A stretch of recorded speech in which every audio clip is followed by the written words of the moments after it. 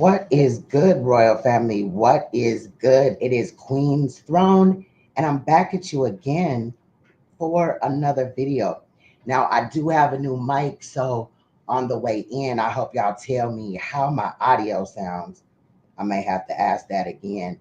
And also, we're going to listen to the intro song, which is by J Diggs, Where They At.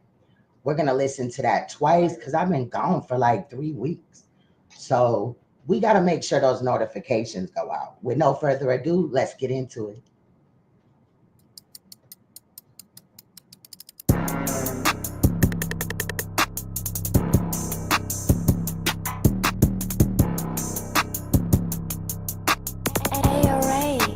Turn me out. Riding for my cutty on the move, I got the red eyes. Every time I think about these dudes, I see dead guys. You can't get no open casket, nope, that ain't suitable. I'm so disrespectful, I might pull up to that funeral. Gotta play your role, you can't argue with no boss. Send his mama roses like I'm sorry for your loss. I've been going through some shit and it's been playing on my mental. Then went and parked the Benz and I'm back riding in these rentals. We gon' do the street, see, we can't take it to the courts. I've been sleeping on these niggas like your paper on the porch. I do all the cheating when it's war, ain't no fucking fair. I want all the smoke and I pull up like who the fuck in there? Woo! Hey, where them niggas at? They don't want no beef, they want peace. Yeah, I figure that. Switches with extensions around this bitch, that's how I really get. Everybody killers to them killers, pull up killing shit. Line it up, I just want the fade, he need his mouth tapered. Bitch nigga, all he do is talk, see he's a clout chaser. Rich nigga, I can make the call and cause chaos. Only getting smarter on you bitches, yeah, AI. Last thing you wanna do is poke and piss the bear off. Chestnut checkers, move the bitch and trap the square off. You don't follow rules, you gon' lose, and that's just consequences. Niggas swear they rich, but they be broke without a pot to piss. Oh, they done gas me up, but ain't no breaking, I'm accelerating. All I want is one-on-one with Wack like I've been hella waiting. Gonna take this whooping like a man, and I'ma need that. See, I just left Southern California, and I'ma be back. Internet blogger, keyboarder, use a diaper. Plus, use a shitty little boy, and use a diaper. I've been trying to catch him in the air, but he ain't coming out. And if I catch him anywhere, then I'm gonna run him out. Woo! Hey, where them niggas at? They don't want no beef, they want peace. Yeah, I figure that. Switches with extensions around this bitch, that's how I really get. Everybody killers to them killers, pull up killing shit. I heard all the talk about your hitters, boy, let's settle it. Look, we both got money and got killers, that's irrelevant. You can pick your poison, you got choices, this is optional. I just want the fade, you want the funk, you get the popsicle. Speaking on these cases and these crimes like you litigate, I can't seem to get it out my mind, you've been penetrated. I just want the truth, but yeah, we know that ain't logical. So I'll be in this booth on your head writing these chronicles. You know who I'm talking to, yeah, I'm flaming all of y'all. You don't get no peace around this bitch unless I call it off. Yeah, and I don't fuck with him. And if I see him, then it's probably gonna go up with him. I ain't got no filter, I'm gonna speak it where I feel it at. Speaking on my dealings, on my children, I ain't feeling that. Niggas really clowns, got me frowning at this internet. I can post that spot where he lay down, but I ain't into that. Woo! Hey, where them niggas at? They don't want no beef, they want peace. Yeah, I figure that. Switches with extensions around this bitch, that's how I really get. Everybody killers to them killers, pull up killing shit. Now, as I stated on the intro in the beginning or whatever, I'm going to play this one more time for the sake of notifications because your girl ain't been live for 3 weeks. So let's run that back one more again.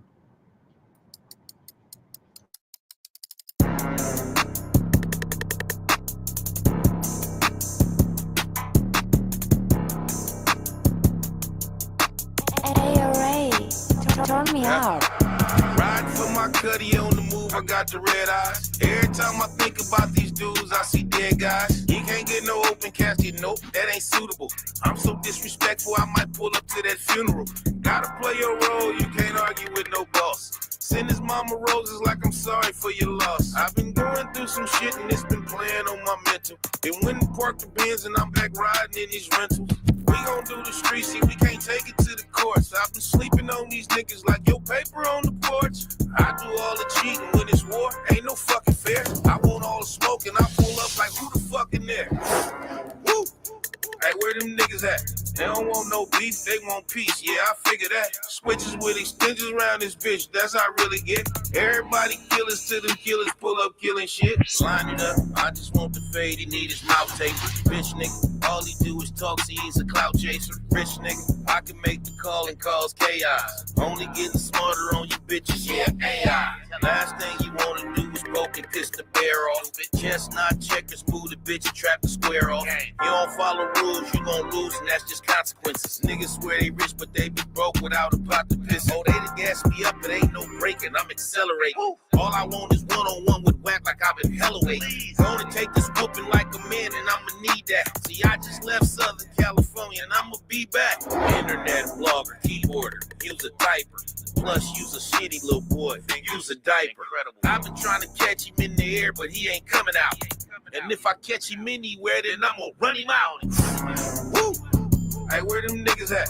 They don't want no beef, they want peace. Yeah, I figure that. Switches with extensions around this bitch, that's how I really get. Everybody killers to them killers pull up killing shit. I heard all the talk about your hitters, boy, let's settle it. Look, we both got money and got killers, that's irrelevant. You can pick your poison, you got choices, this is optional. I just want the fade, you want the funk, you get the popsicle. Speaking on these cases and these crimes like you litigate, I can't seem to get it out my mind, you've been penetrated. I just want the truth, but yeah, we know that ain't logical. So I'll be in this booth on your head, write these chronicles. You know who I'm talking to, yeah, I'm flaming all of y'all. You don't get no peace around this bitch unless I call it off. Yeah, and I don't fuck with him. And if I see him, then it's probably gonna go up with him.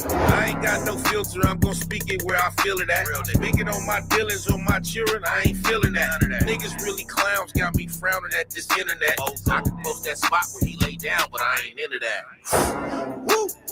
Hey, where them niggas at? They don't want no beef, they want peace. Yeah, I figure that. Switches with extensions around this bitch, that's how I really get. Everybody killers to them killers pull up killing shit.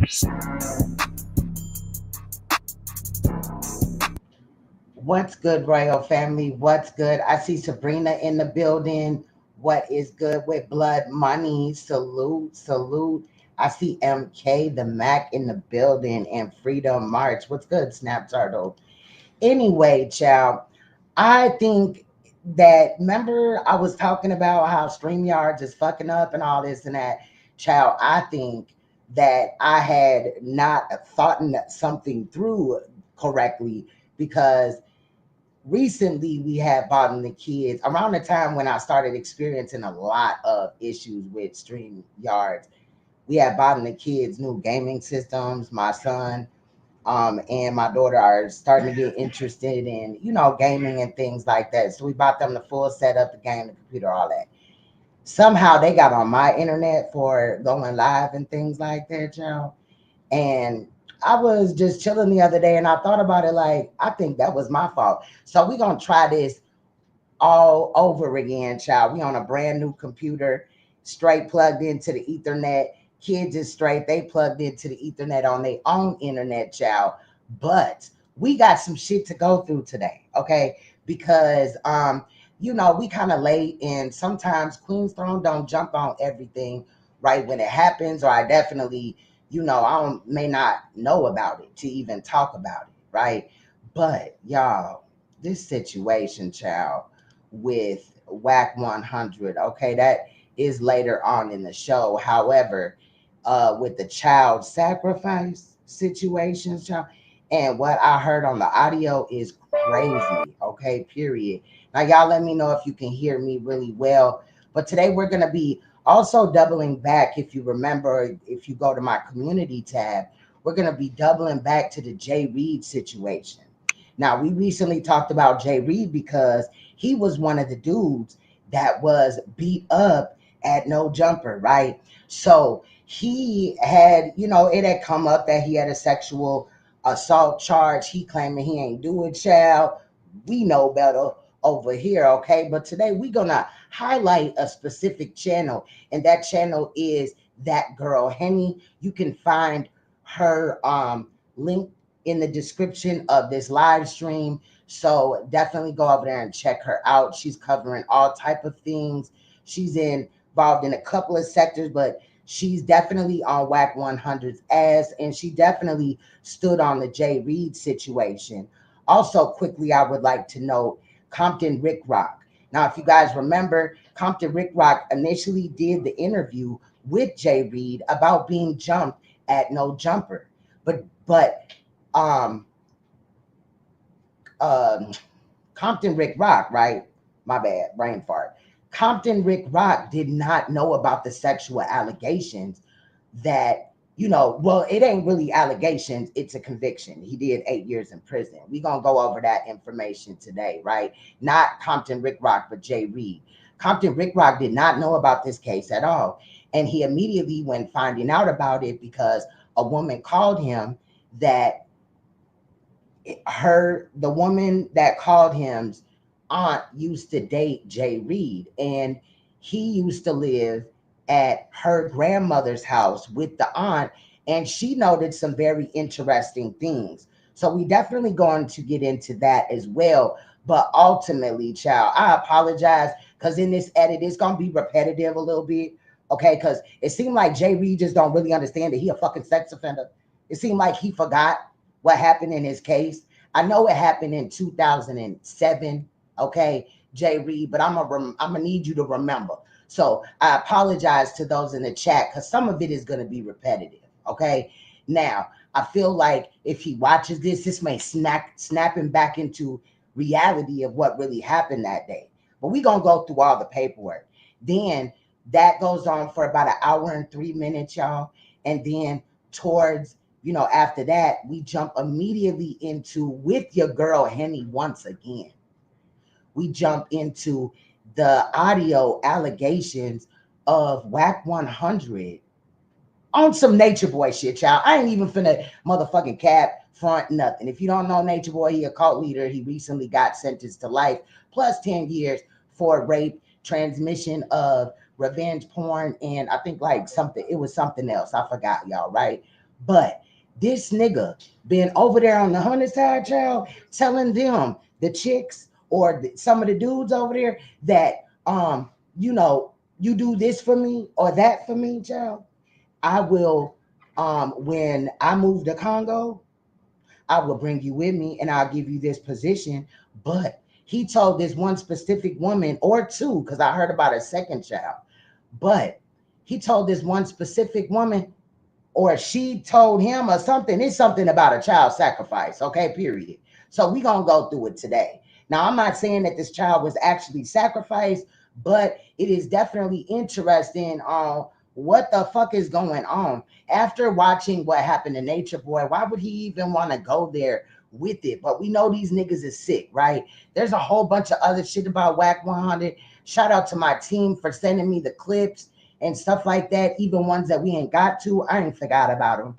But we got to take it one step at a time. So without further ado, let's get into this edit for today. Please hit that like button, get this live stream out, and also check out the description and go support your girl Henny over there, right? That girl Henny, because I love her content. I definitely reached out to her and she told me, go ahead, sis, it's a go. Okay, period. So we standing on next over here far as predators are concerned, and also so is that girl Henny. Okay, so when I see the end, Compton Rick Rock, because as I stated in my community tab, the reason why we're gonna double back is because also the way that Compton Rick Rock handled it when he found out about the conviction of Jay Reed, right? That he's a sex offender, that he sodomized a white woman. And we don't care that she's white.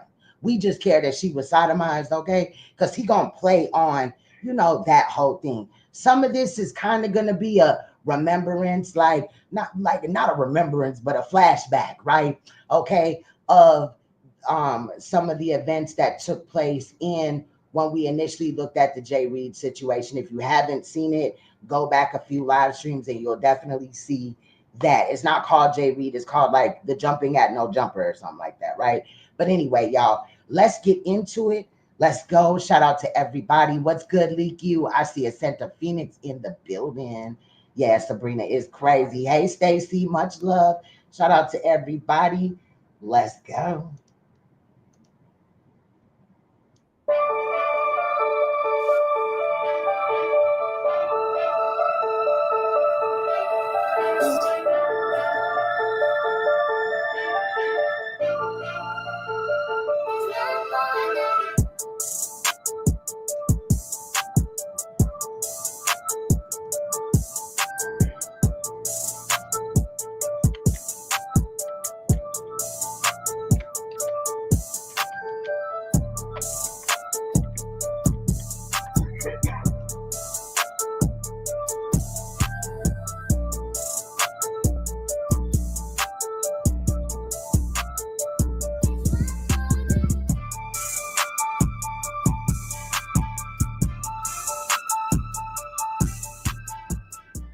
You know, as we Africans and brothers, man, I would think that, man, you know, we would have had a lot more compassion, knowing the things that I do in the community. You know, as we Africans and brothers, man, I would think that, man, you know, we would have had a lot more compassion, knowing the things that I do in the community. You know, as we Africans and brothers, man, I would think that, man, you know, we would have had a lot more compassion, knowing the things that I do in the community. I'm not here to cause no ruckus. I don't want to be on nobody's front page, but since we here. I'm not here to cause no ruckus. I don't want to be on nobody's front page, but since we here. I'm not here to cause no ruckus. I don't want to be on nobody's front page, but since we here. I'm about to flame up Jay Reed.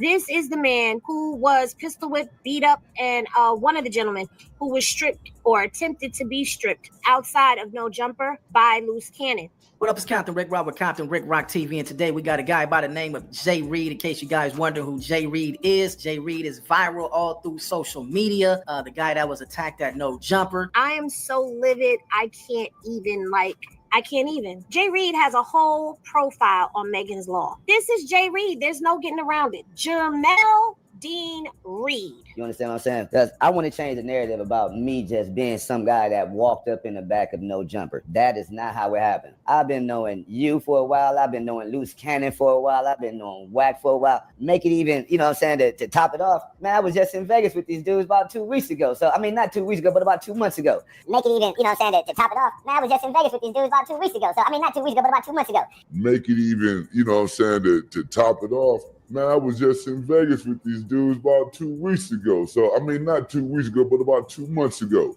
And, you know, you can see the picture up on about that. So me being a nobody and just roaming, that's not it. So we're going to change that up right now. I know these people very, very well. So for me to come up there and just be a nobody, you know, that's just out of line. That's a false narrative. And I don't want y'all to believe that. I don't want y'all to think I'm somebody that just reckless like that and walking out there and coming up on somebody's property, not doing what I'm doing. I was called for some business. I was there to handle my business, bring 2 companies together, which is 100 ENT and Dots Network together. That's what I was there for. Jay Reed has a whole profile on Megan's Law. This is Jay Reed. There's no getting around it. Jamel Dean Reed is his full name, okay? If you believe a crime has been committed, please contact your local law enforcement agency, okay? He is on Megan's Law, okay? Now, if you don't believe me and you think this is a fake, it's right there. California's Megan's Law website, okay? Postable offenders. So I may have to go in and redo it over, and that's fine because I can, and I can do it right here in front of y'all. It doesn't matter. See how this is working? How it's so easy to find information out, right? Boom. You see me going in, a fresh pull right before y'all eyes. No stunts, no gimmicks, no artificial flavoring, no none of that. Click on the more info, okay? And there's his age. He was born in 64. He's 5'9". His offense code is 286 C2, sodomy by use of force or injury. So I went on ahead and took myself over here to California legislative information because a lot of people don't understand what sodomy is, right? So they said C2A. This is C2A right here. And we're going to read what C2A says. C2A says any person who commits an act of sodomy when the act is accomplished against the victim's will by means of force, violence, duress, menace, or fear of intimidation and unlawful bodily injury on the victim or another person shall be punished by imprisonment in the state prison for 3, 6, or 8 years. What's good? What's good, people? But I'll come out here and address some things, not address other things. You know, when I caught that case back in 2007, man, that broke my heart. You know, when I caught that case back in 2007, man, that broke my heart. You know, when I caught that case back in 2007, man, that broke my heart. I'm trying to tell you, I ain't never had nobody talk like that and say something like that about me, man. And then you got this, you know, I don't want to be disrespectful, but, you know, we just got a Caucasian woman claiming that, you know, a house full of niggas and, you know, did the unthinkable to it. You know, I don't want to be disrespectful, but, you know, we just got a Caucasian woman claiming that, you know, a house full of niggas and, you know, did the unthinkable to it. You know, I don't want to be disrespectful, but, you know, we just got a Caucasian woman claiming that, you know, a house full of niggas and, you know, did the unthinkable to it. Now, remember that he gonna keep pushing that issue that she was Caucasian. It don't matter if she was Malaysian in this motherfucker, period. She is a victim. And like I said, we're going to hear the paperwork. We're going to see it and all that. I'm just kind of letting you know, some of this is kind of like, you know, a recap of the live where we covered the jumping at No Jumper, and we ran across the fact that Jay Reed was a sexual predator initially, and he kept talking all this shit like, oh, that's not real, that's not it, read the paperwork again. So we're gonna read it a few times in this motherfucker today. Again, it's gonna be a little repetitive, but let's get it. I'm just like, immediately I started tripping. I ain't even gonna front. I'm gonna tell you off the drill. I was like, nigga, y'all got me fucked up. Straight up. Then I noticed they were serious, and I was like, hold on. So what y'all talking about? And I ain't got nothing to say. I was like, I know y'all tripping. Then I'm looking at this nigga that brought her over here. Like, nigga, I know you didn't bring this foul shit over here to me. I remember, I recall asking that nigga, like, man, what you want me to tell the police? Because, nigga, I don't know what you did, but, that's that loyalty shit and that stuff we talk about being homies and all that. And now, remember what he just said right there. He talking about loyalty. Like he took a charge for his mans in them, which is not what happened. Again, I don't know what's going on with my lighting, child. Again, you gonna see it in the paperwork. But remember, just notice how this nigga's trying to like shuck and buck, right? Or whatever in my soldier, not my soldier mind, child, my solar mind voice, right? He trying to shuck a buck or whatever he be saying, child. He doing that now. Jay Reed, listen. man, I ain't gonna lie, that's one thing I wish I would have did. Hey, Terry. I wish I had said, hell nah, nigga, I ain't gonna tell him that shit. Nigga, matter of fact, why you even do that shit up over here? That's what I should have told the nigga. That's why I accepted my responsibility, because the shit prior to that, like, I didn't speak up. That's why I accepted my responsibility, because the shit prior to that, like, I didn't speak up. That's why I accepted my responsibility, because the shit prior to that, like, I didn't speak up. Living by that so fake street code, like, come on, bruh. That shit got me locked up for a decade, bruh. That shit got me locked up for a decade, bruh. That shit got me locked up for a decade, bro. Correct me if I'm wrong, but didn't Luce Cannon admit to being locked up in prison with him? And didn't Jay Reed say they were in prison together? I've known Luce Cannon since he was 18. I was doing some time. I was on my way to go do a bid. So this had to be like 2007, 2008, something like that. I had the opportunity to meet this gentleman. And so if you take it back, so it had to be 2007. He's 31 now, right? And that's because Luce Cannon, aka Tremaine Ashley Williams, runs around and lies about his age and his credentials. He claimed that he done produced records as a teenager for Nas and shit. This nigga is 42, bro. Why is dude running around Jay Reed talking about he's in his 30s? No, he's not. He's 31 now, right? So you take that about then, right? So make sure I'm accurate, because somebody says that he didn't know me from. I didn't say prison. Hey, where this bond? Shout out to everybody. I knew him from prison. I know him from the county jail in Adelanto, California. So yeah, so what made me and Luce Cannon cool? We was cellies. So yeah, so what made me and Luce Cannon cool? We was cellies. So if they were cellies, right? Wouldn't he know his charges? Right, I done been to jail before. And niggas always go to jail and talk about their charges. Some niggas fabricating all this and that or whatever, but ultimately they gonna come out, right? But I can tell you that Wack 100 and Luce Cannon did not know about these charges at all. So yeah, so what made me and Luce Cannon cool? And he said Cardi B. I think he said that he produced Bodak Yellow or whatever, right? He said that. He said other artists too. Just up here lying, child. It's sad. That Luce Cannon nigga is trash. We were cellies. But if I'm not mistaken, 2007. So this was when I was dealing with the situation before I even hit the yard. You see what I'm saying? So this was 2007. So he was in Adelanto, and this is how I met him. And county jail, not prison. County jail, yeah, correct. We are, in jail where we say you can be whoever you want to be. You know what I'm saying? I ain't got no problem with that, man. You go ahead and do your thing, brother. We are, in jail where we say you can be whoever you want to be. You know what I'm saying? I ain't got no problem with that, man. You go ahead and do your thing, brother. We are, in jail where we say you can be whoever you want to be. You know what I'm saying? I ain't got no problem with that, man. You go ahead and do your thing, brother. Now, did he tell motherfuckers when he was in jail that he was in jail for something else, and somehow, some way, nobody found out? So you mean to tell me that Luce Cannon didn't know that this man was a sex offender? Because when sexual predators walk through the gates of a prison, the prisoners usually know who the sex offenders are. Damn, man, I can't get a break. Got niggas talking about they gonna put hands on me now, man. Man, niggas already tried to kill me. I'm trying to figure it out. Niggas talking about, like, come on, man. Y'all trying to kill me behind this white woman? I'm trying to figure it out. What are you talking about? Like, come on, man. Y'all trying to keep me behind this white woman. I'm trying to figure it out. Niggas talking about, like, come on, man. Y'all trying to kill me behind this white woman? This grown white woman. A case with no... I mean, does he really think that it sounds good for him to keep harping on the fact that this woman was white? Like, white people don't get raped, or like niggas don't rape motherfuckers. You know what I'm saying? Like, stop that bullshit, bro. DNA. This grown white woman. A case with no DNA. And you gonna understand why there was no DNA, child. See, there's such thing as condoms. And well, this nigga right here had put the condom wrapper in his pocket. Not only that, I'm gonna just let this go because you know what I'm saying. I'm a little excited about this one, child. He gonna act like he didn't do this, but the cop literally kicked the fucking door in, bro, and found the nigga in there with the woman. Now, at that time, Jay Reed had clothes on, but initially when he came to the door, he did not. So it's about to heat up when this paperwork come out. We got a couple of minutes until we jump into that, where it's solely, mainly that girl, Henny, bringing the information. Let's go. Grown white woman.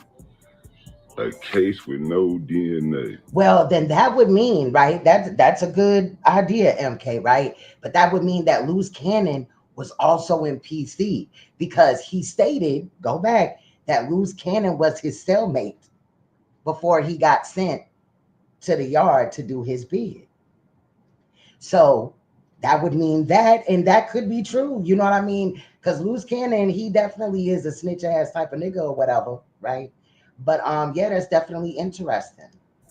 You know what to sit on my background, man. I ain't, come on, bro. You gonna put hands on me, bro? Man, what more you, Tyrese at this point, what more y'all want from me? I done got out, changed my life.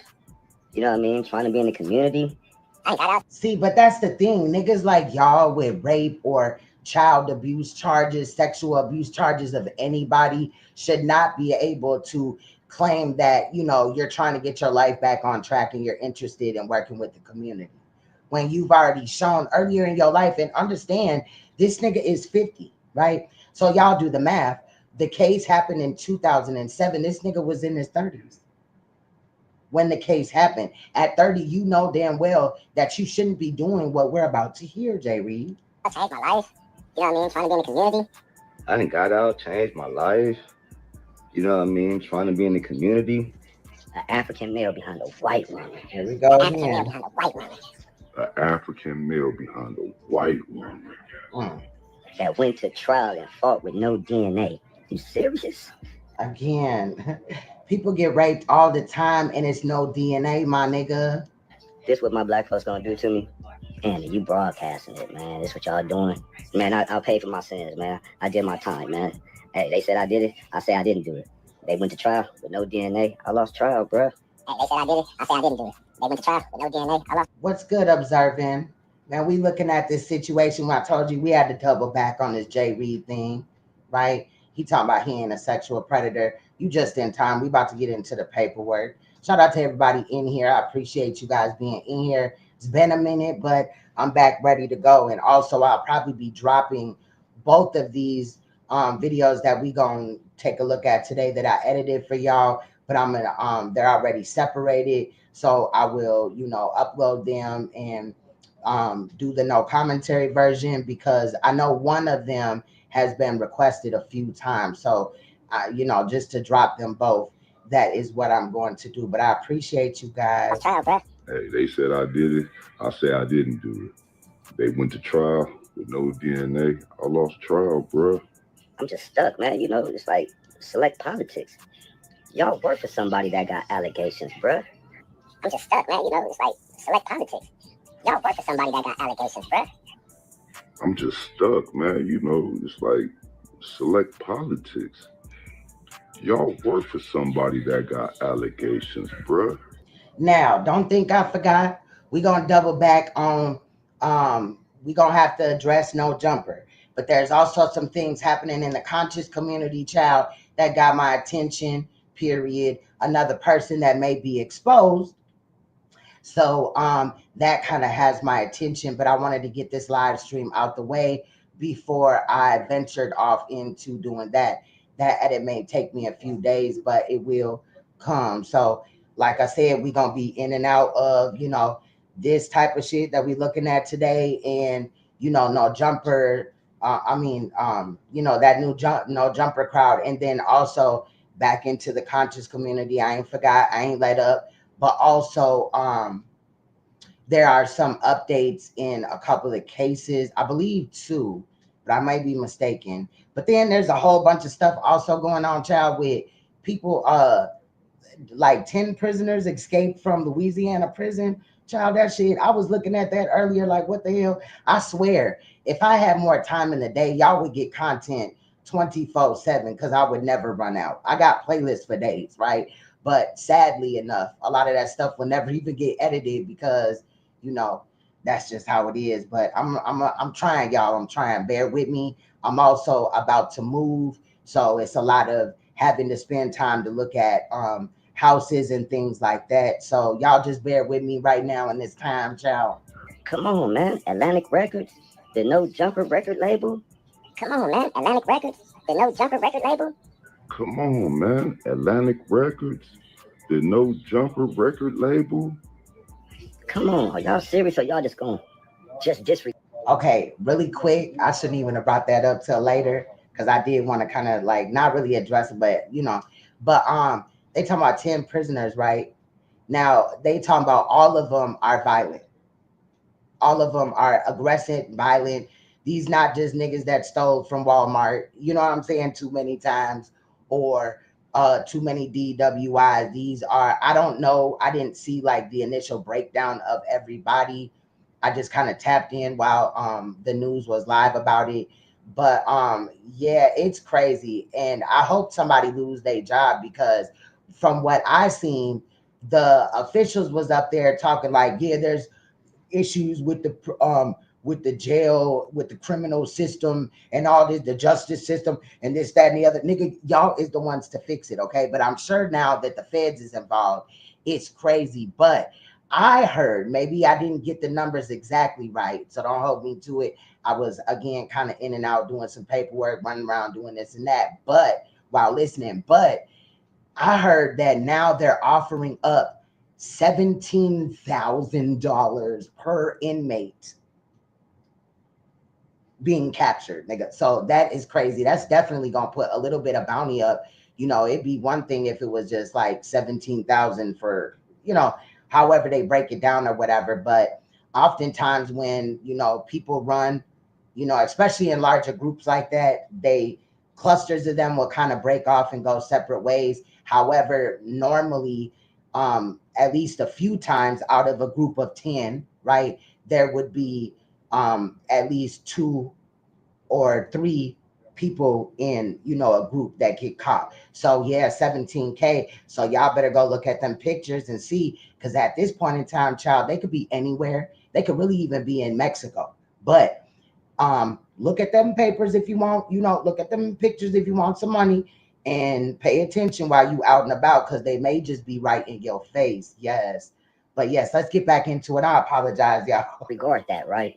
You already got me and my boy up in the hospital. Now I hear it is. Oh man, I'm trembling, bro. Please don't hurt me. Big baby, please don't hurt me, y'all. I see you over there with Luce. Please, y'all, don't hurt me, man. I don't want nobody to hurt me. I'm already been hurt enough, man. Y'all done pull guns out and stuff on me, man. Y'all done, you know, rob me and everything, man. Y'all done strip people, man. Come on, man. Man, I'm looking at that stuff like, man, y'all really tried to kill me behind what? Man, I'm looking at that stuff like, man, y'all really tried to kill me behind what? Now I'm looking at that. Now, I never heard nobody say that they was gonna kill him behind this shit or whatever. They just at the end of the day tried to come out and expose him like they knew about it, and that's the reason why they stomped dude out. But I did look at the video. Okay, I found it. It's on YouTube right now. I've been debating if I want to try to like censor the parts, but I just kind of feel like it's definitely, for me, it's gonna be flag worthy. So one of my enemies is going, you know, hate or whatever. But they beat the brakes off the Marciano dude. And just to let y'all know, the other dude that was with him, Marciano, that they said was a pastor, whatever, he ain't a pastor. However, he is paralyzed allegedly on half of his body. Now, the only reason why I'm not up here, you know, super going in about that is because at this point in time with this Jay Reed shit, I don't know what Marciano done did, if anything. Child, I ain't trying to put nothing on him. But I ain't finna come up here and cape for nobody in this situation, period, point blank, at this time. But it's fucked up that, you know, that happened if he don't have nothing like, you know, Jay Reed has. That stuff like, man, y'all really tried to kill me behind what? Because it wasn't that. I don't want nobody to hurt me. I'm already done hurt enough, man. Y'all done put guns, all this stuff on me, man. Y'all done, you know, rob me and everything, man. Y'all done strip people, man. Come on, man. And I'm looking at that stuff like, man, y'all really tried to kill me behind what? Because it wasn't that. I don't want nobody to hurt me. Listen, he's saying that they didn't know about his case. I'm already been hurt enough, man. Y'all done pull guns, all the stuff on me, man. Y'all done, you know, rob me and everything, man. Y'all done strip people, man. Come on, man. Man, I'm looking at that stuff like, man, y'all really tried to kill me behind what? Because it wasn't that. Y'all didn't know about the case. Y'all didn't know about this case. Y'all didn't know about the case. And then you come out and you link back up with this person and you're having phone conversations with him. This is case text. Now, I don't usually go to case text, but you know what? Sometimes in California. Now, while she get her rollout, I'm gonna make it big so y'all can see everything, you know, in whatever 1080p or whatever we are right now, child. Let's go. You can't get the court docs. So I did go to case text and get the information. So now here we go. Okay, these are the court docs right here. Okay. Jury convicted defendant Jermel Dean Reed of sodomy by force or fear. Okay. The trial court sentenced defendant to 8 years incarceration with total accumulated credits of 824 days. On appeal, defendant rises 3 issues. The court erred in denying his motion for new trial based upon alleged juror misconduct, factual and procedural history. This is where it gets tricky. Now, I know some of y'all went on over there to the 100 show and y'all watched what Wack had to say, but let me tell you what Wack didn't say. What he did not say was how he felt being associated with this person, because clearly you knew him. You were doing business with him. You did not clear your name in my eyes as to why you were around him. LUCE can't clear his name as to why he was around him. But then again, what do you expect from somebody who has allegations against him for sacrifice of an 8-year-old girl? Now, we're going to be getting into that in a little bit, right? Right after this Jay Reed thing, this situation that Henny brought up. Shout out to that girl, Henny, again. Check the description for a link to her channel. I love her content. But, y'all, we going to be looking at that, what she just brought up. That's what hinted me to her channel. And again, what do you expect from somebody who has allegations against him for sacrifice of an 8-year-old girl? Yeah, that's how they break it down in California. If you rewind a little bit, they went back to the specific, you know, statute of the law, and that's how it breaks down. By sodomy by fear. I forgot the other part, but let's go back in. But then again, what do you expect from somebody who has allegations against him for sacrifice of an 8-year-old girl? For grooming of an 8-year-old girl. What do you expect? What do you expect from somebody who is slower than a turtle on a hot desert Sunday? These are the people they do business with. So let's get into this, okay? If you are triggered by any of this, this is not by any means to trigger anyone. It is to inform you of the type of person that the internet was standing for, factual and procedural history. The victim knew co-defendant Gerald Thomas, okay, since they were in high school together. They had regained contact through an internet social networking site. They had exchanged several messages over the site during the previous months. On September 25th of 2007, the victim received a message from Thomas asking her if she wanted to hang out. Around 10 p.m., she received a call from Thomas telling her to come over. She immediately drove to his location, okay? It says right here, and like, I guess this is supposed to be a cliff note. The people also charged co-defendant Thomas with information, by information with forcible rape. The jury acquitted Thomas. Thomas is not a party to this appeal, okay? So Thomas is a guy that she knew. Thomas is a guy that she was in communication with. Thomas is the guy that invited her to the house, okay? Remember that, all right? That's important. Thomas is the guy that she was in communication with. Thomas is the guy that invited her to the house, okay? Remember that, all right? That's important. Thomas is a guy that she was in communication with. Thomas is the guy that invited her to the house, okay? Remember that, all right? That's important. Thomas met the victim outside and guided her into an apartment. 2 other men whom she had never met before were inside. Thomas introduced her. One of them was the defendant, which is Jermel Dean Reed. Thomas met the victim outside and guided her into an apartment. Two other men whom she had never met before were inside. Thomas introduced her. One of them was the defendant, which is Jermel Dean Reed. Thomas met the victim outside and guided her into an apartment. Two other men whom she had never met before were inside. Thomas introduced her. One of them was the defendant, which is Jermel Dean Reed. Again, I looped some of this so that, you know, y'all can peep the play, right? With this case, it's not really a play, but I'm saying like the moves, the moving parts and stuff like that, right? Because there's three people involved, right? There's Thomas, there's another guy named Sibley or something like that, and then there's Jay Reed. However, notice that the other two men don't seem to have had any situation with this case, but Jay Reed claims that all of them or two of them went to jail. I don't find that to be factual at all. Okay. Let's go. At some point that evening, the victim left the apartment with Thomas to buy some liquor. They purchased a bottle of brandy. When they returned to the apartment, everybody started drinking and talking. They finished drinking the bottle within an hour and a half. Thereafter, Thomas went into the bedroom, laid down on the bed, and went to sleep. The victim was beginning to feel really drunk. She decided she should go home since she did not know the other two men. The victim went into the bedroom. She sat on the bed to talk with Thomas. The guy who invited her there, that's who she went to go talk to, okay? She sat on the bed to talk to Thomas. The victim started blacking in and out a lot. They engaged in vaginal intercourse. The victim threw up and blacked out again. She woke up to really, really, really bad pain in her butt. She woke up to really, really, really bad pain in her butt. She woke up to really, really, really bad pain in her butt. Defendant was engaging in backdoor intercourse with her. Defendant was engaging in backdoor intercourse with her.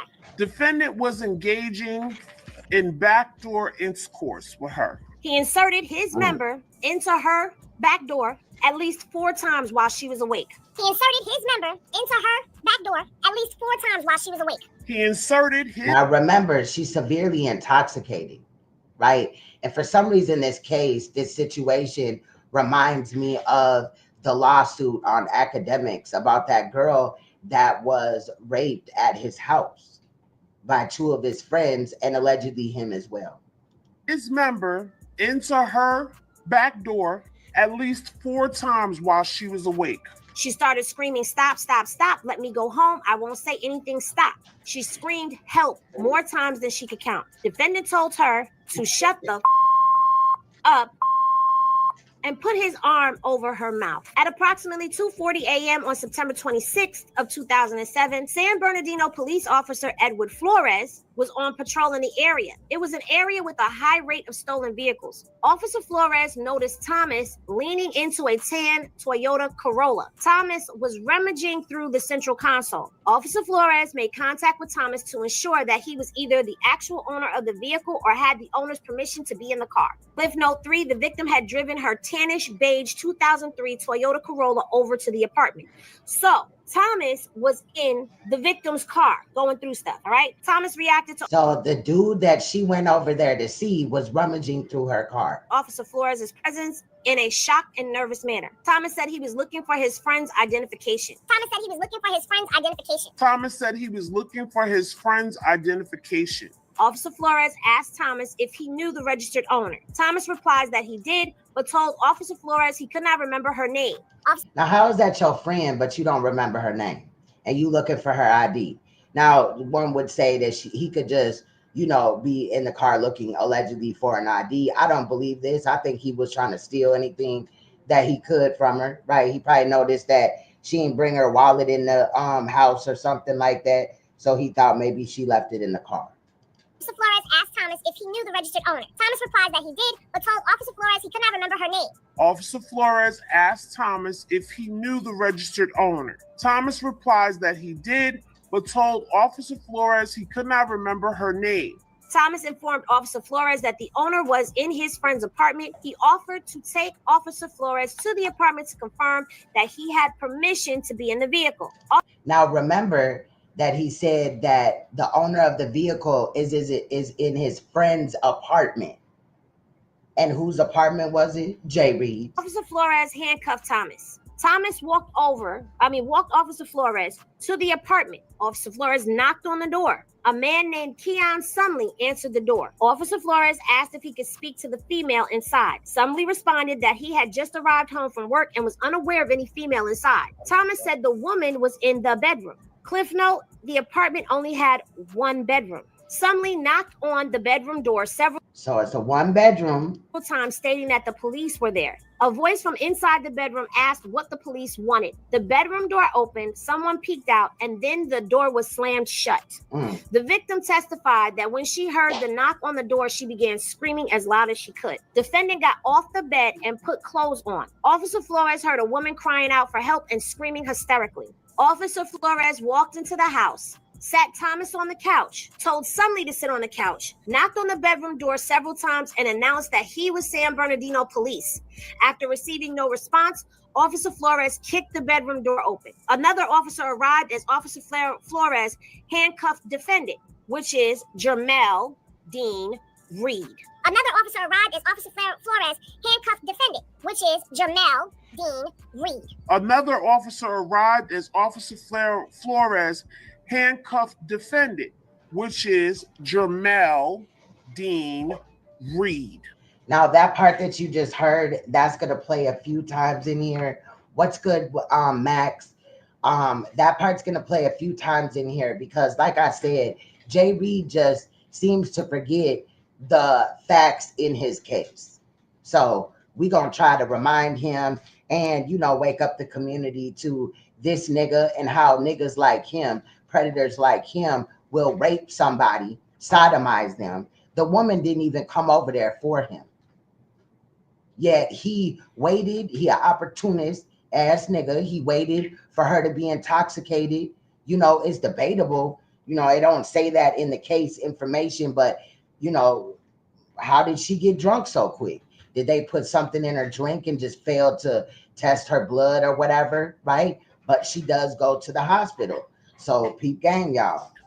Defendant initially identified himself as Michael Reed with a date of birth of July 20th, 1975. Defendant initially identified Well, the fact that he just lied about his age, child, just shows that, nigga, you knew what you was doing was wrong. himself as Michael Reed with a date of birth of July 20th, 1975.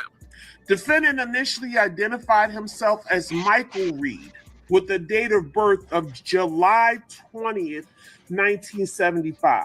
Officer Flores called in defendant's information but received no match. Eventually, Officer Flores found a utility bill with defendant's real name. When confronted with it, defendant gave his actual date of birth. Now, remember that the friend, Thomas, had said that the owner of the vehicle is in his friend's house. So he already gave them, Jay Reed had already given them this fake name. The cop sees a utility bill and then now he's busted. But that's just proof that it's his crib. Also remember that Thomas had consensual sex with the victim in Jay Reed's case. So it's not stated in here that Thomas went to jail or he was being brought up on charges or whatever. However, only Jay Reed. And why? Because the cop already kicked in the door and found him with the woman. Officer Flores called in defendant's real name and date of birth, which resulted in revelation that defendant had What's good, Jay? An active misdemeanor arrest warrant. A search of defendant revealed a condom wrapper was in his left front pocket.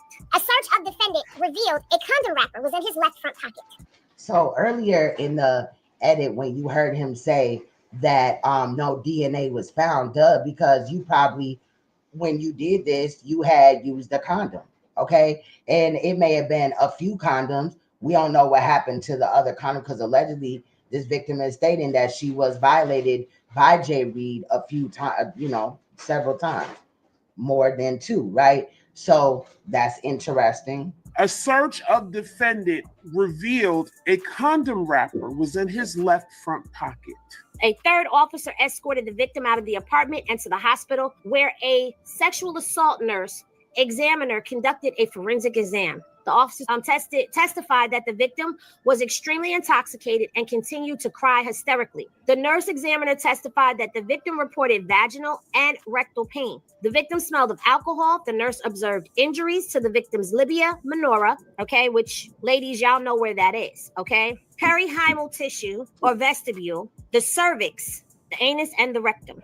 The victim had a small rectal tear, which was bleeding. The nurse concluded that the genital and anal findings were consistent with recent blunt force penetration trauma. The nurse concluded that the genital and anal findings were consistent with recent blunt force penetration trauma. The nurse concluded that the genital and anal findings were consistent with recent blunt force penetration trauma. Although she conceded that no one can actually tell the difference between injuries incurred during consensual or non-consensual. Now remember, she had vaginal with Thomas and woke up to non-consensual backdoor with Jay Reed. I told y'all that there was something up, something wasn't right, and people was out here defending him because of the video that we saw out there. I want to know, since he was introduced to us through Wack and Loose Cannon, that's who y'all do business with? But watch the narrative spin. I can tell you how the narrative is going to spin. Now it's to look like the hero. I don't even really want to cover this no more because I don't know what the trick bag is. I don't know who's being put in a trick bag. I think we all being put in a trick bag. Something was off and something was already like very suspect to me. So you mean to tell me Luce was locked up in jail with this man? I'm going to repeat it. He was locked up in jail with this man. It was county jail. It don't matter. You go to county, you go to state prison. They know when you are an offender. And as far as I'm concerned, y'all leaking all these phone calls with y'all on the phone with him and all of that. You guilty by association, bro. This is the most. So also, if Loose Cannon, let's say that when they did share a cell together, Jay Reed and Loose Cannon, right? The fake Loose Cannon. Let's say that they were in PC, but still Loose Cannon somehow didn't even know, and he's a celly, that what this nigga was in jail for. Like, that's interesting. And Jay Reed, I don't know how long Loose Cannon was in jail during this time frame, but Jay Reed was in jail for a considerable amount. I think they said like 800 and something days, child.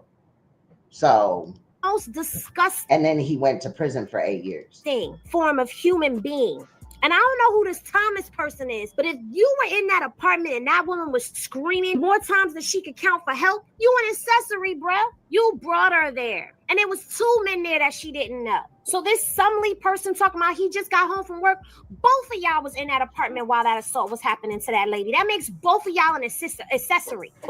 Well, I do believe that Thomas knew that dude was going to go, Jay Reed was going to go in there. We don't know what Sumley was doing. We don't know if he got something and he moved around right quick or whatever. But also, if Thomas had sex with her, where did they have sex at? Like, did Jay Reed allow him to have sex with her in his bed? Remember, that was the consensual sex.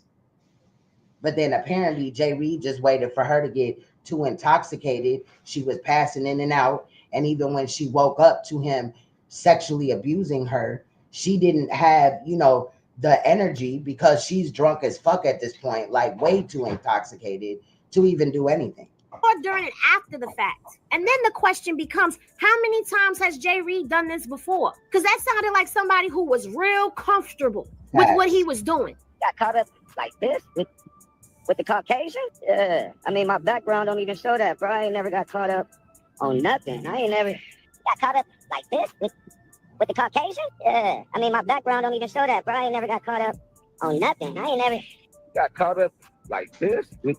A lot of predators never get caught up, period. So that don't, like, his excuses and what he's saying don't mean shit. With the Caucasian? Yeah. I mean, my background don't even show that, bro. I ain't never got caught up on nothing. I ain't never. That wasn't his first time. So how many other females did he do this to? And this is just the first time that he got caught. My stomach is literally turning. They all butt bandits. That's why their first threat is always great. and not getting caught for facts. Talk about it, Henny. Them ninjas was cool with Jay Reed. Facts. Don't try to backpedal. And the crazy thing about it is, Wack was over there on that 100 E&T show, over there reading Jay Reed's paperwork and condemning his set and talking about how this is the real Jay Reed. But listen to this, and this is the real Jay Reed. Nah, my ninja, that's not the conversation you supposed to be having on this internet, my boy. Y'all introduced him to us. Y'all did that. Y'all did that. And don't try to put the spin on it like, oh, this is what we call hood justice for that. And da-da-da-da-da-da. This was the play. This was the plan. I don't want to hear that because y'all had ample opportunity to be able to expose this. They the exposers, right? That's what they said they do. They expose, right? So why y'all didn't expose that? So y'all not vetting people that y'all doing business with? You just get in bed with anybody, huh, Wack? You'll get in bed with rats. You'll get in bed with rapists. You'll get in bed with anybody, huh? This is beyond nasty work. This is despicable and deplorable work. As a woman, I'm disgusted. My stomach hasn't stopped turning since I read that lady's paperwork. And reading that paperwork, as soon as I read that, my stomach went floop, and it ain't been right since. Is this what you did in prison? Is this what Jay Reed is doing in prison? Because that's giving me prison rape vibes. Have you been raping dudes in jail? Are you a booty bandit like that? Like, is that what you do? Because of all the places that you could go, you go in her back door? What kind of person? You a community activist for who? You know what I'm saying? It's not just me that's here. I have family, I have children, I have a whole community that know exactly who I am. And that's the reason why I roam around the way I do. What community are you representing? You need to be ran up out the community. You need to be ran up so far in a hole that you never come out. Like, you need to just be a poof, a speck of dust that nobody ever sees again. Don't come back in these internet streets. You're What's up, Bell Gates? We are doing a channel spotlight of a channel called That Girl Henny. You can find her description in the, her link in the description. This is her right here. She's covering a few topics that caught my attention, which is we had to double back for the Jay Reed situation. And although I have the paperwork, could have did it myself, but I found out about the Wack 100 situation that is also going to be partly broke down by That Girl Henny. And then also after viewing that, of course, you know how the algorithm goes. The video that she did on Jay Reed had popped up, and I thought she made a lot of good points. And the fact that she went over the same paperwork, I clarified that it's the same thing. I ended up, going with her version and shit like that because I like her commentary. She's another woman that's standing on business. She don't care if the victim was white, black, Chinese, whatever. This dude, Jay Reed, is sick. So like I said, we got about 25 more minutes of this Jay Reed situation, and then we'll be getting into the Wack 100 child sacrifice, right? Allegedly, Wack 100 is got NATUREBOY vibes, right? He wants to allegedly move a whole bunch of people to the Congo in Africa, and wants to kind of build his own little cult. And in order to get into said cult, people, or Wack 100, is at some rate requiring a child sacrifice.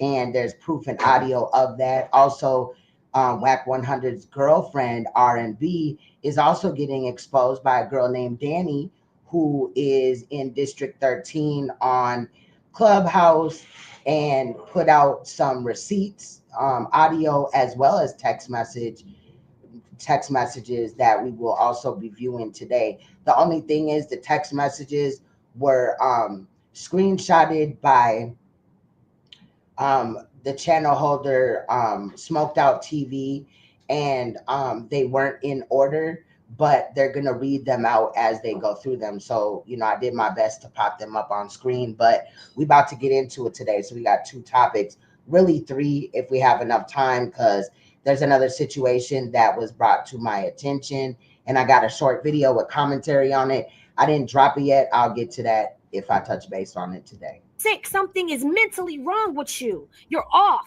You know what I mean? I'm not here to cause no threat to nobody, man. If anybody know me, I'm always so blunt's ready, child. On some positive note. If you know me, man, I'm 50 years old. Let's not get that mistaken. I'm not a child. So when I move around accordingly. You're off, my nigga. You off.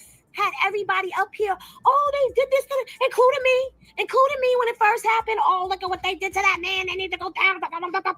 You know what happened to me? I love her energy, yo. But that's how I felt when I initially looked at the Jay Reed interview on Compton Rick Rock channel. You know, Jay Reed was up there playing the victim well child, right? But then right after I watched that video, other Jay Reed videos from his channel got recommended to me. And that's where I heard, and you saw in the live stream that we did go back a little bit, the jumping at no jumper. But you heard him state out his own mouth, as you've heard in these clips so far, that he admits that he was convicted of a sexual assault of a white woman, which contained sodomy. However, he claims that he didn't do it. Nigga, you're lying. Okay. So again, some of this paperwork that we've already went through is kind of repetitive. It's going to come up again before we're done with this Jay Reed situation, because clearly he forgot his case details, and we're going to remind him today. The dude that was with you, I don't know him. But if they hanging with you, do they know your past? Like, does anybody know your past? They do now. You must have been able to keep that charge on the low, because I don't even see how you made it out. My heart goes out to the young lady that this happened to, even though that happened in 2007. I'm sorry. God forgives. I don't. This is a mark on you, and it has stained you and tarnished you in my eyes, and I will never run another Jay Reed piece over here unless it's something that's happening to him where he's answering for this criminal offense right here. I will never run another Jay Reed piece on this channel. This is the last one. So all them content creators that was on his side, it's egg on the face. That's why I stepped back, because I knew it was going to be something. I knew it, but I never expected that it would be this. And remember, I kept asking y'all, who's in the trick bag? Somebody's in the trick bag. Once a predator, always a predator. You know what this taught me? To go back to doing things the way that I used to do it. Because y'all remember, those of y'all who are my day oneers, y'all remember, I never used to jump on a subject just because it was trending. I used to sit back and watch and gather all the information. And once I had the story, that's when I ran with the story. I'm going back to doing that, especially when we're talking about Wack and LUCE. This right here taught me a valuable lesson to sit back, shut your mouth, and just watch and observe and wait for the— What's good, Derek? Shout out to Derek. Nah, on the dead homies. I'm dead. Yes, the Brick Babies boys on the dead homies. The story. We don't know what kind of what was going on, and that's why people was thinking that it was a play and that it was fake blood and all types of stuff, because his man's was lumped up, bumped up, and stripped all the way completely naked down to the socks. Next thing you know, I'm getting punched up in the face, and it just goes crazy at that point, as y'all can see. Just totally threw me off guard, man, because I'm thinking in my head, this is my brother. This is somebody I talk to and I converse with weekly. And we seen him get beat with the stick upside his head. We seen it. So, yeah, I could definitely believe that, because I done seen some crackheads get beat up, and I done seen some dope things get beat up, and they still keep rocking. They don't drop. It take a lot to drop them when they high. Child, let me tell you, because I seen the fight video, right? I finally seen it. It's on YouTube, like I said. That man, okay, Marciano, right? Hold on, we can't butt for this. Marciano did get beat down, right? They stripped him butt naked and all that. Jay Reed, they punching on this nigga, bow, punching on him, hitting him with the arm, with the tone. You feel what I'm saying, right? And he like stumbling and bumbling, but he like a roach that just would not fucking die. So yes, I've seen hella crackheads get beat up, and he definitely got that vibe. However, it's not crack, it's meth. And we gonna get into that in a minute. Let's go. Yo, the crazy thing is, every time we've seen him, except for when he was fake ass crying, every time we see him, what did he have on? He had on a pair of dark shades. Now, I'm not saying everybody who wear dark shades is hiding something, but think about it. Like y'all was saying in the comments, dope fiends and crackheads and meth heads and all of that, they are accustomed to getting their behinds whooped. They're definitely accustomed to that. So you being on him getting up and walking away is not a surprise. But now ask yourselves, what kind of weirdos be around this type of dude? There's more to this story, okay? There's more to this story, because I'm being told that there was more. I'm glad to see that y'all are interested in 607 because I ran across some information, child. And I ain't finna get into it today, but yeah, it's definitely I got some questions. That's all I'm gonna say. Okay, period. Yeah, he a little comical or whatever. But at the end of the day, what I seen, what I read, now he ain't no, it ain't the paperwork don't say that he violated anybody, child, yet. Okay, period. But I got some questions. Okay, period. So we definitely gonna have to roundabout back to that. Okay, all right. Cause how do y'all got roundabouts in y'all neighborhood? Quick question. Them whoever the fuck, I get the reason why they did it, but it's dumb. Okay, I hate it. It's stupid. Let's continue. I Said just that had to what's in get the that out of report? here. What's going on, everybody? Got some disturbing news this morning concerning Jay Reed. This female contacted me this morning, and she explained to me that Jay Reed, he have a case. He have a strange case. I'll let you use my platform, homie, and I'll let you do what you had to do, just like I would have did anybody else. I also offer Wack 100 to come on my show when it first happened. In some way, somehow, it ended up to all this internet beefing, warring, going back and forth. But now the tables have turned to something totally different. So the lady called me this morning, which I have the Now, this is a different lady. This is a lady that when she was 9 years old, around about, her aunt was living at her grandmother's house, and Jay Reed was living at her grandmother's house with the aunt. Okay. So this is a separate person from the victim in the case. But we're going to go back into that paperwork for those that are just joining us as well. I have the audio. She said it's okay for me to get the audio, so I have the audio, which I will be loading up. So anyway, coming to find out, you have a sodomy case, and you're also on Megan's Law. I contacted you about it earlier when I found out, and I said, hey man, is this true? And you told me to tread lightly. So when you told me to tread lightly, I knew right then and there, like you was hiding something. So it was only right that the truth had to come out. So once we found out the truth, what was going on with you, man, that right there is serious, man. Anytime you have a sexual assault on a woman, that's serious. And now that we look back at everything that happened, karma is real, man. I got at you tonight when the actual paperwork landed, and I asked you, I said, is this true? Is this for real? What is this, man? And you told me I don't give an F about that. If you don't give an F about that, then that clearly indicates that you don't even care about being a sex offender, bro.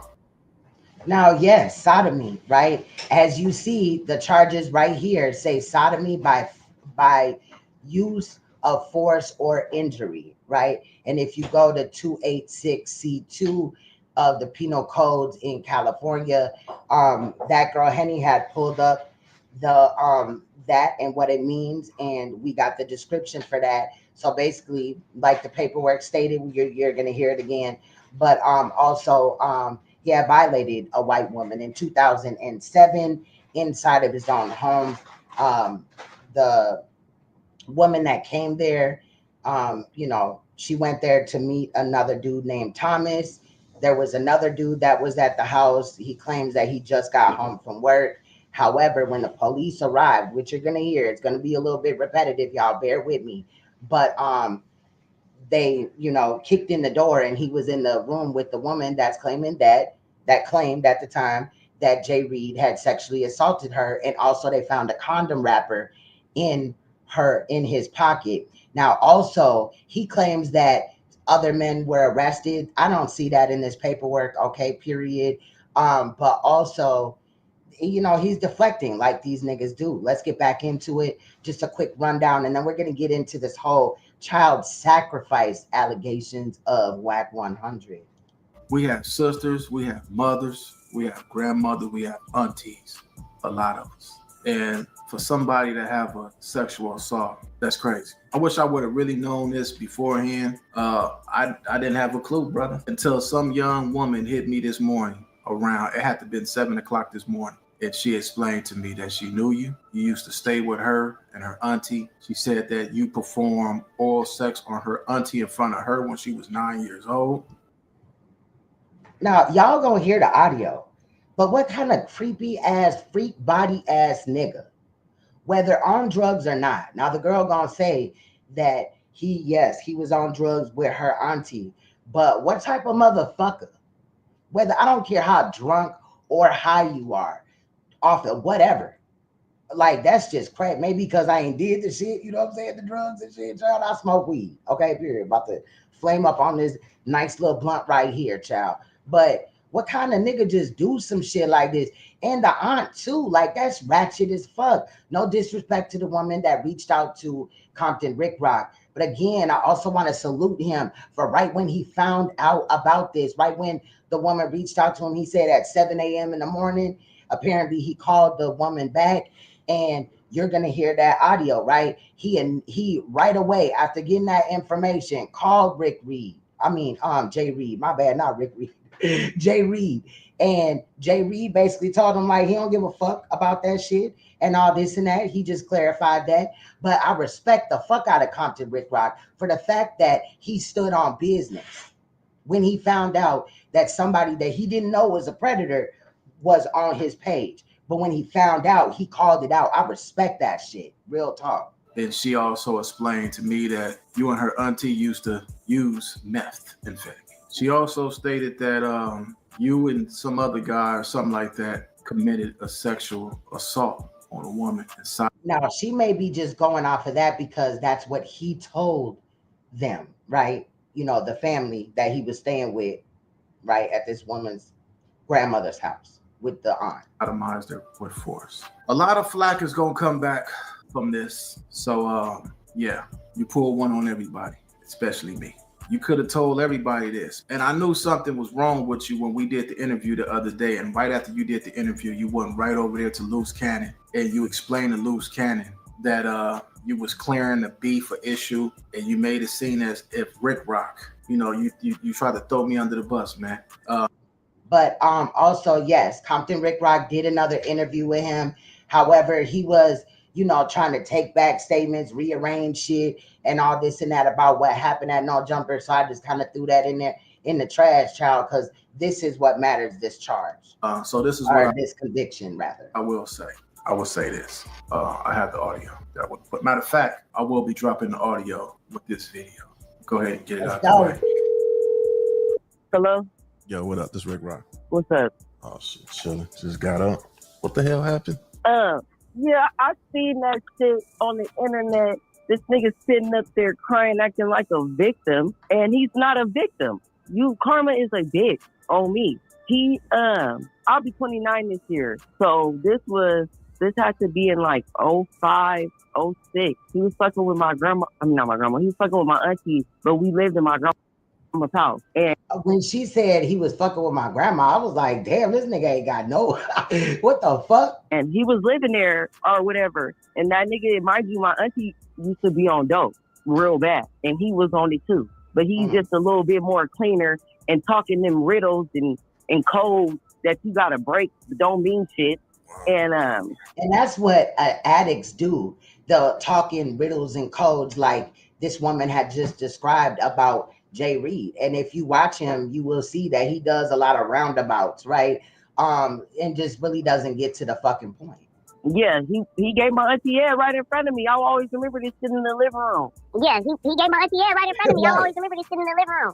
Yeah, he gave my auntie head right in front of me. I'll always remember this shit in the living room. Like it was weird. And they sodomized a white girl, and he caught a case for that. And they sodomized a white girl, and he caught a case for that. And they sodomized a white girl, and he caught a case for that. And he wear an ankle monitor. That's why he always got on pants. And he wear an ankle monitor. That's why he always got on pants. And he wear an ankle monitor. That's why he always got on pants. What the fuck? Have you ever seen that nigga wear a pair of shorts? Wow. He gave you head in front of your auntie at 9 years old. Yeah. I don't gotta lie about that shit. So right there, Compton Rick Rock got it backwards really quick. You know what I'm saying? He gave her auntie head in front of her, and she was 9 years old. But they're gonna correct that in a second. I know exactly what happened. Like, and he got packed out in front of my grandma's house by my Uncle Tyrone. Right, that's wild as hell. That's just crazy as hell. Like, can you give? And then you living at somebody else's house. Remember, the aunt and Jay Reed were living at the grandma's house. So they in the grandma's house eating coochie and shit. The fuck is going on? Talking about the same Jay Reed. Yeah, and she was 9. This nigga is a predator right there that made him a predator. you know, and I'm glad that she came, you know, out with this and reached out to Compton Rick Rock, you know what I mean? Obviously, looking back, you know, I wish she would have said something at the time, because he definitely could have been charged with that and should have been charged with that, because that is fucking inappropriate and sick. Also, now maybe there's some information about this case, you know, maybe I need to look up the alleged co-defendants in this case, right? And see if they are actual co-defendants, if they are under Megan's law. But regardless, they were there. They heard this woman screaming and didn't do shit, period. Then you got the other nigga, he outside at a portion of the time, digging through the damn woman's Toyota Corolla, child, trying to steal from her and shit. Talking about he looking for her ID, but he don't know what her name is. The owner of the vehicle. Like, girl, bye. That's on the interview. Jay Reed, aka Boo. Ask that nigga if he used to go by Boo, because he did. That's why when I seen the shit, I sent it to my mom. I said, why did nigga... My grandma's cookies hit a little bit different, right? Did they have sex on like the kitchen counter? Like, where was this? Right? I'm not doubting, babe. I'm not doubting, did this happen? Right? I believe the woman. But it's just, you ratchet as hell. Like, when you live at somebody else's house, you should not be doing these type of things. Like, I don't give a fuck if, like, you know, the child should have not been there, period, point blank. But even if the child wasn't there, you shouldn't have been eating cookies in mama's, you know, living room, child, grandmama living room. You living with this nigga is a bum, bro. That is ratchet. That got his ass whooped at no jumper. Name is, I said, that's Boo. She said, what? I said, look at this shit. This nigga going by Jay Reed. She was like, yeah, that's his real name. His name is like Jermaine Reed or some shit like that, she told me, or whatever. And then I'm like, oh, well, this nigga going by Jay Reed now, but we know him as Boo. So that's why I was just like, what? Like, where did you come from? But I had seen him, because I was dancing. I had seen him in like 2021 at a T Grizzly event or whatever. And the nigga act like he didn't know who I was. So I'm like, okay, like, I'm not a weirdo. I ain't finna run up on no nigga. Oh, I know y'all. Who gives a fuck? Like, you're not a celebrity at all. So I just know you from fucking with my auntie. That's why he's like, oh, the Dino, and oh, they got untapped talent. That nigga used to be rapping in my grandma's closet with my cousin. My cousin is a rapper. Like, but my cousin, when he did 9 years for attempted murder or whatever, they went to jail around the same time. That nigga went to jail for sodomizing him and his homeboys, or him and his friends. They sodomized a white girl. Now, he doing a lot in grandma's house. He eating cookies. He rapping in the closet, child. And this nigga probably has no bars. I'm just saying. Breakers and shit like that. But that happened. Whoa. So I'm just I don't know why he's sitting up there. Right. What'd you say? Grandma may have been at bingo, child, or living her best life at this point in time. She like, shit, I may not be home, but you know what I'm saying? Somebody there with the kids, child. Unfortunately, you know, this woman was left at the crib with the auntie that's on meth, and her boyfriend at the time was Jay Reed. I believe that the woman that's coming out, that's speaking on this audio, states that her auntie is now, you know, deceased. So there's that. That's sad. But yeah, I ain't trying to like crack too many jokes, right? But obviously, you know, in reality, I'm just gonna be real. The aunt is a predator in that situation too. She could have been charged too. So I'm just waking up. This shit is crazy. Yeah, but I don't know why he had to. When I seen the nigga up there crying and all that, I'm like, man, this a play. If it was anybody else, I wouldn't care. I watch this shit on the internet all day, every day. I'm bored. That's what I do. Sit up there and watch these internet crips do what they do, right? Because I got a real crip. I know. Facts, Bill. He looked like the type of dude to ask you to smoke your black and mild with you, and then ask you to give him a ride. I'm dead. Or let me get a short on that square. He's still smoking squares and shit. What a real crip is. These are internet crips. He's sitting up here crying, and I didn't even know the nigga was from LA, but you sitting up here, or Hearthstone, you sitting up here crying, and then the next interview, you talking in circles like a motherfucker just paid you off to change your tune. And I don't like that. I don't like when people have people out here looking crazy for no reason. Right. Like, that's why I said crystal meth activity. Like, you on dope. I can tell by his mannerisms. Like, you still do it. You just a functional addict. That's why you was able to get knocked upside your head like that, and then kept walking and talking and doing all that. But the homeboy was on the floor. That's a fact, though. Observing, that's definitely a fact. Definitely a crackhead. But in my opinion, just because you a crackhead, a meth head, a heroin addict, don't mean that you could just be out here, you know, eating pussy or getting your pussy ate in front of a 9-year-old. Like, that's just crazy. Like, where they do that at? I don't even like having sex in front of my fucking snakes or my dog or whatever. Like, I don't like that because I feel like they looking at me. You know what I'm saying? Stop looking at me, nigga. What the fuck? Like, what you looking at, fam? Fucked up because your body is built different because you're on drugs. Ain't no way no nigga gonna pistol with me upside my head and I'm on the phone chopping it up with them. Oh yeah, it's a nigga in the way. Oh, all that. Shut up, nigga. You's a bitch. So he was doing sexual acts in front of you at 9 years old. Yes, him and my auntie, and they dope heads. They all lived in the house together, and they all dope heads. My stepdad, my auntie. All of them do crystal meth. Well, I did crystal meth because he's dead now, but yes. And I might even know niggas was doing that shit like that. Then he started messing with my auntie again when they both got out of jail. And then my grandma was like, no, he can't come here. Like, we got kids. Like, you gotta be a bum ass nigga to have to do that at grandma's house. Like, you ain't got nowhere else, child. You a bum. And this nigga was in his 30s at this time. Here, he cannot come here. That's all he's talking about. My kids and all that, nigga. When you was living at our house, you was not worried about your kids. Like, niggas get on the internet and get a whole different persona. Like, people out here don't know who they are. But yeah, don't let that. I wouldn't give that bitch ass nigga the platform at all, no more. You're not about to have me out here looking crazy and you chopping it up with these niggas after they hit you upside the head, and then you got people. That's crazy. In my opinion, met the white people. You know, I knew people that have done it or whatever, you know, on YouTube type of shit or whatever, like Misunderstood child. She a meth head. She probably still on meth, child, but hopefully not.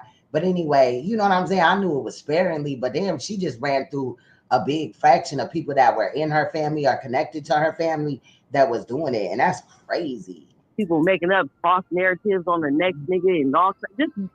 The shit just got weird to me. I was gonna say something when it first dropped, but I'm like, nah, I'm not trying to be like looking like a weirdo. I don't want no clout. I can get taught about myself. I don't want no clout, but this is the truth. And when I said it to my cousin like, this nigga up here crying. I said, you didn't see that video of Boo, because I know him as Boo. I said, you didn't see that video of Boo crying and like a bitch on the internet? He said, I don't give a fuck about that nigga. That nigga's a rapist. I said, yeah.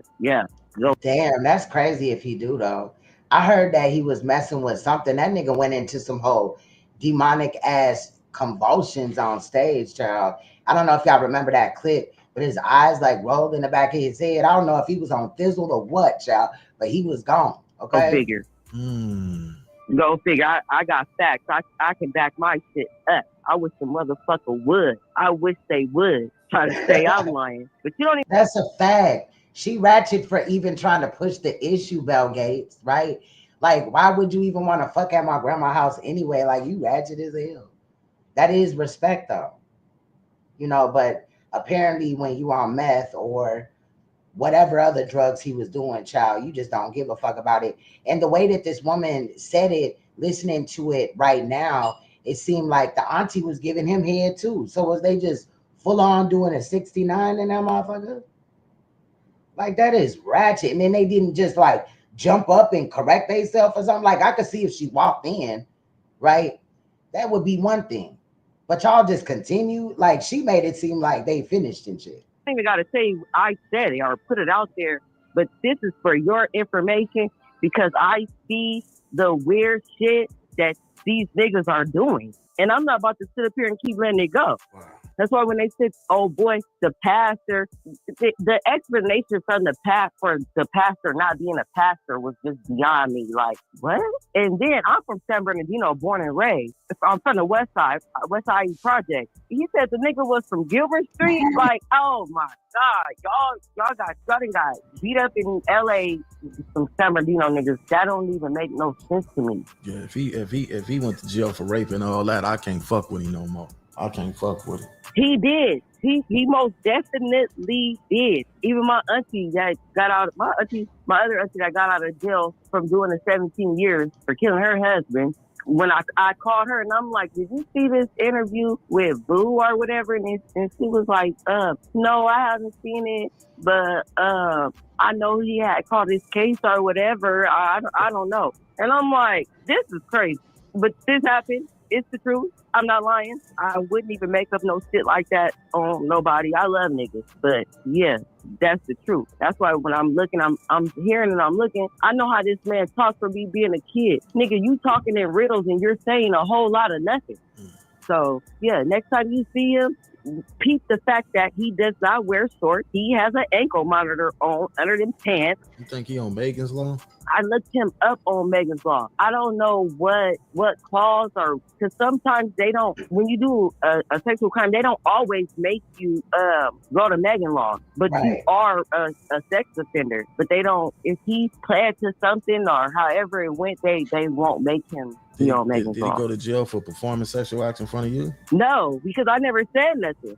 I'm a kid. I don't really even know what I'm looking at. You get what I'm saying? But it's like a lot happened to me that I ain't said because that's neither here nor there. I'm a grown ass woman now. Wow. All right. Well, shit. I'm about to get my ass up, man. I gotta cut his ass off. Good luck. Yeah, because I'm like, how are you trying to play this nigga? This a real nigga. At least I can see it, you know. But I know that nigga is a bitch.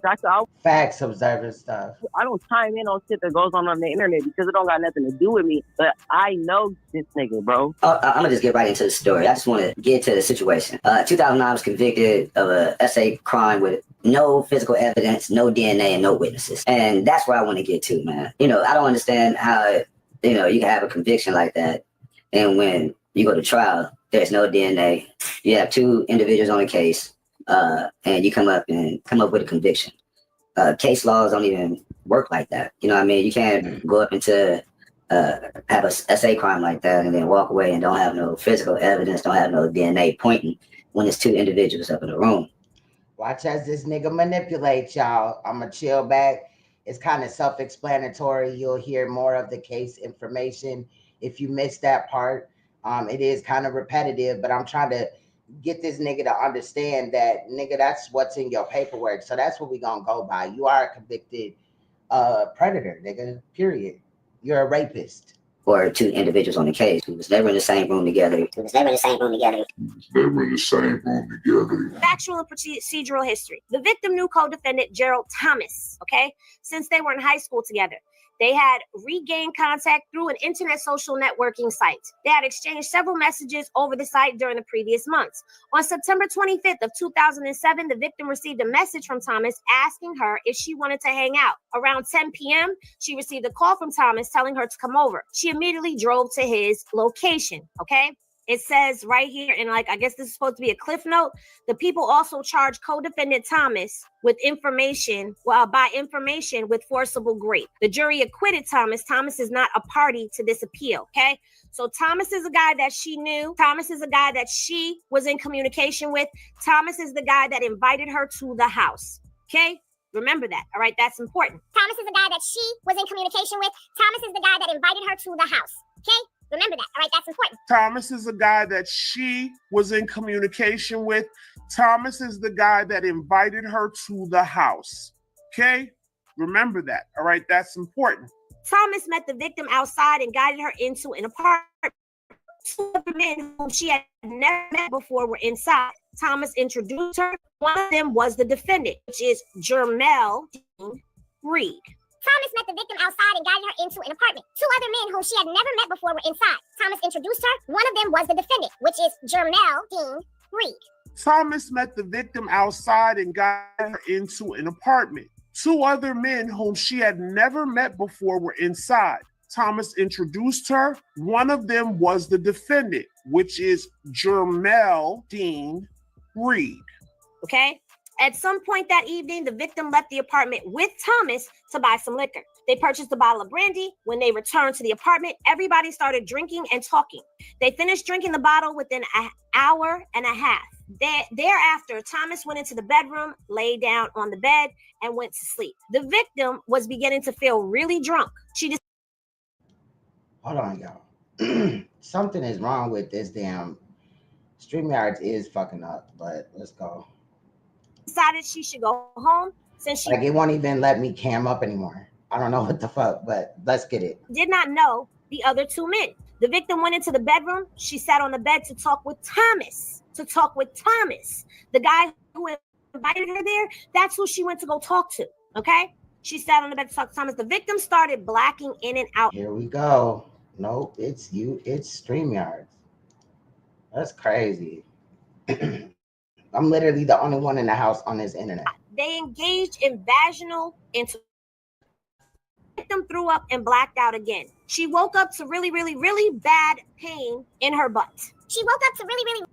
Hold on. Is it playing okay for y'all? Hold on just 1 second or whatever. Because I want to just wait. It's talking about I can't use my camera unless I power my computer down. And then, like, I'm not finna do all that. So we just not finna cam up. But now it's acting funny and shit. And my internet is on 100.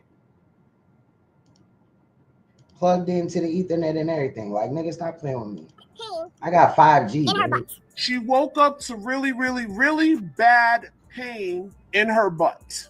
Defendant was engaging in backdoor intercourse with her.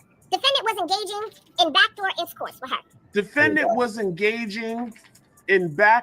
intercourse with her. He inserted his member into her backdoor at least 4 times while she was awake. He inserted his member into her backdoor at least 4 times while she was awake. He inserted his member into her backdoor at least 4 times while she was awake. She started screaming, "Stop, stop, stop. Let me go home. I won't say anything. Stop." She screamed help more times than she could count. Defendant told her to shut the up and put his arm over her mouth. At approximately 2:40 a.m. on September 26th of 2007, San Bernardino police officer Edward Flores was on patrol in the area. It was an area with a high rate of stolen vehicles. Officer Flores noticed Thomas leaning into a tan Toyota Corolla. Thomas was rummaging through the central console. Officer Flores made contact with Thomas to ensure that he was either the actual owner of the vehicle or had the owner's permission to be in the car. Cliff note 3, the victim had driven her tannish beige 2003 Toyota Corolla over to the apartment.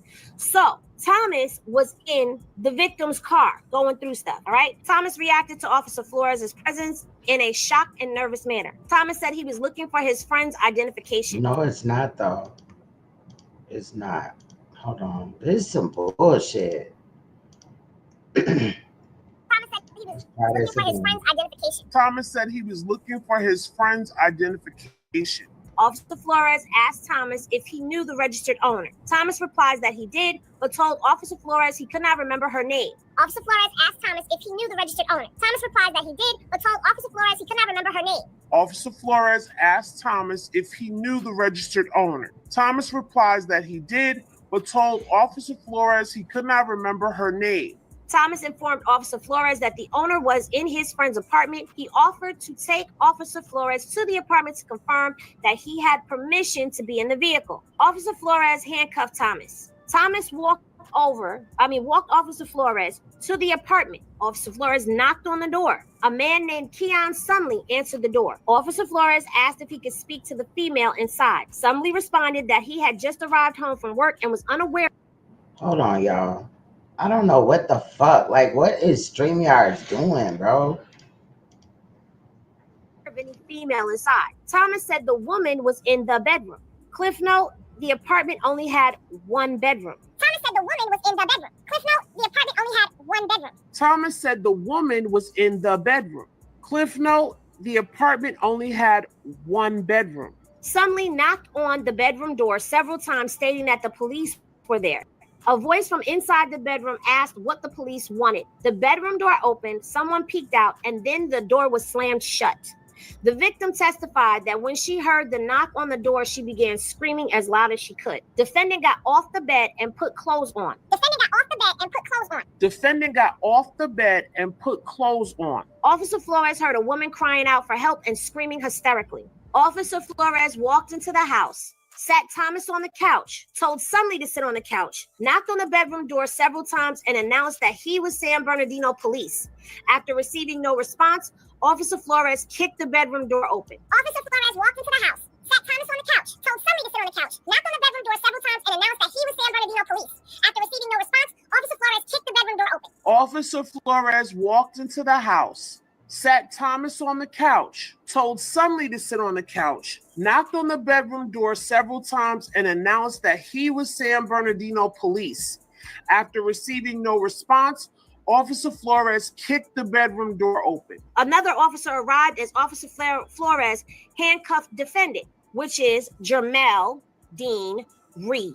Another officer arrived as Officer Flores handcuffed defendant, which is Jermel Dean Reed. Another officer arrived as Officer Flores handcuffed defendant, which is Jermel Dean Reed. Defendant initially identified himself as Michael Reed with a date of birth of July 20th, 1975. Defendant initially identified himself as Michael Reed with a date of birth of July 20th, 1975. Defendant initially identified himself as Michael Reed with the date of birth of July 20th, 1975. Officer Flores called in defendant's information but received no match. Eventually, Officer Flores found a utility bill with defendant's real name. When confronted with it, defendant gave his actual date of birth. Officer Flores called in defendant's real name and date of birth, which resulted in revelation that defendant had an active misdemeanor arrest warrant. We never had an interaction like that. So for somebody to come up in the court and say two people SA'd them, and then there's no DNA and there's no witnesses to verify. The paperwork does not say that. By that story in the court, how does someone get convicted, especially a black man and a white against a white woman? The paperwork clearly states that Thomas was asked to sit on the couch. The other dude that claimed that he just got there from work, Sumley, was asked to sit on the couch, and the cop kicked the door open. And guess who was inside with the victim? Jay Reed. We never had an interaction like that. So for somebody to come up in the court and say two people SA'd them, and then there's no DNA and there's no witnesses to verify that story in the court, how does someone get convicted, especially a black man and a white against a white woman? We never had an interaction like that. So for somebody to come up in the court and say two people SA'd them, and then there's no DNA and there's no witnesses to verify that story in the court, how does someone get convicted, especially a black man and a white against a white woman? Officer Flores walked into the house, sat Thomas on the couch, told somebody to sit on the couch, knocked on the bedroom door several times, and announced that he was San Bernardino police. So they were sitting off to the side. Jay Reed, if you ever run across this video, I don't want to hear you one more time claiming that you're innocent, claiming that what you gonna do if you get that bag, nigga, you're fucking 50 years old. If you ain't got it, you've been out since 2015 and you ain't got a bag yet to try to reverse this case or whatever you claiming, it sounds like some type of hype dreams to me, nigga. But clearly you was in the room with the woman. Now I wonder, did the woman have clothes on? Because he got up and put clothes on, and it's noted in the information. But did she have clothes on? Because she definitely right after this went to the hospital and a rape kit was done. And it was found that blunt force trauma was used in her rectal area. After receiving no response, Officer Flores kicked the... Mainly, you know what I'm saying? I mean, it was other areas too, her labia and all this and that, or whatever the paperwork said. Bedroom door open. Officer Flores walked into the house, sat Thomas on the couch, told somebody to sit on the couch, knocked on the bedroom door several times, and announced that he was San Bernardino police. After receiving no... Right, lack of witness. How you gonna say a lack of witness, but the police came in and seen you in there with the woman? Now, the DNA, that's because he was wearing a condom. He had a condom wrapper. I don't know what he did with the alleged other one. She stated that he had violated her a few times while she went in and out of consciousness due to the fact that she was highly intoxicated. They got her drunk. Try to take advantage of her in a few ways, right? They were rifling through her car, one of them, and then while the other one was in the room, possibly, maybe with the other one, maybe that's what Jay Reed is saying. But in one clip somewhere, I can't remember where it is, I meant to highlight it, but Jay Reed claims that he's not the one that poured the liquor down her throat. Is that what happened? Because that right there, when I heard that, that reminded me of the DJ Academic situation. If you're not familiar with that, check the live stream for that. That's already up. It's a while back, maybe a couple of months ago. But yeah. So how is this nigga claiming that he didn't like nigga? Now they should have tested for spermicide on her body, because it would be weird if she was just running around with spermicide on her body. And then like at the same fact, you know, if a condom was used, spermicide may be on the condom, it may not, but it may kind of like, you know, I'm just saying. But it's not, I mean, it could be done. There's other cases where somebody has been raped either vaginally or anally, and there's no DNA because a condom was used. So he just throwing that out there like that's the winner chicken dinner, and it's gonna help him get off on this. No, it's not. All y'all niggas in that house that night were sick. But far as this case, it don't say that them other niggas went to jail.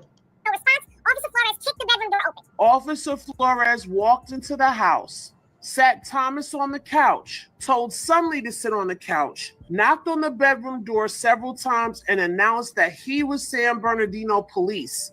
After receiving no response, Officer Flores kicked the bedroom door open. Another officer arrived as Officer Flores handcuffed defendant, which is Jermel Dean Reed.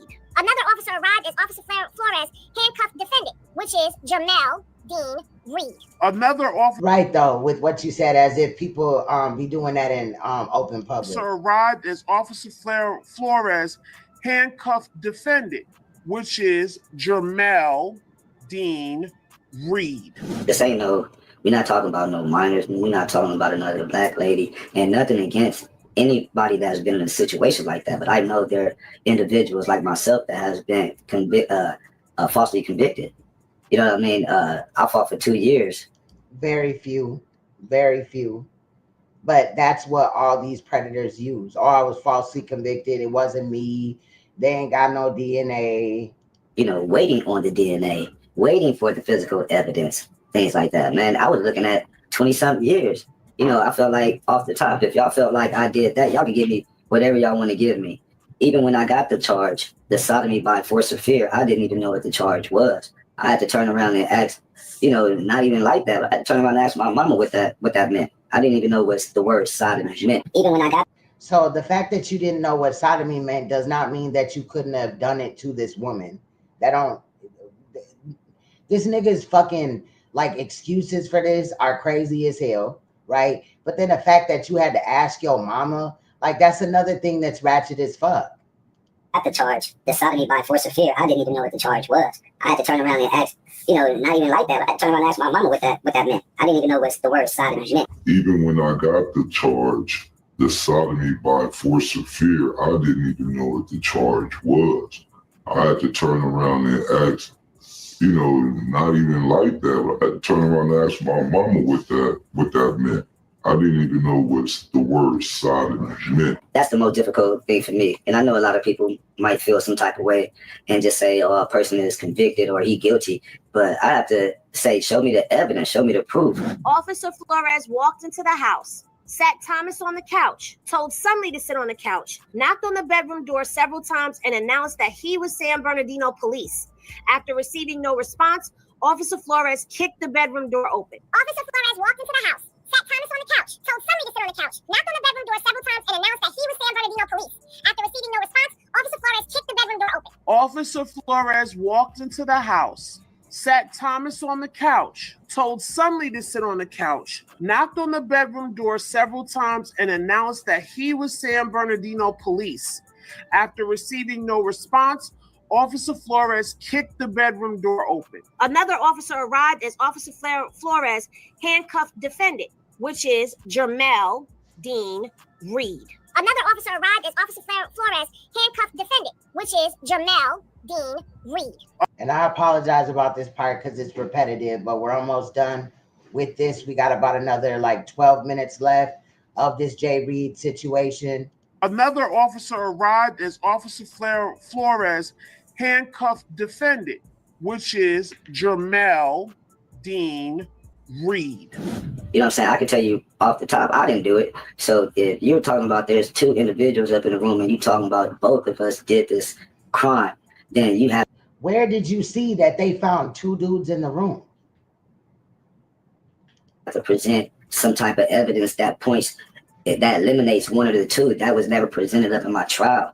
A third officer escorted the victim out of the apartment and to the hospital, where a sexual assault nurse examiner conducted a forensic exam. The officers testified that the victim was extremely intoxicated and continued to cry hysterically. The nurse examiner testified that the victim reported vaginal and rectal pain. The victim smelled of Facts, blood money. It don't say that at all. alcohol. The nurse observed injuries to the victim's labia minora, okay, which, ladies, y'all know where that is, okay? Perihymal tissue or vestibule, the cervix, the anus, and the rectum. The victim had a small rectal tear, which was bleeding. The nurse concluded that the genital and anal findings were consistent with recent blunt force penetration trauma. The nurse concluded that the genital and anal findings were consistent with recent blunt force penetration trauma. And based off this paperwork, it seems like Jay Reed may have had vaginal sex with her as well. And then also, he's the only one that penetrated her anally. But that Thomas had sex with her vaginally, but that was consensual. Now, maybe the Sumley dude went to the, well, no, he didn't have to go to the door to open up the door for the police, because remember, Thomas got caught rummaging through her car by the police. So the police walked him to where the apartment was, where the victim, aka the owner of the car, was in the apartment, and he stated it was his friend's apartment. A utility bill was found, and guess whose name was on it? Jay Reed. Nurse concluded that the genital and anal findings were consistent with recent blunt force penetration trauma. I had 2 trials, you know what I mean? And I hate to say it, but when you're able to get another trial, you don't get to go see another judge. Now, you could petition for it, you could fight for it, but 9 times out of 10, you really go back to that same judge. And I can tell you right now, a lot of judges, rarely any, will overturn their first decision. That's why they got appeals.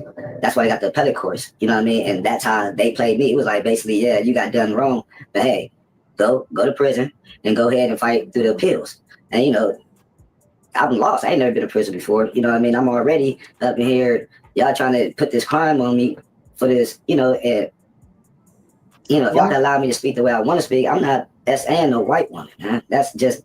So you would S.A. another woman? Like, the fact that he just keeps saying he ain't S.A.ing a white woman means what? Not even in my nature. You know, if y'all can allow me to speak the way I want to speak, I'm not S.A.ing no white woman. Huh? That's just not even in my nature. You know, if y'all can allow me to speak the way I want to speak, I'm not S.A.ing no white woman. Huh? That's just not even in my nature. You know, if anybody knows me, even from this past situation that just happened recently in December, retaliation. What is it?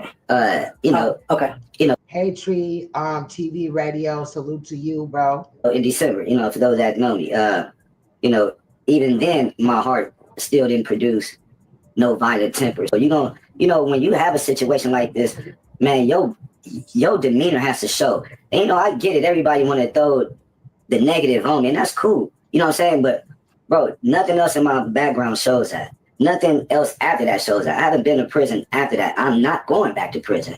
You know what I mean? And you know, nobody's exempt from bad luck. You know what I'm saying? Just what happened was not bad luck. What happened was you taking advantage of a woman that was highly intoxicated, regardless of her skin shade, complexion, race, whatever. How I believe it. You know what I mean? My scriptures, what I believe in. And it's not. So now you believe in the scriptures. Niggas always get religious after going to the pen. About, you know, that situation. It's about what I do after. You know, and since I've been out of prison, man, I just started my own nonprofit organization. I have. Now, he talking about these nonprofit organizations, but it's been 10 years since you got out. If you look at that paperwork, it says his last release date was 2015. It's been 10 years, my nigga. You ain't came up at all. And at the same time, you can't work with the public, and you've already violated, again, whether she was white, Puerto Rican, Black, Chinese, Asian, whatever the fuck. My own entertainment company. You know what I mean? I graduated from college. You know what I mean? I have my associate's degree. I've done things, you know what I mean, to better myself in the community, to make sure that that don't dictate who I am. So, you know what I'm saying? I'm only speaking. I don't want to elaborate too much on the story. You know what I mean? Because. And why wouldn't you? You came up here to speak about the story. So elaborate on it. Because what you're saying don't match with the paperwork, dude. Some gonna feel like, hey, I did it. Some gonna feel like, hey, the courts said you did it, so you did it. But I can tell you right now, there is a such thing as being falsely convicted.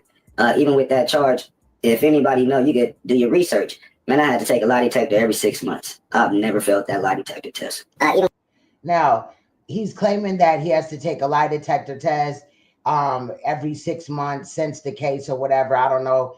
I guess upon his release, right? But that doesn't mean anything either, because there are people that have passed lie detector tests, and that's why it's not admissible in court like that. Now, they will utilize those, but it's not real factual fucking evidence and proof, because people can take lie detector tests. Maybe when they get him in here, this is probably maybe because Cali be doing some crazy ass shit, right? So probably because he was released, right, and he has, you know, parole over his head, they call him in when he has to register again or whatever, or had to, and then they do a lie detector test to make sure, you know, ask him questions to see if he's still out in the community violating and shit like that.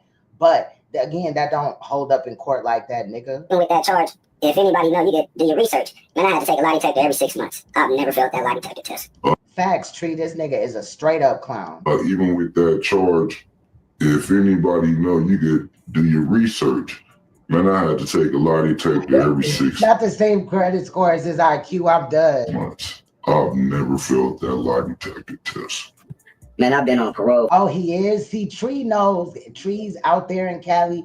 Shout out to Cali. I wasn't sneak this. I'm just saying, like, some of the laws and how they worded, right? Because how they worded this case kind of had observant stuff, like, kind of like what in the chat, because of how they worded the statute or whatever, right? But yeah, that's crazy. So he don't have to do that every 6 months. He didn't say 6 months. I was just, you know, coming across that because I have heard where they've been doing that. So for 5.5 years with an ECMO monitor, bro. Never. Not necessarily in Cali though. I'm just saying, like, period, in these situations. Just like on Halloween, the parole board, like not the parole board, but the parole agents will, in some states, go to sexual predators' houses to make sure that they don't have like Halloween decorations up. They're not giving out candy because they are a predator, even if their crime wasn't done on a child. So there are in some states stipulations like that. I think they do that I believe they do that in New York. Violated. Well, I take that back. I did violate one time after they told me I couldn't get off parole after I did everything that was required for me to do after the 3 years. And the parole officer told me, I ain't gonna lie, they told me the day I get you off parole is when the day pigs fly. Man, I've been on parole. And pigs haven't flown as long as I'm concerned. And even if he is off probation, right? Because I don't know, sometimes it's really weird on getting information from, you know, Cali documents and stuff like that. But we did go over the paperwork, right? But, you know, I just got some questions. Bro, for 5.5 years with an ECMO monitor, bro. Never violated. But I take that back. I did violate one time after they told me I couldn't get off parole after I did everything that was required for me to do after the 3 years. And the parole officer told me, I ain't gonna lie, they told me the day I get you off parole is when the day pigs fly. But so when he didn't get his way as far as getting off in 3 years or whatever, he then decided that he was going to violate. Violate in which way, Jay Reed? Did you victimize somebody else? Did you get drunk? Did you do what? What did you do? Were you around children? What did you do? What violation was that? Man, I've been on parole for 5.5 years with an ECMO monitor, bro. Never violated. Well, I take that back. I did violate one time. And then that also don't make sense. Because if he been on parole for 5, and he's saying this is relatively new, this only a couple of months old, this audio, this video that we looking at right now. So how you been on the ankle monitor for 5.5 years, 5 years or whatever, but your release date was 2015. And the girl states, I don't know if maybe she don't know that you're not on the ACO monitor, but the woman that stated that not the victim in the rape case, but the victim of the woman that was once 9 years old that watched you give her auntie head in her grandmother's house. I'm just saying, like, this shit is weird, bruh. After they told me I couldn't get off parole, after I did everything that was required for me to do after the 3 years. And the parole officer told me, I ain't gonna lie, they told me. Oh, I feel that, Tree. I'm already knowing. Real shit. Because, like I said, Compton Rick Rock, when he found out about it, he dropped that information quick. The day I get you off parole is when the day pigs fly. So that just let me know, like, you know, I can't beat the system. I can't win against the system. You know what I mean? Some things in life, you know, happens and you just have to deal with it. So, you know, I'm not looking for nobody to see. Some things happen, like you just happen to stick your dick in a woman's ass and violate her tremendously. She was screaming and crying, and 3 men at one point were in this apartment and nobody did anything. No, one took it upon himself to try to see if she had any valuables possibly in her car and got caught by the police, and that's how y'all got busted. Well, you did. Because they don't say nothing about any other like co-defendants beyond that. Yeah, there was 2 other men there, but they don't say that they, you know, was arrested. Sit here and just sit and feel like, oh yeah, you have to agree with me. I'm not here for nobody's acceptance. I'm just here to speak the truth. You know what I mean? There is a situation, being wrongfully convicted. Like I said again, I got convicted with no DNA and no witnesses. You had a condom on. And again, I got convicted with no DNA and no witnesses.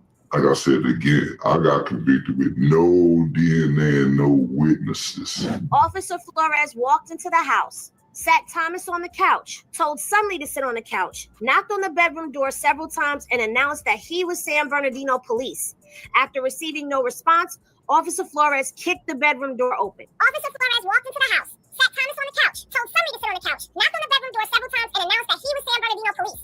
After receiving no response, Officer Flores kicked the bedroom door open. Officer, like at this point, what more like proof do he need that he did this? Like, nigga, you know what you did. Flores walked into the house, sat Thomas on the couch, told Sunley to sit on the couch, knocked on the bedroom door several times, and announced that he was San Bernardino police. After receiving no response, Officer Flores kicked the bedroom door open. Another officer arrived as Officer Flores handcuffed defendant, which is Jermel Dean Reed. Another officer arrived as Officer Flores handcuffed defendant, which is Jermel Dean Reed. Another officer arrived as Officer Flores handcuffed defendant, which is Jermel Dean Reed. Unbelievable. So, you know, but one thing about me going to trial, when this money get right, I'm gonna go ahead and revisit that situation. Nigga, you've been out since 2015. When this money get right, you talking about all these organizations you got. And what are you gonna do that you didn't do before? You had 2 trials, bruh. That's one thing I can do. Well, not bruh, because you a predator ass nigga. So, and you will be that forever. Fuck all that. You've been reconditioned and all this bullshit. Nah. Rehabilitated. Nah. You know what I mean? For those that's out there, ain't no such thing of a plea deal with me. It wasn't no plea deal. I didn't do it. I ain't taking no pleas. I don't, you know, straight up. I could have walked out of there. I spent 2 years fighting this case.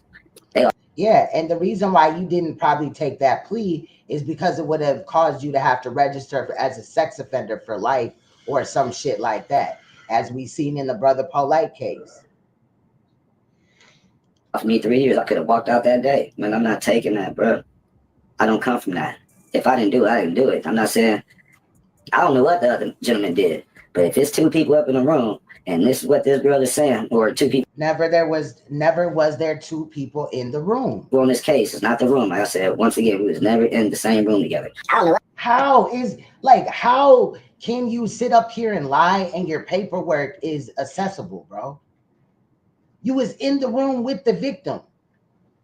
When the cop came to the door and announced himself as, you know, PD, like the police, You opened the door and then slammed it shut when you saw that it was really the police. You probably initially thought that them other niggas was playing with your ass.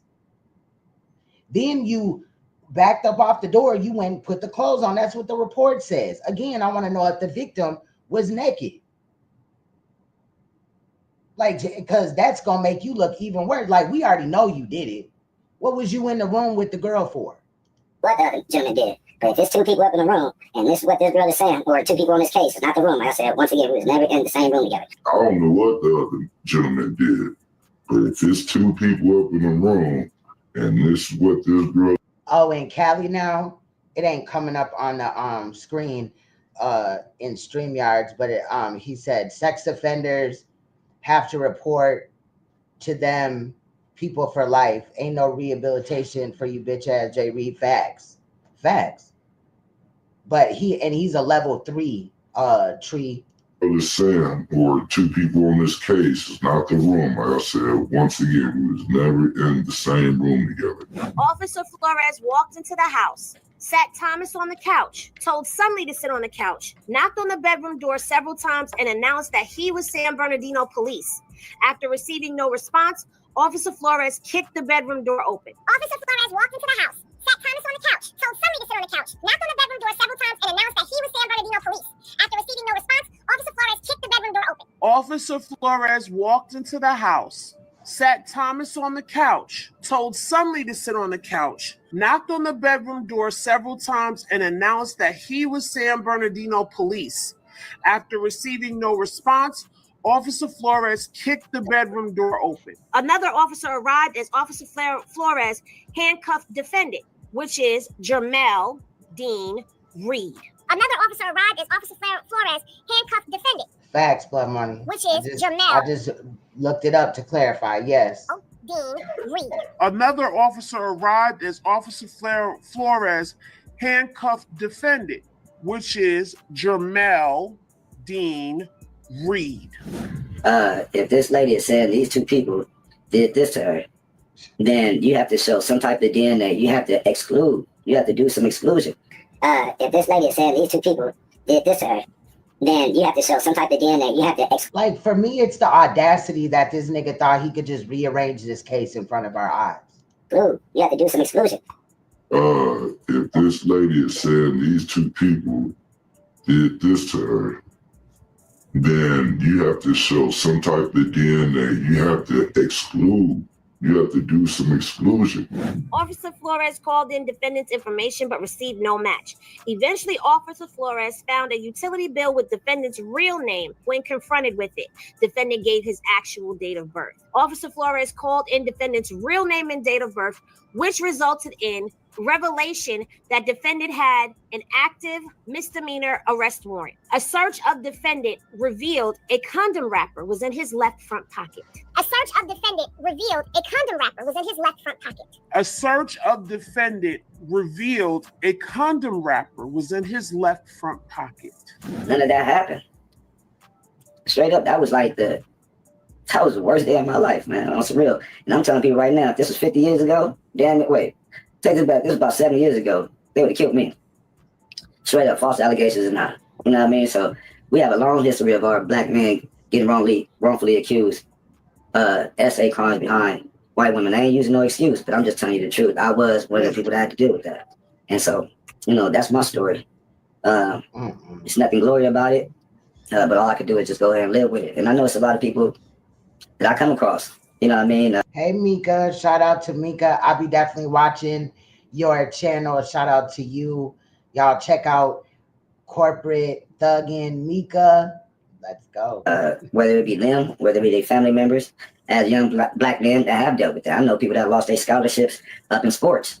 You know what I'm saying?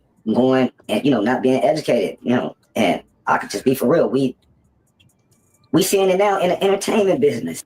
I tried my hardest to get, because I remember my bail being, I think, $500,000 at that time, which was a high bond. So I remember trying to fight that and go to court, things like that.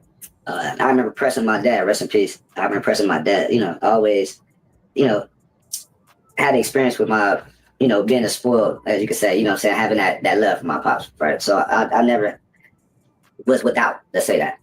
So when that situation came about, you know, of course I was looking for him to bail me out. You know what I mean? That's when I learned about marriage and relationships. That's when I learned about marriage and relationships. That's when I learned about marriage and relationships. At that time, of course, my father was remarried. And, you know, of course, when you're talking about bonding out, you're talking about you got to give up collateral damage plus money. You know what I mean? So they want the house, they want the car, they want the phone, you know, they want you know how janky bonds is. You know what I mean? Especially when you talk about the legal system. You know, you can do all that and still lose your property. You know what I mean? So they've been doing it for years. So they want the house, they want the car, so you know how janky bonds is. You know what I mean? Especially when you talk about the legal system. You know, you can do all that and still lose your property. You know what I mean? So they've been doing it for years. So they want the house, they want the car, so you know how janky bonds is. You know what I mean? Especially when you talk about the legal system. You know, you can do all that and still lose your property. You know what I mean? So they've been doing it for years. So anyway, at that time, you know, Pops was like, no. Oh, I was crushed. You know, so I was like, what? I was like, you ain't gonna buy me out? So anyway, at that time, you know, Pops was like, no. Oh, I was crushed. You know, so I was like, what? I was like, you ain't gonna buy me out? So anyway, at that time, you know, Pops was like, no. Oh, I was crushed. You know, so I was like, what? I was like, you ain't gonna buy me out? When we had our first clubhouse room over in those clubhouse streets. All right, now that whole Jay Reed situation, y'all, is crazy as hell. In my mind, he definitely a predator. I don't care how he try to rearrange shit and all this and that. In the beginning, when I first found out about the shit at No Jumper, I felt bad for them. I did also recently watch the video in totality and shit, right? And it's crazy, but also remember that Loose Cannon and Wack 100 did not know about this case with Jay Reed yet. In my opinion, because I watched Wack 100's version, he came out and tried to act like, you know, that's what that nigga get type of shit. You know what I mean? Even though Wack 100 did not play really, you know, a part far as aggressively in the thing at No Jumper, in my opinion, he is still involved. But Jay Reed is disgusting, sick, and nasty as fuck, in my opinion. I think that he's trash. It's crazy that he came out here and tried to play in everybody's face about that situation, knowing that he was out here on bullshit, period. Like, nigga, you had did that. And then, you know, you may have went up there and, you know, unfortunately you got your ass whooped. But at the end of the day, nigga, you're a predator. You know what I'm saying? So I can't feel bad for you, right? Shout out to the victim in that situation. Also, shout out to that girl, Henny, because once again, she gon' let us listen to this audio of Wack 100's girlfriend, R&B, talking to somebody in District 13 on Clubhouse that once was associated with Wack 100, right? This whole situation about a child possibly being sacrificed because Wack 100 is, you know, allegedly trying to be on some nature boy shit, right? He trying to claim that he finna take a whole bunch of people to the Congo. There's women involved, and somehow the topic of a woman's child being sacrificed for her position in the alleged Congo cult that, you know, he's kind of talked about. Now, I have seen where this situation was referenced, this connection in connection with allegedly the incredible diapers that you know, he allegedly owns, but Nick Cannon kind of like has a hand in it too or whatever, which is weird that Nick Cannon would want to associate himself with Wack 100. In my eyes, Wack 100 is disgusting. But on the flip note, I could see where Nick Cannon would want to be associated or, you know, put out a diaper brand or be connected to it, child, since he has so many children. Okay, I don't know how many are in diapers currently, but anyway, we're gonna listen to this audio, right? At first, it's just really Danny talking, going over the whole thing. You're gonna get a short breakdown from that girl Henny. Shout out to her again. Her link is in the chat as well as the description. Y'all head over there and check her out. She is currently also talking about the Diddy situation, and I love how she breaks down her content, and I appreciate the fact that she stood on business in both of these situations. So with no further ado, let's get into this whole Wack 100 situation with the possible sacrifice of an 8-year-old child.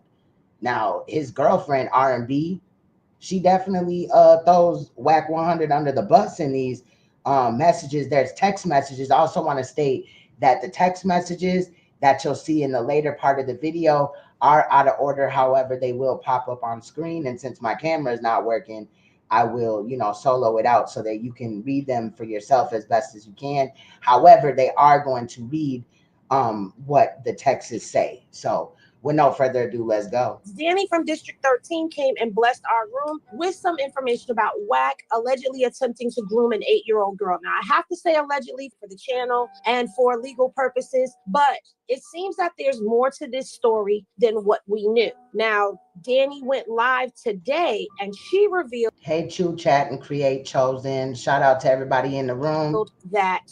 Please hit that like button for your girl. Y'all ain't gonna believe this. Allegedly, or apparently, I can't even say allegedly because it's R&B's voice. R&B was aware of this, but R&B got a slightly different version of the story, and of course she would, because Wack told her the story. But Ty told Danny her version of the story.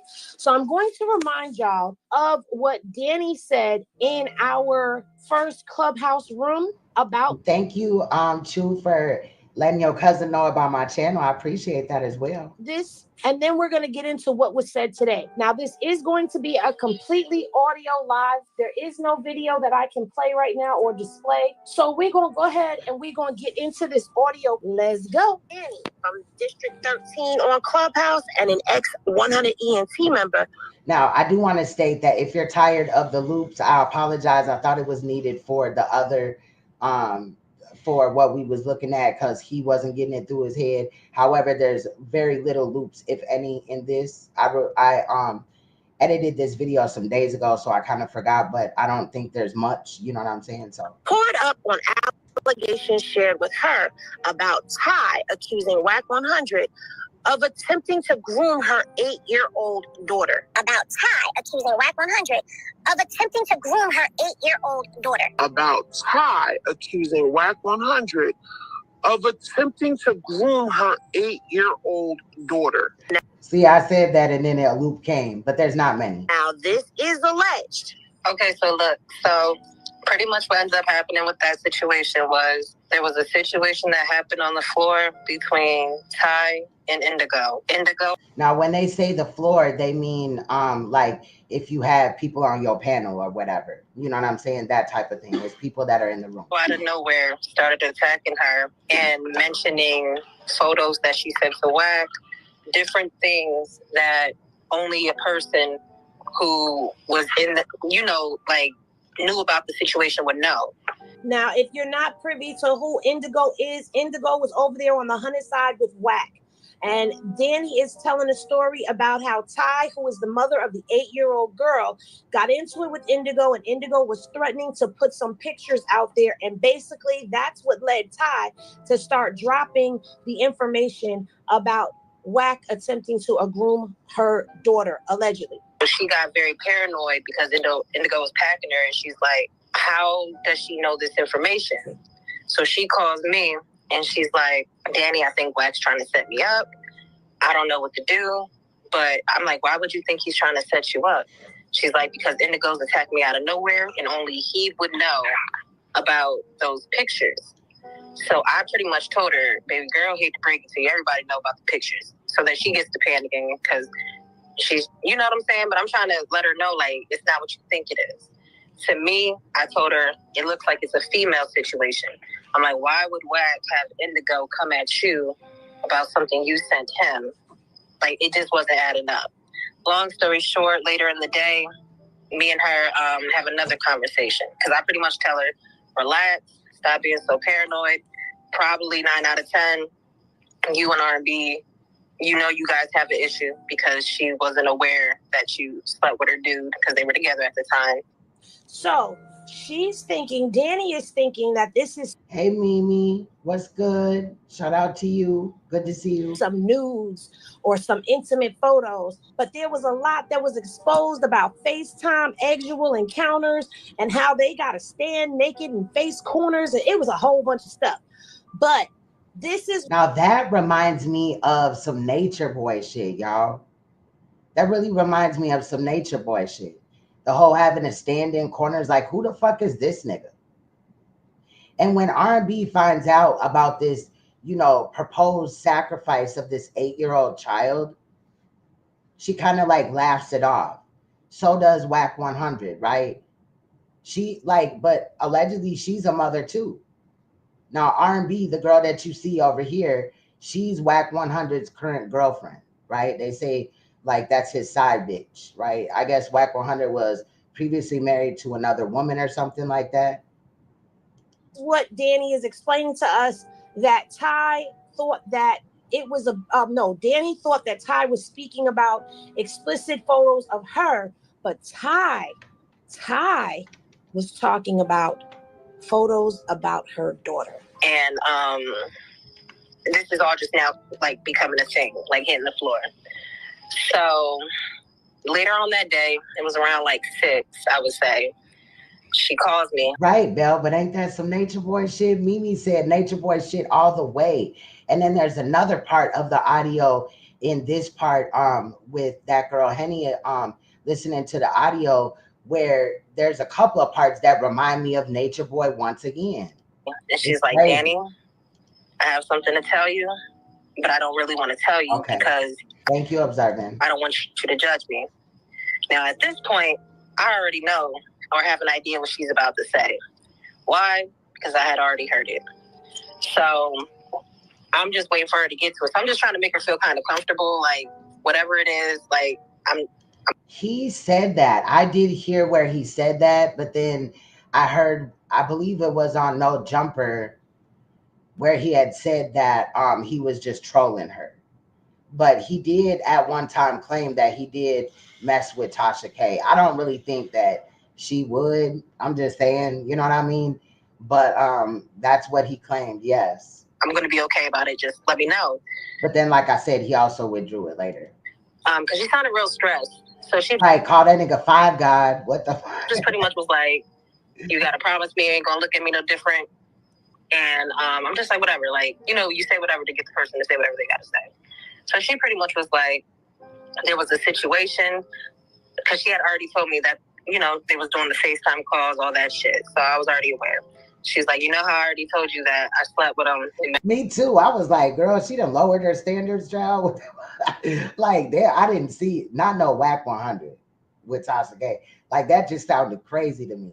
Like, earlier in the audio, if you check the replay Mimi, there was somebody, this woman speaking about the Jay Reed situation and how dude lived at her grandma's house and he gave her aunt head right in front of her. And she said that Jay Reed was messing with her grandma. Like, I did a double take at that, but she quickly corrected it that she meant that he was living at her grandma, but, you know, messing with her aunt. So that was weird. That was crazy to me at first. When she said grandma, I was like, what? Met up, went to the hotel, whatever, boom, we fucked. She's like, you already know I told you about the FaceTime calls and all that stuff, like what he has on me as far as oh, and see, look, this is where I would have cammed up, but allegedly my camera ain't working now because StreamYard is a bitch. But anyway, I had heard, right, how I got into this whole looking at this situation is because, okay, so some of y'all may know that the audio that was recently released, it hit a few channels where Wack 100 was cussing out R&B, his girlfriend R&B, right? But I had tracked down that audio, and that audio was from 2023. So I was kind of curious on why it was popping up at this time, right? But, you know, the woman inside of me was like, I ain't going for that. So let me look more into it. Bam. I guess I was digging in the algorithm too much. I ran across a couple of other videos where they were talking about it. One that we're going to look at now, but then somebody in the royal family sent me that girl Henny's audio, this video that we're looking at now. And I was like, fuck that. So we may double back because there on several occasions he's been on Clubhouse just totally disrespecting this woman R&B, right? Period. Disrespecting the fuck out of her, and then like, you know, she just on some Nepal and Sonetta shit, just overlook it. You know, I don't know what he's promising her in the Congo as well, child, or what she sacrificed, or if she even had to do a sacrifice, because she gonna make mention of an alleged sacrifice to the queen being her. But real queens would not require a child to be sacrificed for anything in any manner.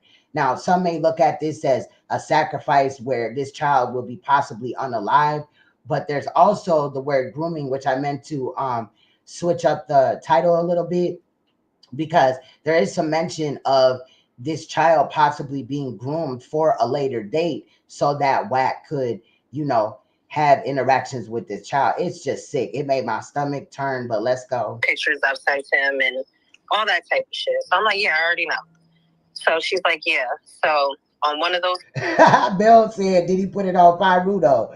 Probably not. The hell? I don't know. But, you know, that nigga, I've been looking up Wack a lot, and that nigga is wild, bro. He recently, okay, so quick note, Hocus for a Fifth, right, from New York, recently, you know, I guess got indicted, child. They put out some case against Sex Money Murder, and his portion, Hocus for a Fifth's portion, goes back to a PPP loan that he had gotten during the Rona, right?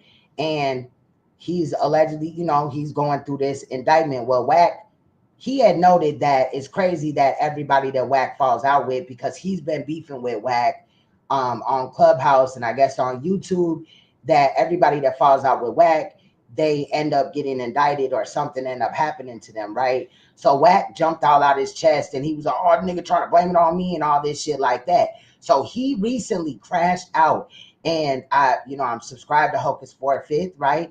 And I saw where he dropped some receipts where apparently, I don't know Clubhouse like that, but it appeared that from the audio that it was Hocus for a Fifth Clubhouse room, and Wack had entered, and he made all type of statements about how he's gonna make this case bigger, and he knows more things about Hocus for a Fifth.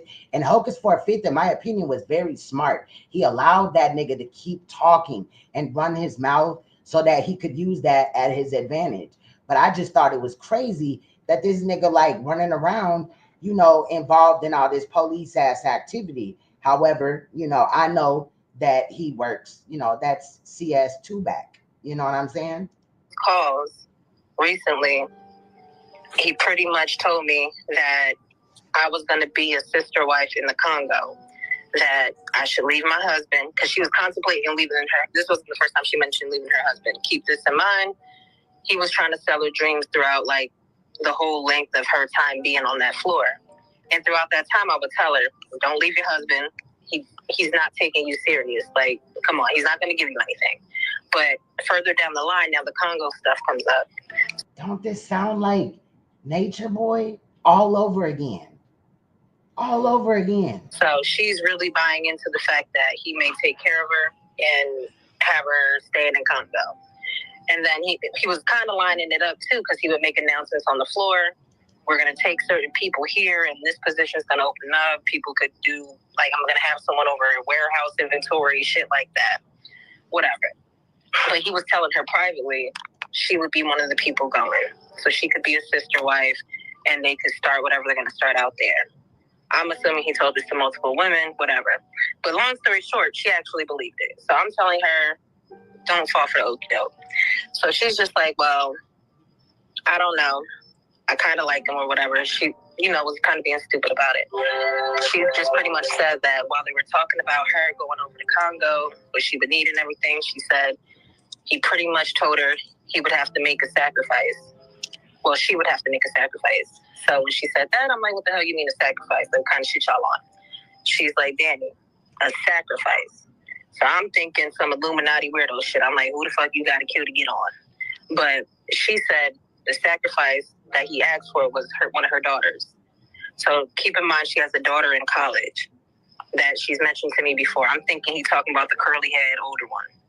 She says, so when I'm talking about that, I'm like, that's kind of weird. Like, she should be dating people. Like, why would you be comfortable with her fucking with a nigga you talking to or whatever? Right, that's sick as hell. Even if it was the older daughter in college, whatever, just because she grown, that's some sick ass shit. Why would you want to share the same meat as your mama? Like, that's disgusting. She's like, no, Danny, not her. Now, the only other daughter I knew her to have was the youngest. So when she said not her, you could only be talking about one other. So I said no, like my whole everything just shifted. Because I'm like, you're not talking about the only other daughter I know you to have. She's like, yes. So I'm like, bitch, what the fuck you got going on? She's like, I didn't tell him yes. She's like, I just didn't say anything.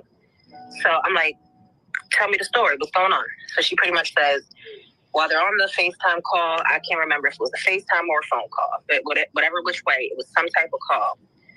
She said they were on the call, and while he's saying you got to make a sacrifice and it's going to be your daughter, she says that the plan was for him to take her and the kid to Disney.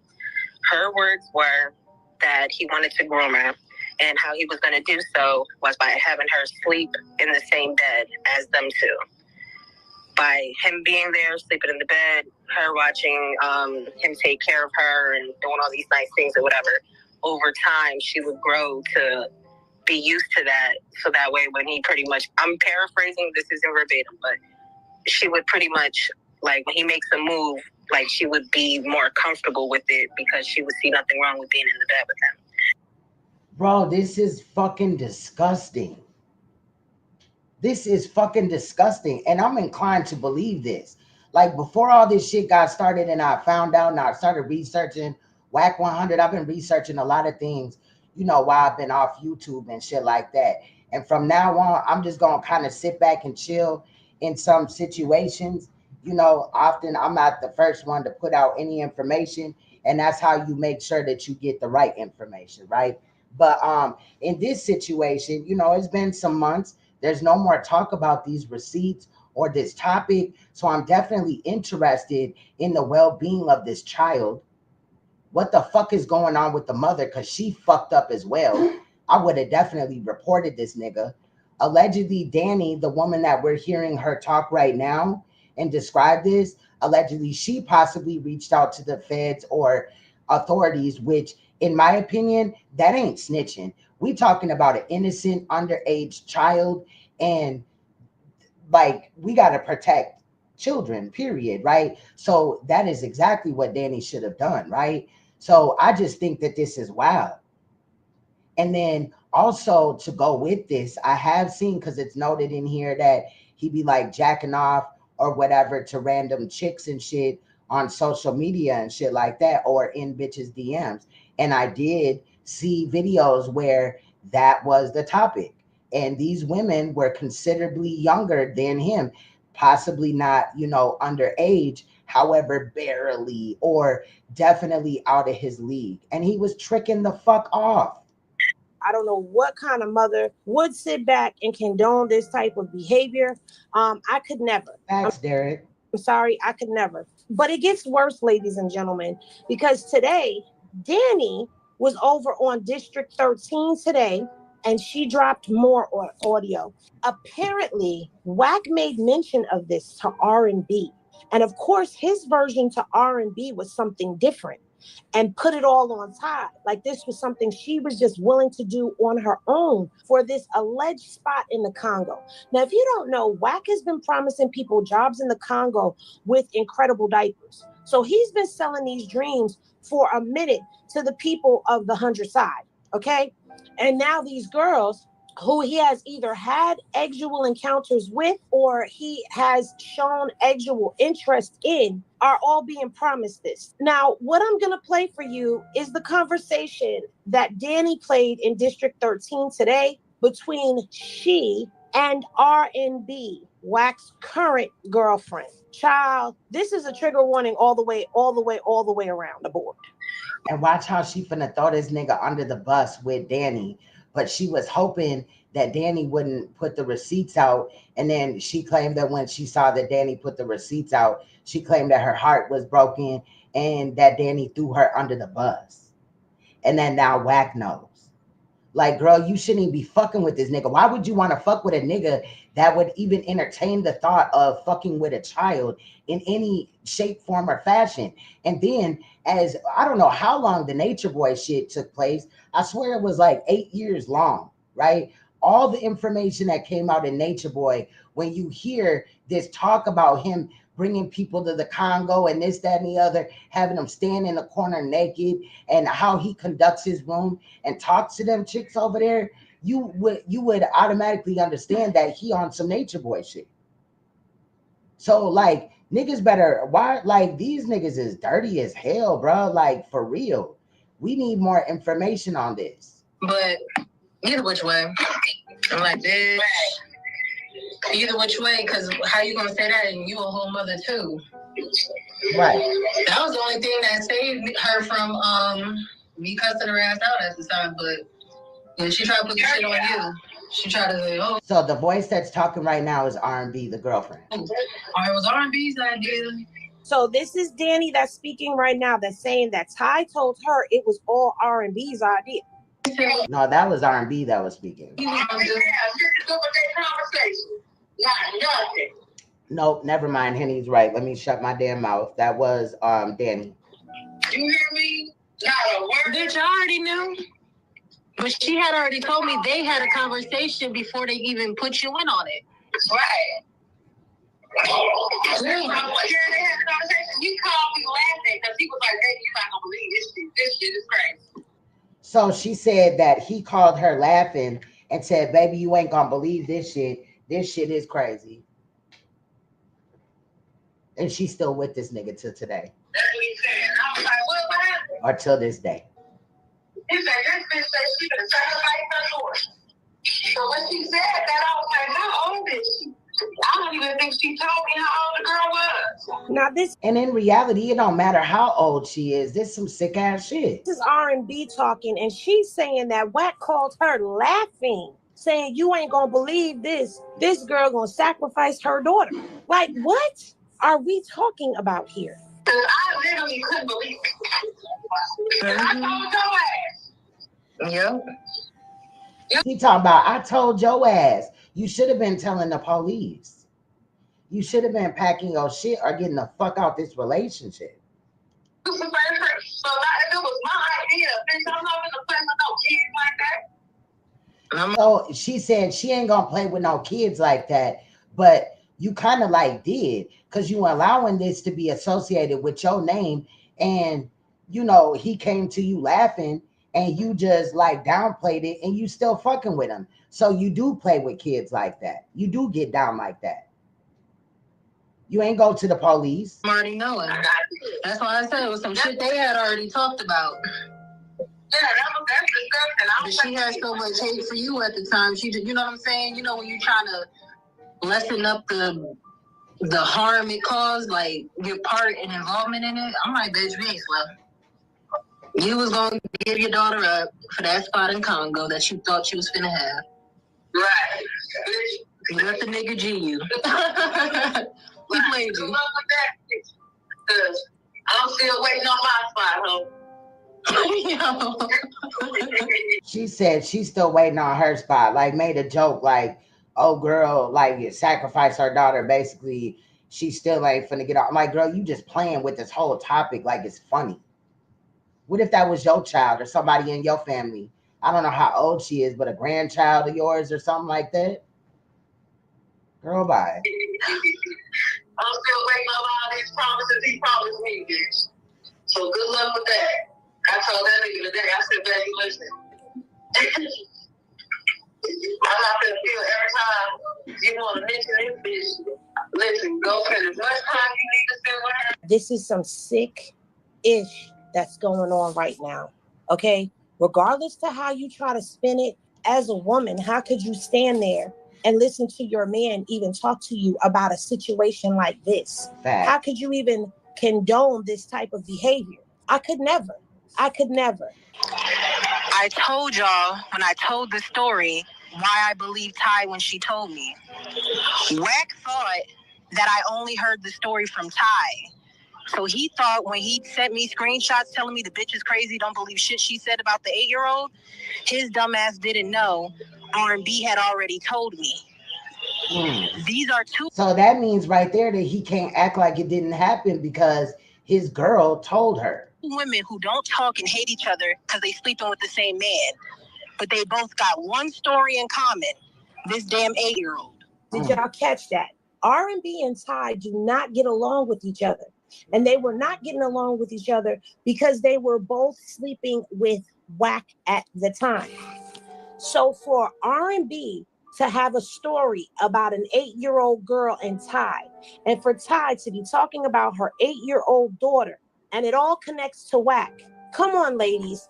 Y'all know how it go. When somebody's sleeping with your man, you ain't friendly with them. Y'all are not friends. This is R&B talking with Danny. Danny is playing audio of her conversation with R&B about the 8-year-old and what Wack. What's good, Blue? Told her. Wack, of course, went back to R&B and told her the story as if Ty did this all on her own. Ty is saying Wack brought this to her. But either way, here are two women that do not get along with each other because of this one man telling the same story. Come on, man. This is some real sick ish right here.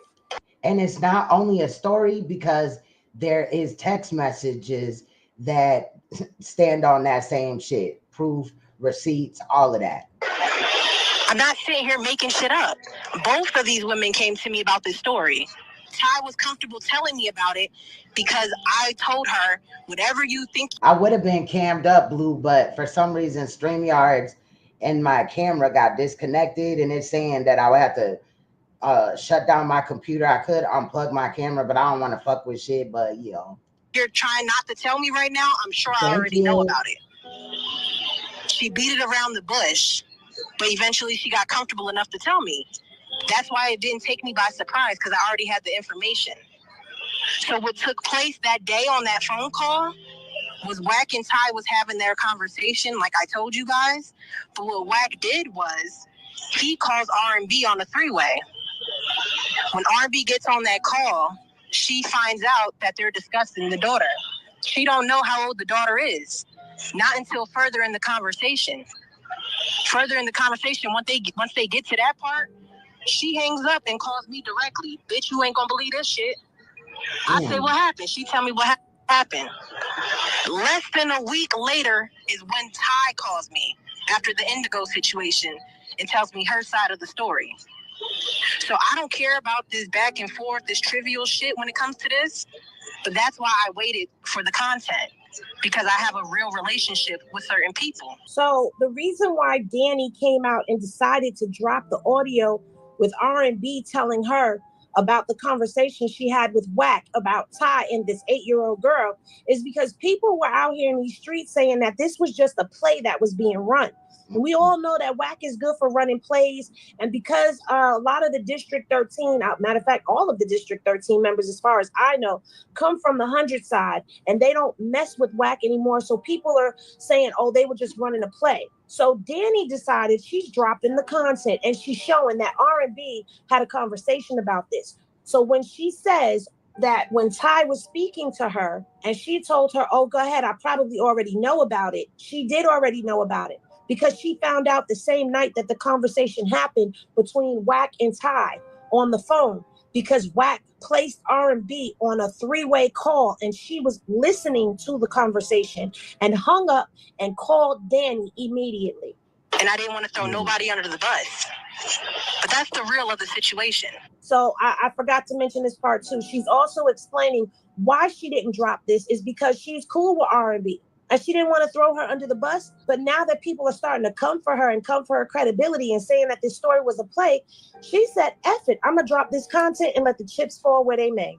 And shout out to Danny for doing that. I told y'all it was deeper than y'all thought or knew.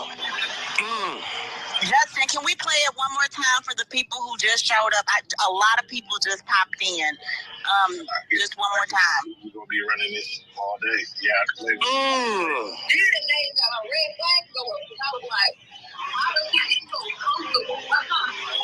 So it was kind of muffled right there, but she said red flags went up because I was feeling uncomfortable, but not too uncomfortable because you didn't do shit and you stayed with the nigga. What kind of conversation? You know, I think the rabbit hole with his dad. He's telling herself a lot. Right. What kind of conversation you and her had to make her say she was sacrificing her daughter? Right. You told her some petty shit.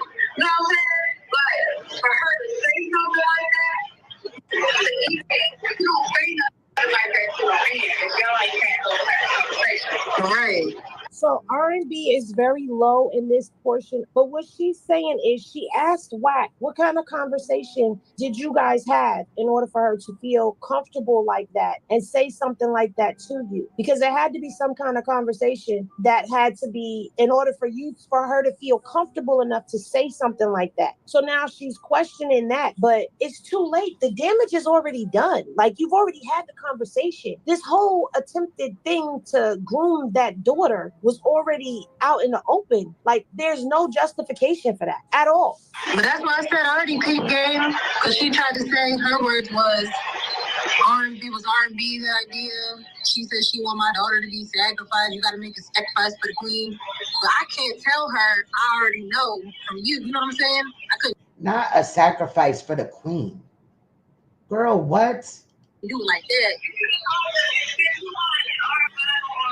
Now, because if I would have told her like that, she gonna be like, well, bitch, what conversation you have with R&B? So what R&B said to her was, you could have told her, B, you lying, because I already heard from R&B, and R&B wouldn't do nothing like that. So now Danny's saying that she couldn't say nothing like that because then the girl is going to question her what kind of conversation she having with R&B. So I was trying to keep everything outside of that. Yeah, her ain't never had no conversation. That nigga literally called me laughing. Talking about, listen to this. Because you know, I always set his ass up. He would never tell me that he's fucking with these people. We know that. And she only told me that because, remember, she was paranoid about the whole Indigo shit. She thought he was setting her up when I think we was having a conversation in the morning show or some shit like that. And she was real paranoid and she was like, I gotta tell you something, but the bitch ain't already know. I knew. But I couldn't tell her I knew and how I knew because that's what she gonna ask. But either which way, I'm like, bitch. Either which way, because how you gonna say that and you a whole mother too? That was the only thing that saved her from me cussing her ass out at the time. But when she tried to put this shit on you, she tried to say, oh, it was R&B's idea. And then he said what he was gonna do. Not nothing. You hear me? Not a word. Bitch, I already knew. But she had already told me they had a conversation before they even put you in on it. Right. I was here, they had a conversation. You called me laughing because he was like, baby, you're not gonna believe this shit. This shit is crazy. That's what he said. I was like, what happened? He said, this bitch said she could have sacrificed her daughter. So when she said that, I was like, how old is she? I don't even think she told me how old the girl was. Because I literally couldn't believe it. And I told your ass. Yep. You was the first person. So if it was my idea, bitch, I'm not gonna play with no kids like that. I'm already knowing.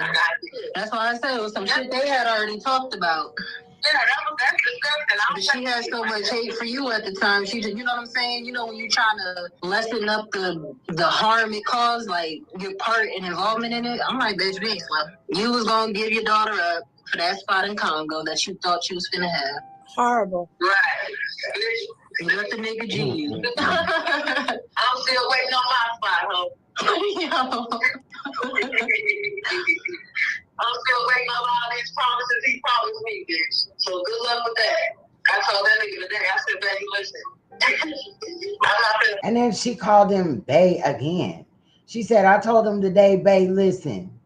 Girl, this nigga just told you that something about a child being sacrificed and he laughing it off like it's funny, but he with this nature boy energy at the same time, like this bitch is dumb. Every time you want to mention this bitch, Listen, go spend as much time you need. And a motherfucker can't say that they didn't know about Nature Boy, because I remember Wack 100 talking shit about the Nature Boy situation, as at the time, all of us, most of us did or whatever, right? So, that was before I knew all the stuff that I know about Wack now. Mr. Cash Jones over here. And then let's be clear let's just clear up a few things here with this audio. So y'all do know when something's recorded, it comes with the date, right? On iPhones, it shows when you did X, Y, and Z. So for those who put out the narrative that we're running plays about an 8-year-old, you lost your fucking mind. There's text messages that correspond with this. There's dates that correspond with this. All of this happened around the same time. So now, when Danny came over into our clubhouse room and she spilled this hot Henny at our bar, she was saying that she was going to drop the receipts. Now, unfortunately for me, I don't know anything about Discord, because that seems to be where a lot of this stuff is being dropped at. Jam Master says she's going to grab a bag to tell the truth about. Yes, it was, Belle. It really was. Him. CS1 and R&B-ish. Get ready. You mean CS2. That's CS2 back. Okay. Being quiet, not loud enough, should have caused all sorts of noise from that. And that's how I feel. As a mother, I would have been raising ruckus. I would have been doing all types of things. But then again, if you go back to other audio that I played that Danny had said over on Clubhouse, she spoke about intimidation tactics that Wack uses, like stalking them, chasing them down in cars, calling their jobs, getting them fired, sending pizzas to their mama's house and making a threat to their moms. He does all types of diabolical and ruthless things to instill fear in people. So this nigga is sick and disgusting. And about the mother part, I believe that, because he definitely disrespected J Diggs' mother for no apparent reason. That's how he keeps a lot of people underneath his thumb. For me though, you're gonna have to show me you're crazy about my kid. You understand me? You're gonna have to show me you're crazy about my kid, because I'm gonna show you my crazy about mine. But this is not uncommon, for people to want to sacrifice loved ones. And unfortunately, you got to think about all of those child stars that pretty much were sacrificed at the hands of Hollywood, all for their family to be able to get money off of this child. This is not something that is not common practice in Hollywood. This is something that happens in Hollywood.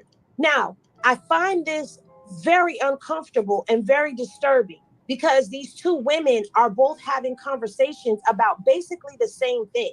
It may be different conversations that are being had, but they are still the same conversation in hindsight. It involves an 8-year-old. It involves Ty. It involves Wack. It involves some type of something being gained at the hands of the mother and the sacrifice of the child. Now, also, another child that was allegedly supposed to be sacrificed by Wack 100 in this whole situation, a 9-year-old, it was brought to my attention, but there's no real proof or audio to go with it that I've heard. You see what I'm saying? But, just, put that in there, set that to the side in the section of hopefully we get some receipts on it. The mother didn't want to say anything because she didn't want the husband to find out, because allegedly she's in a DV situation. Who's protecting the child? Who's the voice for the child? This child is not a pawn or something. Like, I don't get parents that can do that. Children are precious. But this is too often of a conversation that we keep finding ourselves talking about children being essayed and raped and M-worded. This is too much. This is too common of a conversation for us to have. And I'm sorry, I will not be desensitized to this. Because when you keep hearing something over and over and you keep seeing something over and over, you become desensitized to it. I'm not going to become desensitized from stuff like this. And I'm going to continue to expose this BS every time it comes out. This is sick, twisted, and disgusting. And I don't know what kind of mother sits back with this kind of behavior. But now on the flip side of all of this, what kind of woman lays down with a man that even entertains this kind of a conversation, or that would laugh, talking about, you ain't gonna believe this? If a man were to come to me laughing about a situation like this, you are gone. You are out of here. Because I would not find that entertaining on any level, ever. There's nothing funny about it. This is gross. And you went and tatted this man on your back, girl. Child. And that's another thing. This girl, R&B, she has a whole like portrait of Wack 100 on her back. Talking about he was like that she asked for it for a birthday present. Girl, you are a mammy ass bitch. It ain't no way. It ain't no way. Or maybe he's acting, but it's still sad. Even if he's acting, that, yeah, I agree with you. That's why I said you're going to have to show me you're crazy. You're going to have to take me all the way out. There's no way I would sacrifice my child. In no manner. In no manner. People are sick. That's why my kids can't go anywhere without me. I agree with you. There ain't nothing someone can do to me that would stop me from protecting my child. Life without parole, just give me the chair. Hello? Facts. How can a woman even listen to this? Yes. After I whoop his earth and call the po, y'all letting R&B spin y'all. Wait, whoa. He wasn't acting. He wanted the child. Y'all letting R&B spin y'all. No, baby, Breezy baby. She ain't spinning nothing over here. Because she ain't off the hook over here. Because that's disgusting bad behavior on her. Because you still laying up with this man even after all of this. Where is the mother's audio? I don't have the mother's audio right now. I'm still following this story. This is what that's crazy. Been talking about. The parent or parents sacrifice their children for money and they end up being crazy. R&B is not spinning us. Okay. They all say exactly. Yeah, I heard about that too. That he liked to climax on her back where his tattoo is with his face. That is wild as hell. This is real sad. Y'all should have known that Wack was a pervert. So he wants his own nut on his face. Now that reminds me of Sonetta when he said that he tasted his own sperm, child. He been FaceTiming females and playing with himself. Nothing Wack do will ever surprise me. She should call the popo on him. Okay. I wouldn't even be able to discuss this. Girl, listen, I am going to speak for children every time. I'm going to speak for them, whether they mine or somebody else's. If there's a child being done wrong and ain't no adult speaking up for them, I'm going to speak for him. It's diabolical behavior. He's a sick son of a glitch. Knowing all of this, and she still put the tattoo on her back. This is what I'm saying. Facts, Derek. Yeah, pretty ginger. This is what I'm saying. You done tatted this man on your skin. Do you even know what a tattoo is, girl? You done bound yourself to him. Baby, shut the door and open your ears and shut your mouth. Yeah, we're gonna keep exposing this. The more that comes out, the more I will keep exposing. This is so sad and sick. He's doing this to women. Could you imagine what he's doing to his artists? He already told you what he does to his artists. I read y'all that content. You know what he's doing to his artists. He doing the same damn thing, okay? She said, Diddy, Kelly, Wack. Soul Tie sending folks right to hell, straight to hell, going busted wide open. Get this out. Get this out. Don't let this be swept under the damn carpet. Get this out. Damn. Then it's also crazy, right, that when he hit it from the back, he looking at his own face. That's weird. That's weird as hell. But anyway, we're about to get into these receipts.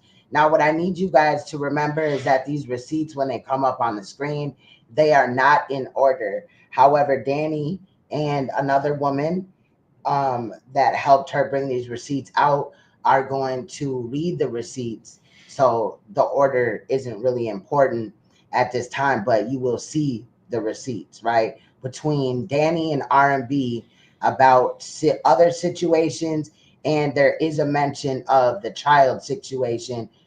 There was something stated like, should I tell him about the child, that I know about the child or whatever? And they said no or something like that. It's very just strange or whatever. Now, the dude that we're about to watch, it's Smoked Out TV, was on Clubhouse, and he was screen recording the audio and all that of what was going on in Clubhouse and posted the receipts. That's why they're not in order. However, DTE Money is reviewing this content that we're going to look at, and he kind of skipped over that in his video, but I believe the original video that Smoked Out TV did on this is down. I think the whole channel's down. I think he had to remake a whole new channel, because when I searched that page up that was at the bottom, I cropped it out, but it is not here anymore. So long story short, unless he changed his channel name.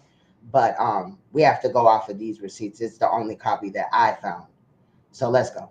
Y'all see them text messages in that PTR.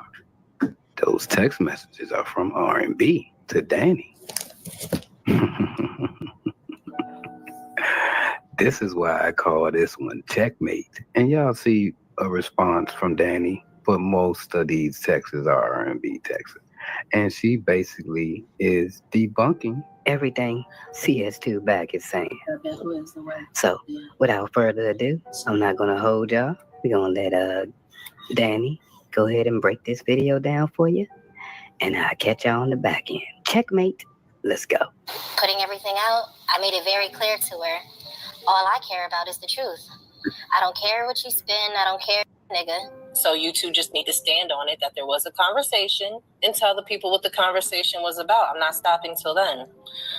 So let's go here.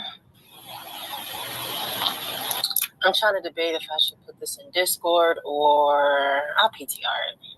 Now PTR is where I guess they can screen share. So that's what that means. And when you hear them talk about on the floor, that means people that are in the room. Yeah, PTR it. Okay, so if R&B was trolling that day on the phone, then why, when the recording dropped, why is she texting me this? It says, "This is my life," calling him a pedo. I'd rather her audio drop than my voice. I've never recorded you. Why he in here? This is going to go up on me. They'll have me all over Shade Room and everything else. I'll have to lie like it's not me. This confirms I've been talking to you and everything. My heart dropped listening to this. Please delete the replay. She was trolling on that audio? She was trolling y'all? It's crazy. Crazy work. And he in there lying for her. And he don't even know she's further lying. She's still lying, and he lying, trying to cover up for her because he's too far gone. He done went too far. But she been doing shit. That's crazy. Crazy work. Nah, it's crazy. It says when he hears this, he's going to go up on me. Okay, and they make mention of this, but as you see at the top, it says it's cut off a little bit, but it says, "Is my life." I'm calling him a petty. That doesn't mean like I'm calling him petty. They're referencing a pedophile. All right, y'all ready for part 2? So basically she's referencing that they're calling him a pedophile. And I told y'all, get the Shade Room in here. TMZ. And all these messages that are on this side in the white are R&B, Wack 100's girlfriends. And I know that there's this right here where their channels are. I put that there. There's nothing under there to see. When you do see it in the blue, it's not covering up anything else. So it's not like I hid anything or anything like that. Get them in here. Go ahead, Danny. Okay. Read the second half. This is my life. Y'all doing this to prove a point, and he has nothing to hurt you. It's fun for y'all. I've got played, and this really hurts. I've never turned on you ever. You played me bashing him and everything. You actually threw me under the bus. No. What she did was expose the truth. She didn't throw you under the Now, this is audio from Demon Time Exotics. bus. Y'all been playing these games with people. Y'all been playing this game with me. Y'all been playing this game with everybody. As soon as a motherfucker make y'all content, now you threw me under the bus. Ooh, nah, y'all throw people under the bus every day. Why you want us to have some sympathy for you? Nah, y'all ass right up under that motherfucker too. Let's get to the rest. So that's what you do when they hit you with a lie. You hit them back with the truth. Yeah. Okay, you ready for the... Okay, let's take it up a little bit. You ready for part 3? Yep. I would never do that to you. Lesson learned. I trusted you. This shit is everywhere. Whipping them feet, though. He woke up Real. to it. They sent him the audio. They still playing it. What they say, something all good. Now I found a way to turn It's all good. Now I found a way to turn it. Like, this is literally plotting the lies to come. Like, That's what I'm saying. This just seems either R&B's stupid as fuck, or this is calculated, bro. Can anybody tell me that you tell the person that's exposing you, oh, don't worry about what you exposed me about. I just found a way to finesse it and flip it. So you're good. Don't worry. Just chill. I got a way to twist it. This seems too... Yeah, that's wild. Who plotted, bruh? It just seems way too convenient, bro. That she's on the phone talking, she's text messaging everything. And then, like I said, in this world we're in, everything is recorded. I don't understand, bruh. Unless she's just intentionally doing this shit. Be out there, but She trying to line herself up to where it's like lessens the load on her. So that she like, oh, it wasn't my idea. It, you know, this, that, and the other, but you also didn't go to the police. it's cool. I still got a way to cover it. Yeah, and when people get in their feelings, they text and hit you and all that. And it's no response from Danny either. Like the chat, you're not even responding, so you know a motherfucker in their feelings. Oh, yeah, this next part? This another thing I'm ready, but one other thing. This another thing she proving. You sitting up there trying to be cool and talking to the FBI or whatever on your end. You being cool with Danny through all of this, and you showing it. Or is she, if Danny is really calling the feds, right? And she knows the feds could be coming, are you setting up your motive, your excuse? I was never with it. I was in fear. You feel me? That's what I'm saying. Yep, I agree with him right there. I'm saying, so it just seems like now that she knows that the laws is getting involved, she's really trying to befriend this person that's doing the exposing. Maybe she's hoping that Danny will hold back some of the information on what she has on her because she was always cool with her and they were always friends. So she's trying to keep her close because she know the feds could be coming down. But this shit just seemed too weird to me, bro. Like, I ain't gonna lie, bro. Like, this shit just seems weird. Like, why is she talking so much and texting so much knowing that all this shit is recorded? Nobody said nothing about that. Why is R&B still talking to Danny when Danny went at each other the way they going at each other? Well, that's big, and that's your That's woman. what I'm saying. But go ahead, Danny. It's all good. Now I found a way to turn it. Just keep me and our personal relationship out of it, meaning you and I personal friendship out of it. I understand why you did it, but please don't make any more decisions like that without hitting me first. You are... Listen. Why would she hit her up about exposing this on the benefit of trying to protect the child? Why would she hit her up and let her know about it so that she could try to shape the story to conveniently not showcase anything about her herself? Talking about R&B, Wack 100's girlfriend.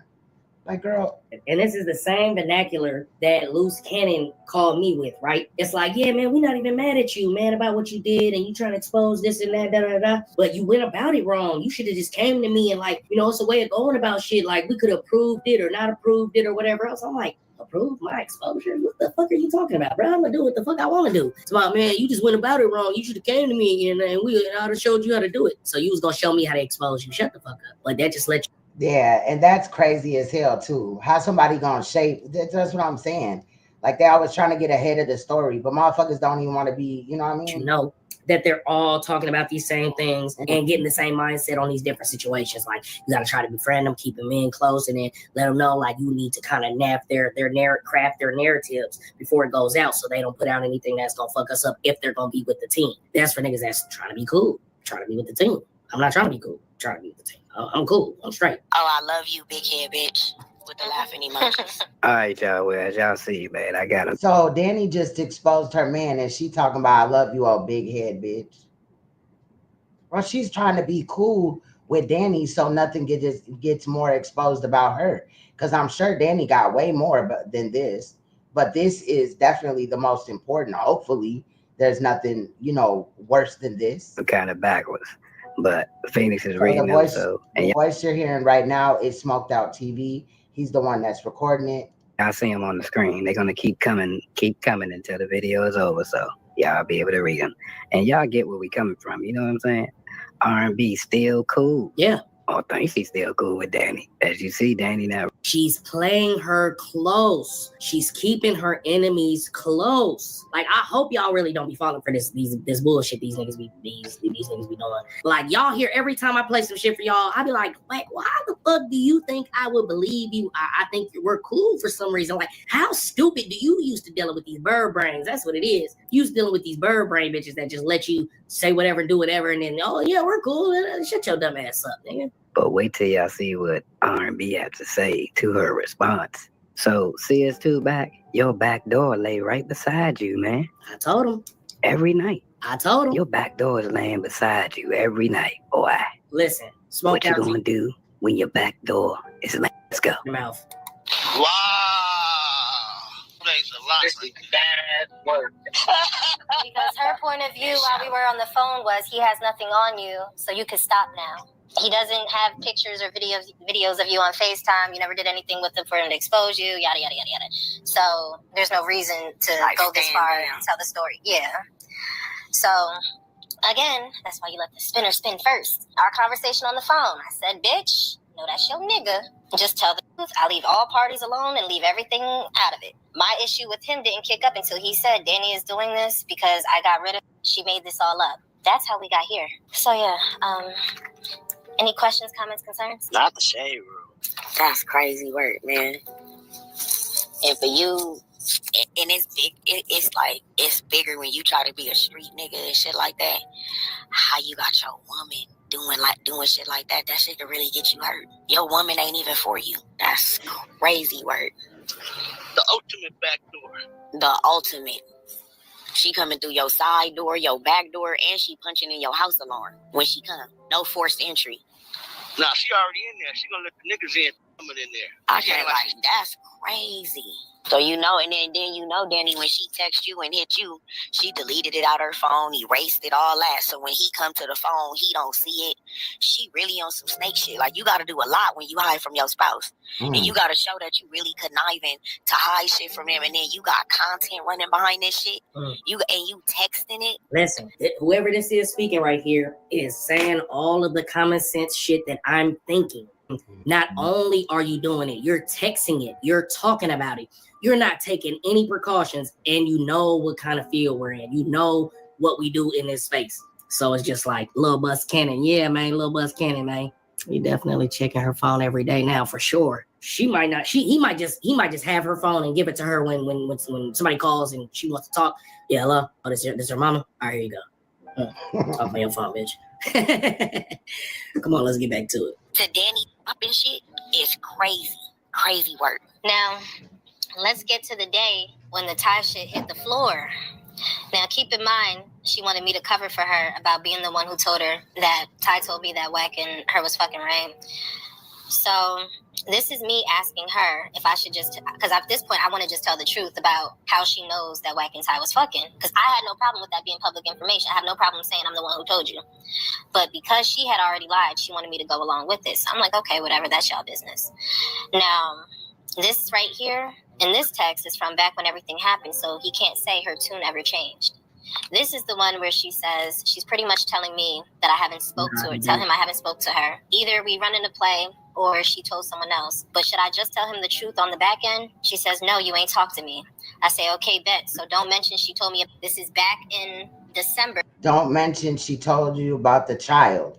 When everything pops off. Yes. Mention that so he knows you ain't lying, meaning knows that me and Ty actually had a conversation, because he knows I wouldn't tell you that. He knows that. That would cover you. I said, she told me that yesterday, though, so he gonna think I told you. She says, because that would make me and him look like petties. No, I promise he's not. I never recorded you. This is my real life. Y'all doing this to prove, and he has nothing to do to hurt you. It's all fun for y'all. I got played, and this really hurts. What does she mean when she says she got played and this really hurts? Is it all of the lies Wack 100 has been telling her about what she's going to get and what she's going to, you know what I mean, for dealing with all his bullshit? Or is it just that her best friend is playing her or recording these texts? I think it's the second one that Danny put out the information, which incriminates her. That's just, I never turned on you ever. True. You played me bashing him and everything. Yep. You laying with the screen door. You locking the doors from us, but you laying with the screen door. Who they could just open that motherfucker and come in. And she's still getting that motherfucker, still getting at the person that you going back and forth with. But should I just tell him the truth? No, you ain't talk to me. Okay, bet. So don't mention she. It says, okay, bet. So don't mention that she told me about the kid shit. He told me about the kid shit. Why is she talking so loosely on this text message? If he don't see that. I think when I edited where the kid part came up, I think it accidentally got cut off.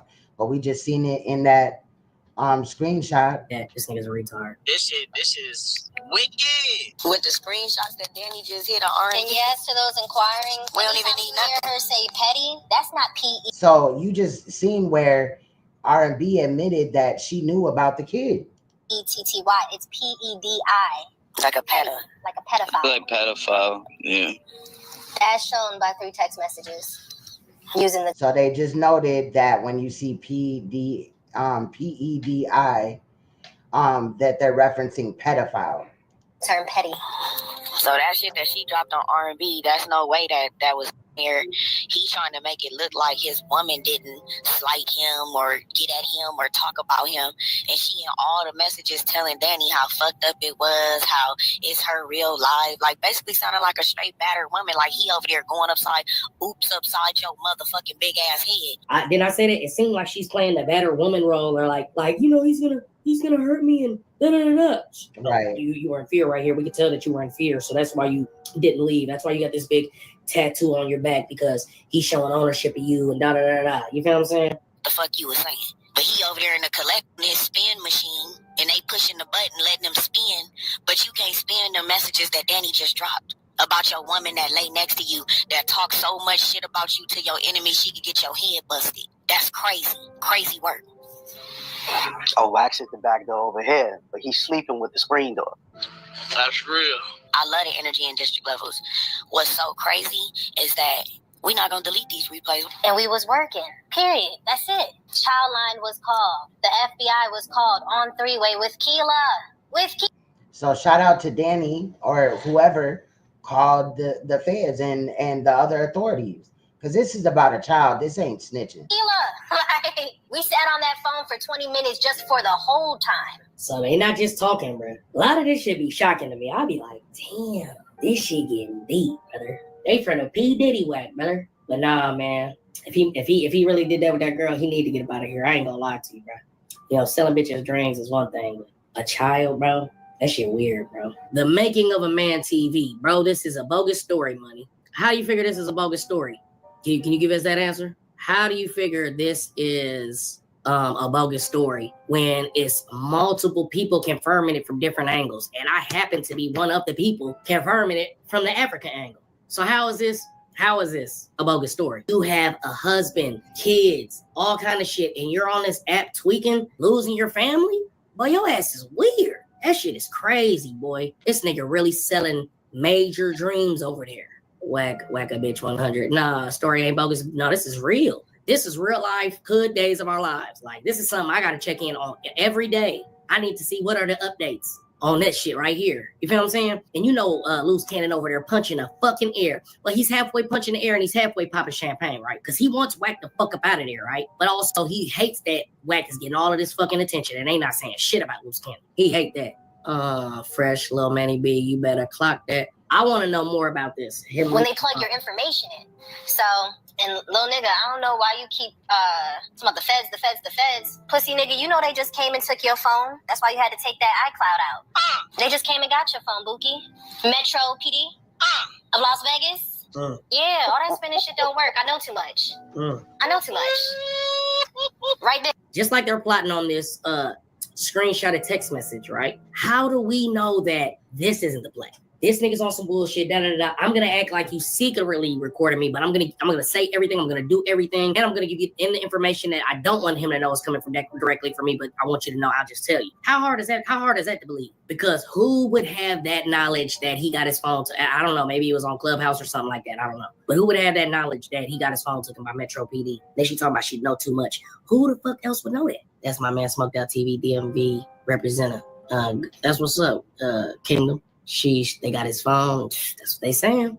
And I want to know who got more information on that. Bitch. And one thing I can say too, I don't know, the technicalities behind it, but I do know if they coming for you, you want a down bitch on your side. And I know bitch that's already fumbling. You already know what that come with. It's a blessing that R&B is the way she is. That's a blessing. It expedited the case. It expedited all this, honestly. But I'm going to be honest. Like, what my stance for R&B personally is, no, she has never did me no wrong, but I'm not for the manipulation. Y'all didn't hear that phone call between me and her where we literally got into it because she's trying to convince me he's not a pedophile after everything that we've talked about and shared on a personal tip about his behaviors. We're not doing that. And don't get me wrong, I'm a ride or die bitch when it comes to friendship. But once I told you on that phone, we standing on truth. And if it ain't the truth, don't come at me with no extra bullshit. And you let that nigga get in Nisha Kim room with you in the background while he lying, you might as well hang up your jersey with him. I'm not going for that. Because the first time I left had to do with you and me not telling the truth on what happened. I done did enough on this app, taking the heat because I don't expose people. When me and Phoenix got into it about me saying Wack and Phoenix was fucking, I had to work. I just didn't want to expose the people involved on who told me what and how I know. Because it had to be Ebony and R&B or some shit like that. Yes, but when it come to this, this one I'm not doing lightly. This one I'm not taking on the chin like a good sport because he didn't dox me. No, fuck that. And I got satisfaction in reading those messages right now. I'm glad that it came through on my voice. Please YouTube this. Make sure y'all YouTube it. That just lets me know that he uses these same tactics with other motherfuckers, right? You know what I mean? I could do this to you, boy. I could take your page. I could do this. I could put your people, this information, that information out there. Same tactics he do with everybody. Same shit he do with me. That gave me satisfaction to know you sleeping with the screen door. You trying to say what I do, how scandalous I am, nigga. I'm none of that. Everybody that fuck with me know that. I would never do that to my nigga with his enemies. Well, this some pedophile shit, so I would hope any bitch would do this to their nigga with their enemies. What if she know that they really called them guys? Like I said, I'm like, oh shit, they really called them guys. They're not even just capping and threatening them. They really called them. So what if she know that they really called them guys?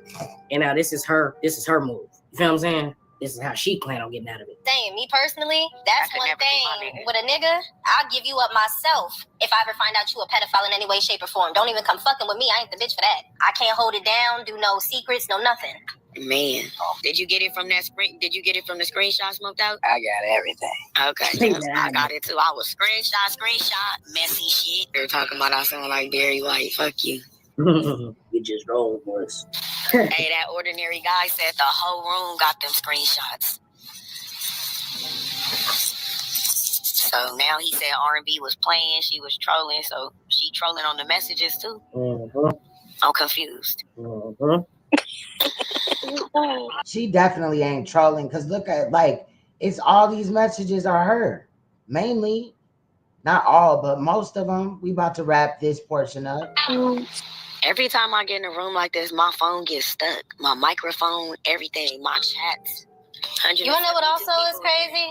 You remember that part where Wack got on the floor bragging about how his bitch don't talk to me? You remember that? Man, shit, that nigga. Ooh. Like I said before, don't nobody over there just stop talking to me. Because I don't be doing shit. Yeah, just like with you and I, it was easy for us to talk because we never had no problem except for what they lied and tried to spin. So now that they not in the equation with the spin twist, me and Danny don't have a reason to hate each other. That's why they didn't understand. Remember you kept saying, Danny, you supposed to hate Phoenix? I'm like, for what? For what? Yeah, we never. I was only involved because of the shit that y'all brought to me. Yes. So R&B telling all his business. Yeah. And like I said, I can't imagine that she's dumb enough to think that these text messages couldn't be screenshotted and these calls couldn't be recorded. I think like whoever just said, Fred Max said, that's her exit strategy for sure. I think that's where we're going to end it tonight. Shout out to Smoked Out TV. He did the work. She don't fight for hers because she loved him to death. That would imply that she feels like she's losing him in some way. You know what I'm saying? This is where I think that they use each other to confirm their bullshit stories, bro. I used to always wonder why they used to sit on the phone and talk about this type of shit, right? But they're what they're really doing is they're, like I said yesterday or the day before, whenever I was live talking about this shit, they're basically using each other to confirm each other's lies, and then they allow certain individuals to observe these things happening in, so they can call on you as another confirmer of truth. You know what I mean? That, oh yeah, we getting this much money, we doing this, you know what I'm saying? We here, you know what I'm saying? Well, just listen to this shit. They sit on the phone and talk about, yeah, we just need to get this closed out. And the R&B's probably sitting right next to him like, oh man, he probably seen that she's been getting like a little, antsy, like, man, what's up with this or what up? Nah, man, this nigga loose. Because there is no deal. Niggas just been selling dreams and shit. So there's that. And I just think that shit's crazy. I'm inclined to believe that because I have heard also on DTE Money's page where he had documented Wack 100 talking about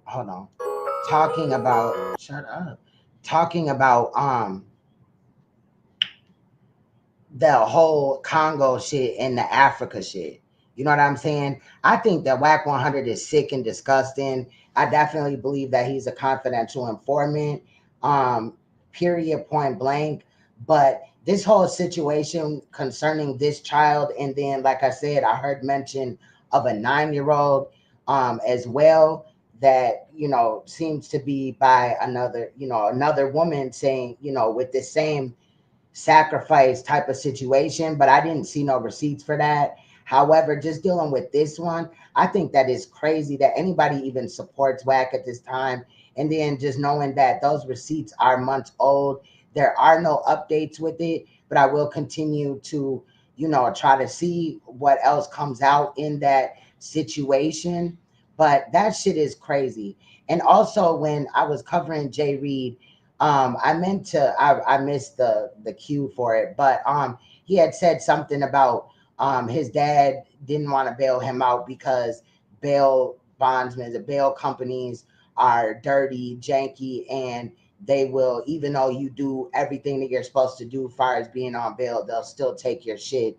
Not a reputable company. That nigga's capping. And in reality, your dad just didn't want to bail you out because you're a predator. He probably didn't want to tell his new wife, which is not your mother, it's your stepmother, about his son's crimes. You're sick, you're disgusting.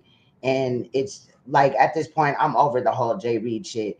Now, the only way that we'll readdress it is if he comes out and he makes some more statements about it. But before we get out of here, y'all, and I do apologize that I did not put this video out. So I'm not going to go into great detail because the video is only 8 minutes, but it does give a rundown of the situation.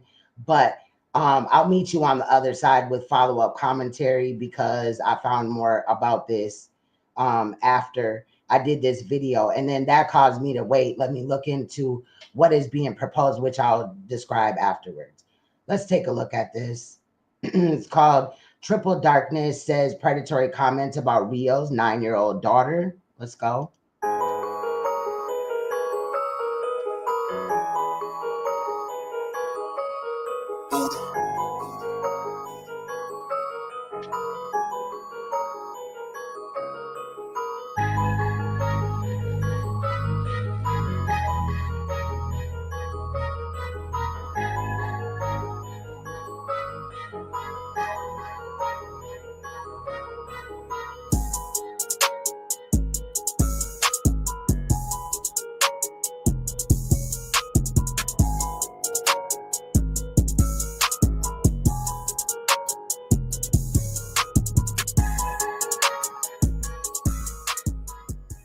The following video contains strong sexual content and is rated M for mature audiences only.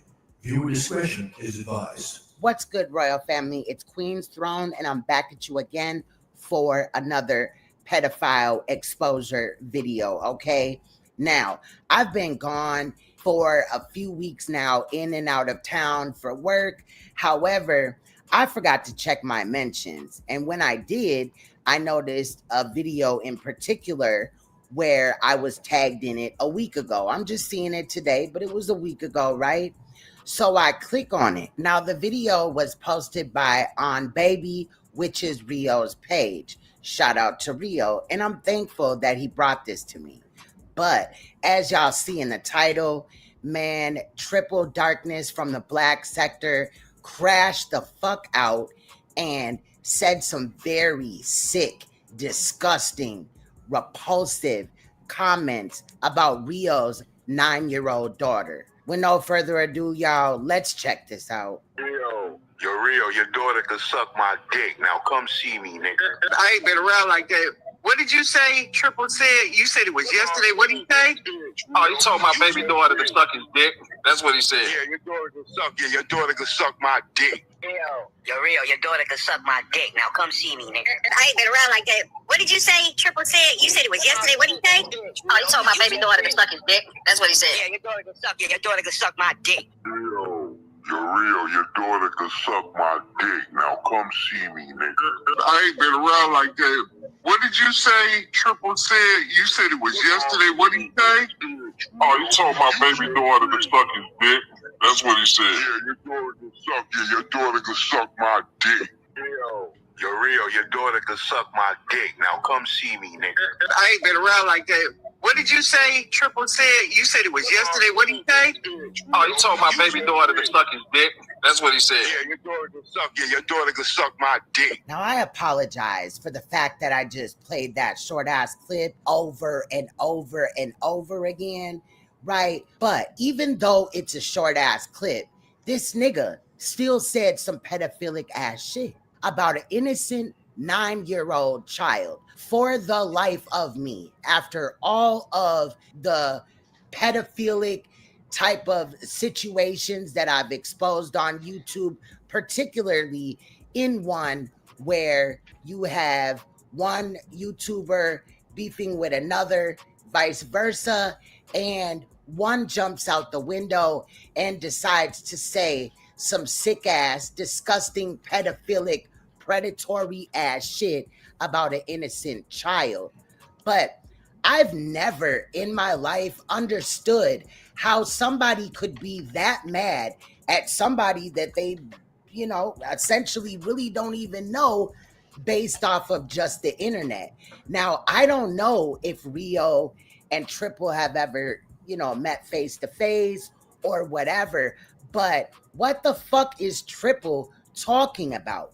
Now, I remember Triple when I used to run around in the black sector, child, and the nigga was always cringe. He was always like just disgusting, perverted, motherfucking looking like that with a face like that for what? Like, ugh. And he definitely was given socially awkward every single time that I saw him on somebody's panel in the black sector. I swear, Triple has got to be the ugliest, creepiest looking garden gnome, predatory looking, like he already got the face of a predator, right? Now we know that predators come in several shapes, sizes, colors, creeds, all of that. But the nigga legit looks like the stereotypical predator. Now I'm aware that these are comments, but again, if somebody can make you that mad to where you would allegedly step out of your body and say some shit that you wouldn't do in real life, then you ain't got no business on the internet.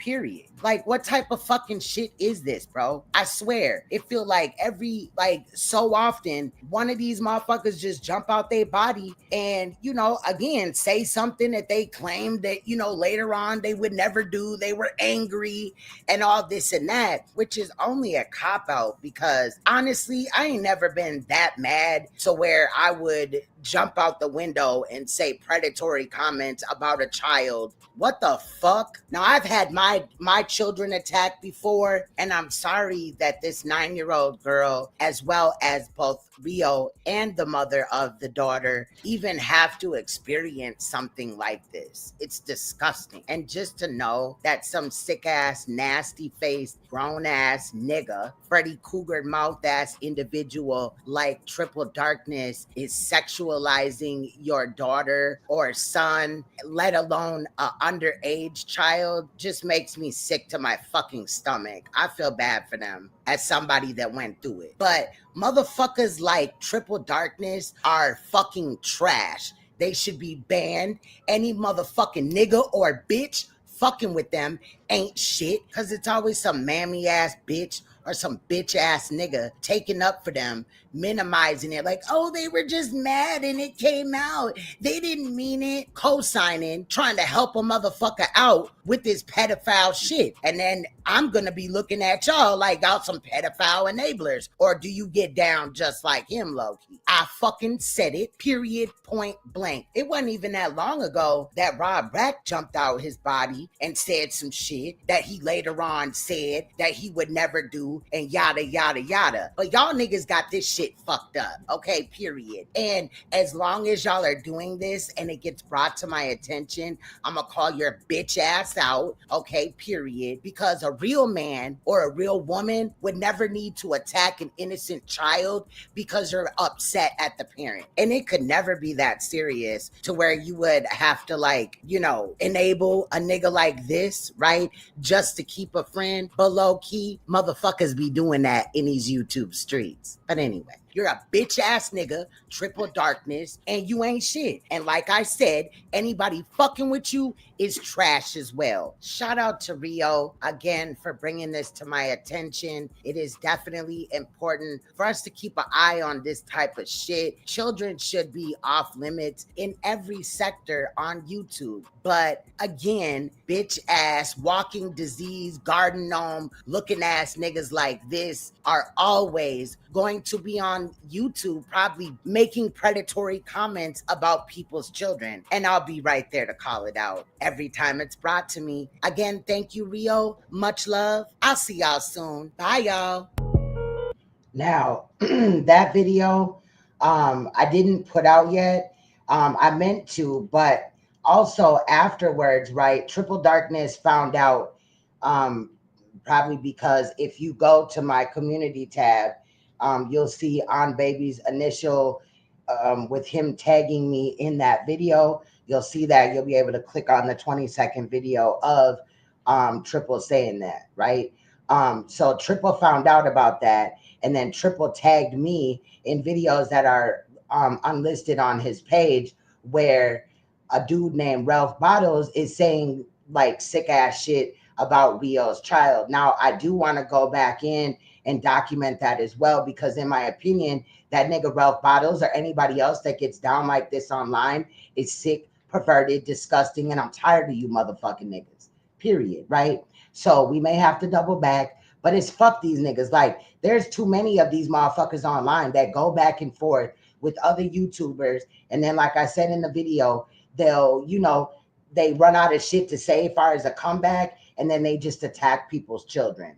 But true enough, what Triple tagged me in was also sick as hell. There's where motherfuckers like cropped a picture of Rio's daughter, and in between her legs, they put another nigga's face with a tongue sticking out like towards her coochie. Remember, this is a 9-year-old child, bro.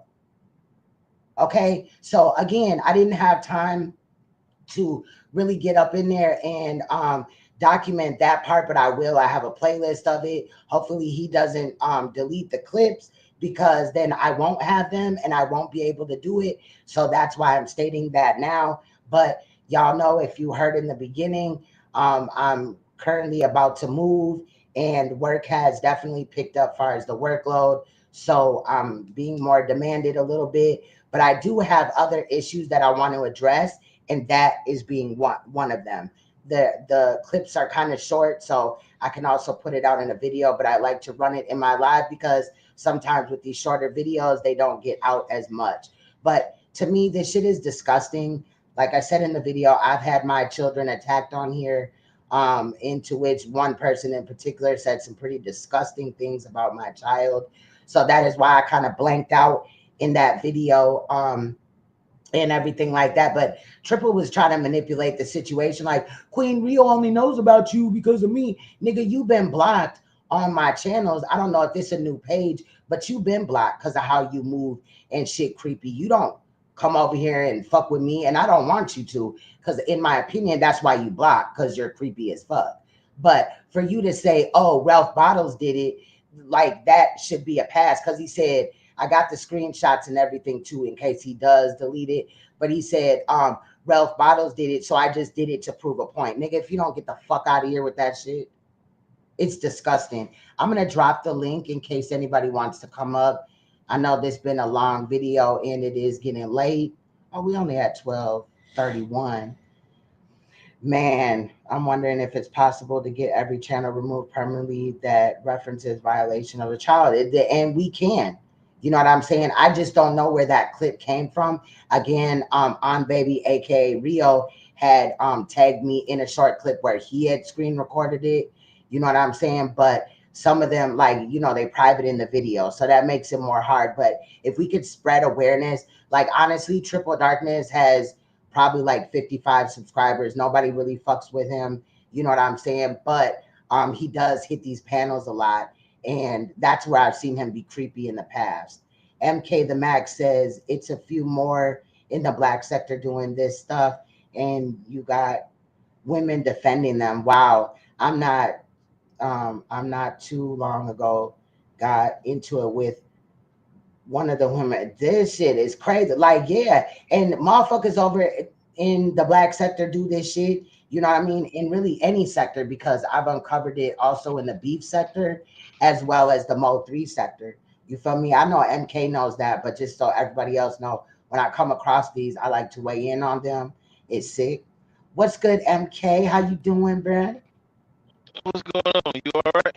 Ooh, come back in. Your audio choppy. Here they go with this shit again, bruh. Uh-oh. All right. Yeah, I'll drop the link again just in case. Damn, why they just keep playing with me?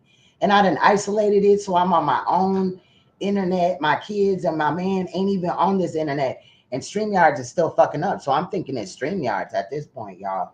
But another thing is, I heard that EV Mux was messing up. I don't really know how to do EV Mux, but I heard that was messing up. I also heard Restream has been messing up. So it's like I don't want to move to another, live streaming thing, and then it's still like some issues or whatever. So I don't know. I'm kind of stuck, but I may go back through Streamlabs, and Streamlabs also has a thing now where you can drop the link and people can come up on a panel. I think it's like 3 people or something. But the only thing is, I think that like you can't, how like on StreamYard you can make it so that like how I'm doing right now, you can't see me, right? Which you would, but again, StreamYard just playing with my damn camera and shit like that. But I think when you do it through Streamlabs, it will just put you up and you'll be on camera. So that's the only downside of it. But I love Streamlabs. I've used it in the past. What's good, bro? Is it still choppy? Man, it's still doing it. Where you at? Hold on. I should be in a Like good 100 spot. trying to interfere with your audio. That's crazy. Let me try to see if I can do something. Oh, he cut off his settings. But yeah, this shit is wild, bro. Yeah, it's called the Black Sector. Yeah, I wasn't being funny. It initially started a long time ago and stuff like that, and then it kind of like became a portion of like the Nature Boy sector, because some of the Black sector started doing that. And the Black sector is different than the conscious community, basically, or whatever, and things like that. But yeah, it's basically that whole sector is basically based on beefing with each other and this, that, and the other for views, basically. But go ahead. Messed up. Yes, bro. Let me. I'm gonna try to come in a different way. Hold on, stay there. Let me try to. Damn, I was trying to fix his audio settings because now StreamYards allows you to do that as well, I guess, because something just popped up. So maybe when he comes back in, if it does it again, I don't like Streamlabs got to get their life together, Charles. But if I do switch to Streamlabs, it's a way that like I can just cover up the screen and just add people in. I did think about that, but I like that. And that's just kind of taxing on your computer. But I got a new computer, so we should be good, But there's that. But yeah, that's what it's called, the Black Sector. You there, bro?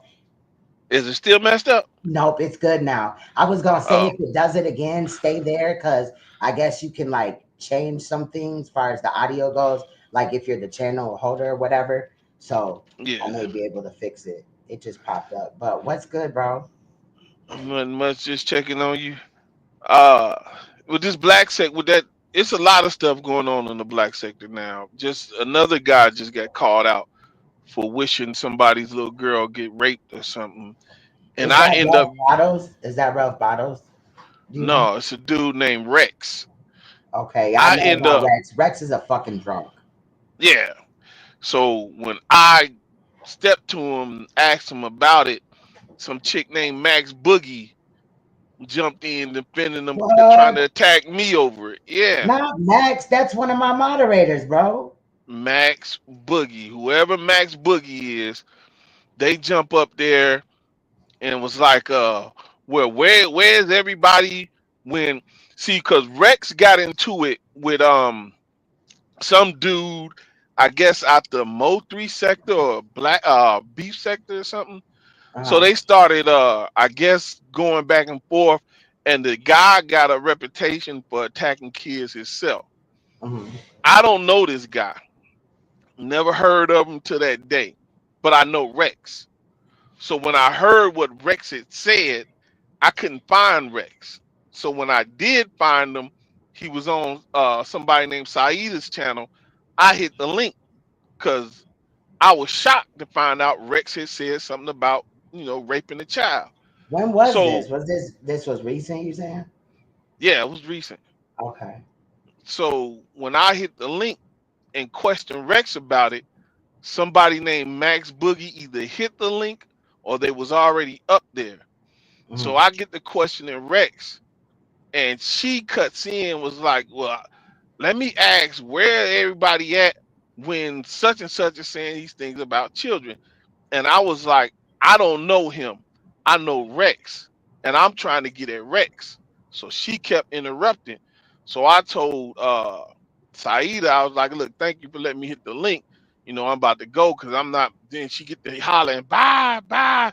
You motherfuckers don't even take care of your own kids and all What kind the of fuck? crazy shit defending Rex. I don't give a fuck about none of that. This nigga Right. says some shit like that out of his mouth, whether I'm cool with him or not. When I hear that shit, I'ma get at this nigga. Right. So I don't give a fuck who the other dude is. I don't know him. I know Rex. So why is you defending anybody who says some shit like that? Trying to, well, what about him? Well, what about the motherfucker? Do you get at that motherfucker when he say shit? Cause I Do don't know you him. I do you know have the Rex. audio of this, bro? I can get it. It's All still up. right, I because can I, get it. I was like, because that's alarming. Because um, Max is one of my moderators. She was in the chat earlier. She came in and said hi. Well, Let's that's what get Max Boogie did. Hey Jersey 67 salute. That's crazy. That's wild. That's that's what Max Boogie did. And I'm looking at the shit like I don't know nothing about the other dude. I'm just finding out about what Rex said, and I'm questioning Rex about what he said. And here you is jumping and trying to intervene and stop me from doing it. Yeah, I'm That gonna it just be didn't make real. no sense to me. If that's what happened, I'm not saying that I don't believe you. I just want to see I it. get the audio. But I get the audio. that's crazy, bro. That ain't cool Yeah, at all with me. I don't ride with that. Cause yeah. if she don't know, Rex is disgusting as fuck. Like I've been blocked Rex probably in when Rona was going on because he was in my chat drunk and just arguing with motherfuckers and on my panel or some shit. It was a Right. minute ago. Like I think I still got the videos. But that's crazy, and I don't get down like that. That's sad. But That's sad. when you look at this shit with Wack, right? And it's a couple things I know that ain't been let out to the public yet about this dude. But when you look at him and you look at his mentality and look at all the stuff, and we're gonna just go into this stuff we went over tonight. It's like this is not a Hollywood situation, so to speak. Though you may find a lot of people in Hollywood like that. You find a lot of people just common everyday people like that. And it draws me back to when I first heard about Mika. Remember the one who said he had her do, the things to him and shit with the Mhm. fingers. Yeah, 3 finger leg. Uh yeah. And she said, he told her, he was dealing with his aunt. He got molested by his aunt when he was younger. So Right. then there was another lady, I think it's somebody named Keita's mama, came on and said, he got molested as a child. And I look at that and I say to myself, like, I remember back when sometimes I go here and there, but I bring it all together and I want to drift off. So I said with the R. Kelly situation that people started attacking me because I said everybody needs to be held accountable. And I was saying you cannot let the child go all free into the world after something like that happened. They're Right. gonna need some counseling. People gonna have to stay with them at least till they turn, 21 and all that. And a lot of people got attacking me. Oh, it sound like you attacking the victim. No, I'm not attacking no victim. I'm just saying that, once you touch a butterfly's wings. So, and Right. you look at Wack and with my own story and looking at what I saw in my family, once you have a behavior like this and you let it go unchecked and then they grow into adulthood, there's no stopping it no more. That butterfly wings has been touched and it's ruined. And in turn, something, I'm not saying all, but there's a percentage. I'm not saying all people who something happened to them when they was younger turn out to be bad people, but everybody who's been touched as a child has to be monitored. You got to be able to watch them and see if they, develop negative traits. Because now look at this dude Wack. Look at his mentality. Look what he's going around doing. Like this, the sneakiness, the connivingness, pitting one person against another. You know what I'm saying? That, and I see that all the time. And Well, the I think reason it why, goes. Go ahead, bro. no, the reason why I was looking at that, and I don't know, I guess I was psychoanalyzing things. There's a woman who she was telling her story. I saw it on YouTube. She was telling her story about how she ended up sleeping with her first baby daddy. Then she said her second baby daddy was her first baby daddy's stepfather. Then her third baby daddy was, I don't know, her first baby daddy's cousin or some shit. But she was young, and while all this was happening, and she was explaining, her situation about how her thinking was when because she was like a teenager, and I'm listening to this, and of course she came out the Midwest. So while I'm listening to this, and it's familiar to me, like, and I'm thinking to myself, like, I done watched girls grow up like this. I mean, this sounds too common. And when you look at Mika, say for instance, jumping back to Wack, her family, like when she was talking about, her family situation, her family was fucked up. So you have these people with these fucked up family situations who don't really have no family out here winging it on their own, and they run across somebody like Wack, and he can see that, and he can manipulate that and use that. That's why you have a lot of these women, you know, he gives the appearance like he got some money and some prestige. That's why you have these broken women who don't have no family or whatever, who will do any and everything he say. We can see that on another level when we look at this conscious and black community. You got all these people who will see one person's evil deeds, whether he know it's some pedophile stuff going on, and they see him manipulating and playing with it and all that, and they don't say nothing. They suck up to this dude. They jump out here and claim they advocates and all that, but then turn around and wish rape on other people's children. Yeah, that's crazy. They call him out for his actions, but as soon as he paid them attention, as soon as he say, okay, you can come back on my platform, all that disappears now. So you see all this fakery and bullshit amongst, even on a lower chitlin circuit level. And it goes all back again to the dysfunction and the breakdown of the family. People like Wack 100 wouldn't be able to do this shit to these women if they had strong family units. True, but I think that also there is, as people that have been abused, there is people that have been abused that wouldn't touch a child or do that to somebody else, right?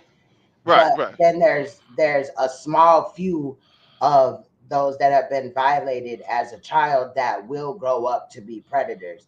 I think it has a lot to do with when the crime initially happens, how how did people react to it? Was it taken serious? Was it reported? Did the child get Exactly. immediate mental health therapy and be able to talk about it? Did what happened with the case? Those type of things. You know what I mean? I feel what you're saying, but that's how I feel about it. You know what I mean? Right. We don't disagree. Or Right. the only thing I'm saying is, if this behavior is let go, and then the small amount of people who do shit like that, you see they in a fucked up situation. Like, say for instance, they don't have a family structure. Something happened to them. They don't have nobody to talk to or to go to or nothing. So they, either it keep happening or they got to keep that in, and then they develop bad traits. They Right. start to think this is the way to move. Yeah. And I Just see that like in this watching dude Wack. watching a young child, like, you know how it's been documented. I had never seen it myself, but a child where they may start like mutilating animals, killing animals, then they grow up to be a fucking serial killer. Right. You know what I'm saying? It's that type of thing. There's some cues that people got to look for, and especially when there's sexual abuse happening, it's very important to address it head on and, you know, really hear that child out, make that child feel comfortable, because if done properly, yeah, that person will be affected, you know what I mean, for the rest of their life. It don't matter how much, you know, Right. mental health treatment you get or therapy or whatever, but at the end of the day, like, they may not, you know, end up being predators and shit. Like, I don't know. For me, And I it couldn't imagine doing something like what was done to me as a child. remember when I told you I gave you your props because I said you a lot stronger than me because it takes a strength that I just don't possess.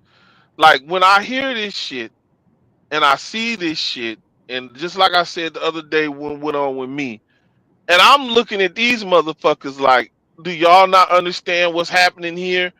Mhm. And it took my I had to grab myself, like reach inside my spirit and grab myself back from just going off on everybody. Are you motherfuckers stupid? These motherfuckers talking about raping kids and you motherfuckers is talking about, I just couldn't believe, you know, sometimes you just got to grab yourself and be quiet and just cuz Right. I was in shock, like people just acting like it ain't nothing. Like, oh, this ain't nothing. I'm in Oh, shock to hear, like, when, wow, bro. I'm just like, wow.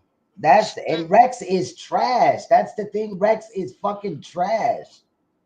yeah, I knew he was, you know, Remember when drunk and Rex all that. violated his wife online and shit? Like, not violent, but with his mouth. You know what I mean? He was disrespecting her or whatever, I believe. Only thing I remember seeing Rex, because you know I know he drinks and all that, is Mhm. he would get into it about he was messing around with women online, and his wife found out, Yeah. and he had some situations going on with Lady La, and I don't want to say the other one, Lady Wu, or I can't remember who it was, but Wow. other than that, you know, I know he drunk and ramble on and say shit, but I never heard him say nothing about a child. So when No, I heard it, I've never heard that either. That's right. why I hope you got the audio of that too, because I would definitely like to Yeah, when expose I all them, heard it, because they doing too much, but they just gonna tag me and talk shit and all that. I don't even give a fuck, because at this point, y'all niggas is bluffing. I don't care who don't like it. That shit ain't cool. Cool or yeah, not, that's how cool are you with a nigga if you can't hold them accountable for some fucked up shit they say about a kid? yeah. And just like you Crazy. know, not to steer veer off this whack 100 stuff, I'm looking at these women the same way. And it's funny how Mika, a lot of stuff she said back then, and people was attacking her, you know, for whack when they fiasco happened. A Mhm. lot of that stuff she said is now coming to light Yeah. about how he got, you know, uh audio and screen recordings of these women and he blackmailed them and this, that, whatever. And when she was talking Right. about how he moved and people was attacking her, now we're seeing she was right and exact. And that's Right. exactly what he do. Shout out to Storm Monroe, because that is on the list where we go through what Mika said, because I've watched that recently a couple of times. I was like, wait a minute, let me you know what I mean? Because a lot, like you're saying, a lot of what she said back then that she got flack for, I didn't even know about this Yeah, whole thing. I knew of Wack, right? But I didn't know that it was all this diabolical shenanigans or whatever. I was, you know, focused on the conscious community and shit. Then I started looking into it more. But looking, you know, just comparing the two of what came out and then what we know now, yeah, she apparently is telling the truth. yeah. Did you see that old video of Wax Surface? I don't think so. You know what? Oh, okay. Well, Which I'll one? talk to you. It's an Okay, yeah. old video surfaced, and I mentioned something to you about Mm. what I think, and that kind of confirms it for me because Okay. nobody could get that video. That video was taken down, and nobody could get it. the only person who would have it would be that person. I think I know what you're talking about now. I did see it. Uh If you uh sent it to me, uh. I seen it. Yeah. No, I might have didn't, but I'm gonna let you Okay. know. I'm gonna Okay. let you know. But yeah, but That shit's crazy. this whole situation with this guy, and then on top of that, from what I'm seeing now, like he's got to be, it's got to be somebody we'll just use the term upper management. Somebody in upper management is allowing him to do certain things, and I'm just wondering, are they allowing him to hang himself, Mm, or are they just allowing him turning the blind eye to certain things to use them for other things? I don't know. could be. We gonna have to see. Because if Danny had called in that whole child sacrifice thing and she called it into authorities like they had stated, then I'm not saying that something immediately would happen, but of course they build in, a case, and I'm sure they watching Wack 100. His name Right. came up in the other indictment as well. So And in that other audio, it was about a 9-year-old girl, and he said he looked at the 9-year-old girl. Somebody saying he looked at the 9-year-old girl and said, "Ooh, she gonna be thick." I got it what? somewhere in my cause it's gonna be in my history. I'll find it. Now I don't know if it was R&B's daughter or one of their daughters, but I'll find it. I listened to it. I should have sent it to you when I listened to it. But then when I Wow. ran across what Indigo had did, I started paying attention to that one and the 8-year-old, and because that one had R&B and all of them in it. So, but Right, I and remember that. I heard Indigo's name, but is Indigo Tay in the stuff that we just listened to? Is Indigo, say that again? Is Indigo Tay in the audio that we just listened to? Because they reference Tay's daughter. They don't Right. call it Indigo, but I heard of Indigo. Then I also heard of a 9-year-old daughter that's supposed to be sacrificed. Somebody's 9-year-old daughter. I don't know exactly. I'll check into that. Okay. But So it's I an heard 8 and a about, 9-year-old. yeah, I think I forgot what, I think it was you who sent me that when they was talking about Indigo put them on blast and exposed them about, giving Yeah, but her, in that audio, they reference Tay's daughter. They say Tay's daughter. right. I'll So check that's into it. weird. I don't know if it sounds kind of like to me that Indigo and Tay may be two different people. I don't Right. know. I don't know. I don't want to get to putting stuff on shit and then it don't fit or whatever, because that ain't what Right. we're here to do. But just keep your ears out. I know that you be beating the streets, like for real. Shit. I mean, looking at this shit like, It's because like crazy.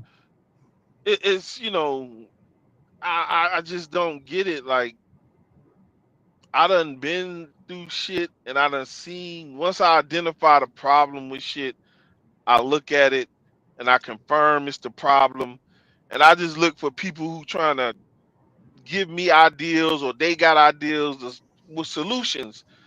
And Right. like I just, it shocks me to see so many grown adult people. And another thing that gets me, a lot of these dudes have daughters. That's the Mm. mind-boggling shit about all this shit. And Like, that's crazy dude, because how you looking at a little girl like, oh, she's thick? Like, motherfuckers is really disgusting. these motherfuckers got daughters. All in the conscious community with this shit, wishing rape on children in the black sector. And then, all on Clubhouse. These are men with daughters. And I They don't do know if it in the some of multi these, sector too. I don't know if these women are paying attention to that shit. The Right. nigga you sitting up under, and you fucking worshiping, so to speak, you cheerleading for, this nigga is saying this foul shit out his mouth about violating kids, and he got daughters. Yeah. I don't And understand then some of and these then if you motherfuckers. got a daughter or a child or a grandchild or a niece or nephew, how do you know that this nigga won't do your niece, nephew, child, or whatever like Exactly. that? Like, bitches be too comfortable with these weird ass niggas. It's never that serious. You should Like, never. why I when don't. she found out that he was talking about something like that and he responded like that, she should have went right to them people, her man or not. Like, what the fuck, bro? It is not that serious. And if it would have been vice versa, that it was the mother's idea, then Wack should have brought it to the police, not bring it to R&B and laugh about it and shit. And then the way that she just was like, oh well, you know what I mean? I ain't get what he promised me. Like, bro, who the fuck is you anyway? Talking about a sacrifice for the queen. Bitch, if you don't sit down. And that shit tripped me out right then. I'm still waiting on the promise he gave me. Bitch, your ass should have been the first mother. She should have been the first motherfucker in the police station. Like, look, this motherfucker said this. But bitch, you holding secrets just to get what he promised you. Right. And he ain't gonna give her shit. She got that big dumbass tattoo on her back. And it's crazy that he liked to nut on the tattoo on her back, which is his face. Like, that is disgusting. Man, that nigga, that's some... That's trifling. I'm sorry, you cannot make this shit up. This is wild. That don't make no sense. You messing with the girl, and then you look and... All right, let's just get graphic, just a little bit. You doing it from the back, and you looking at yourself. Right. And then on top of that, just like this nigga look like he got a pineapple face. Like, nigga.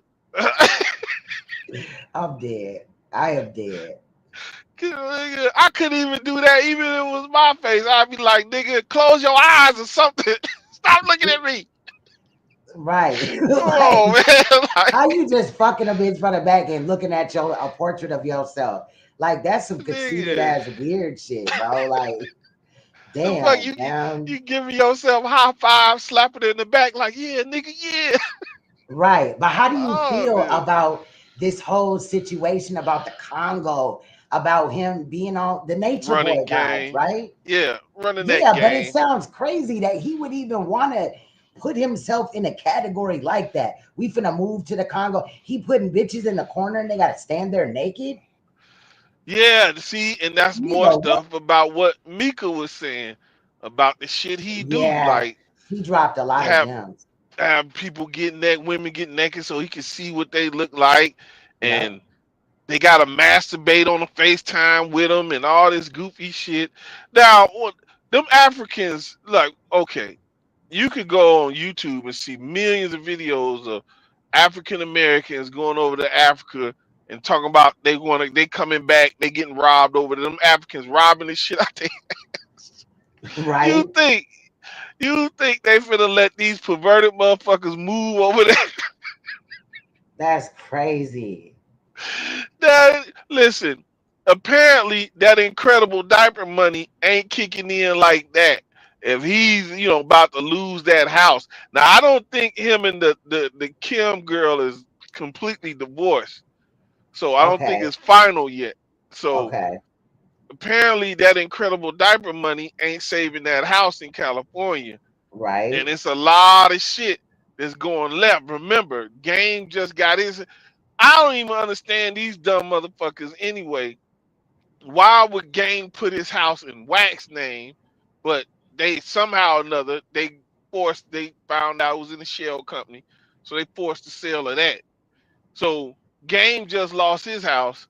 Wack in the process of losing his house.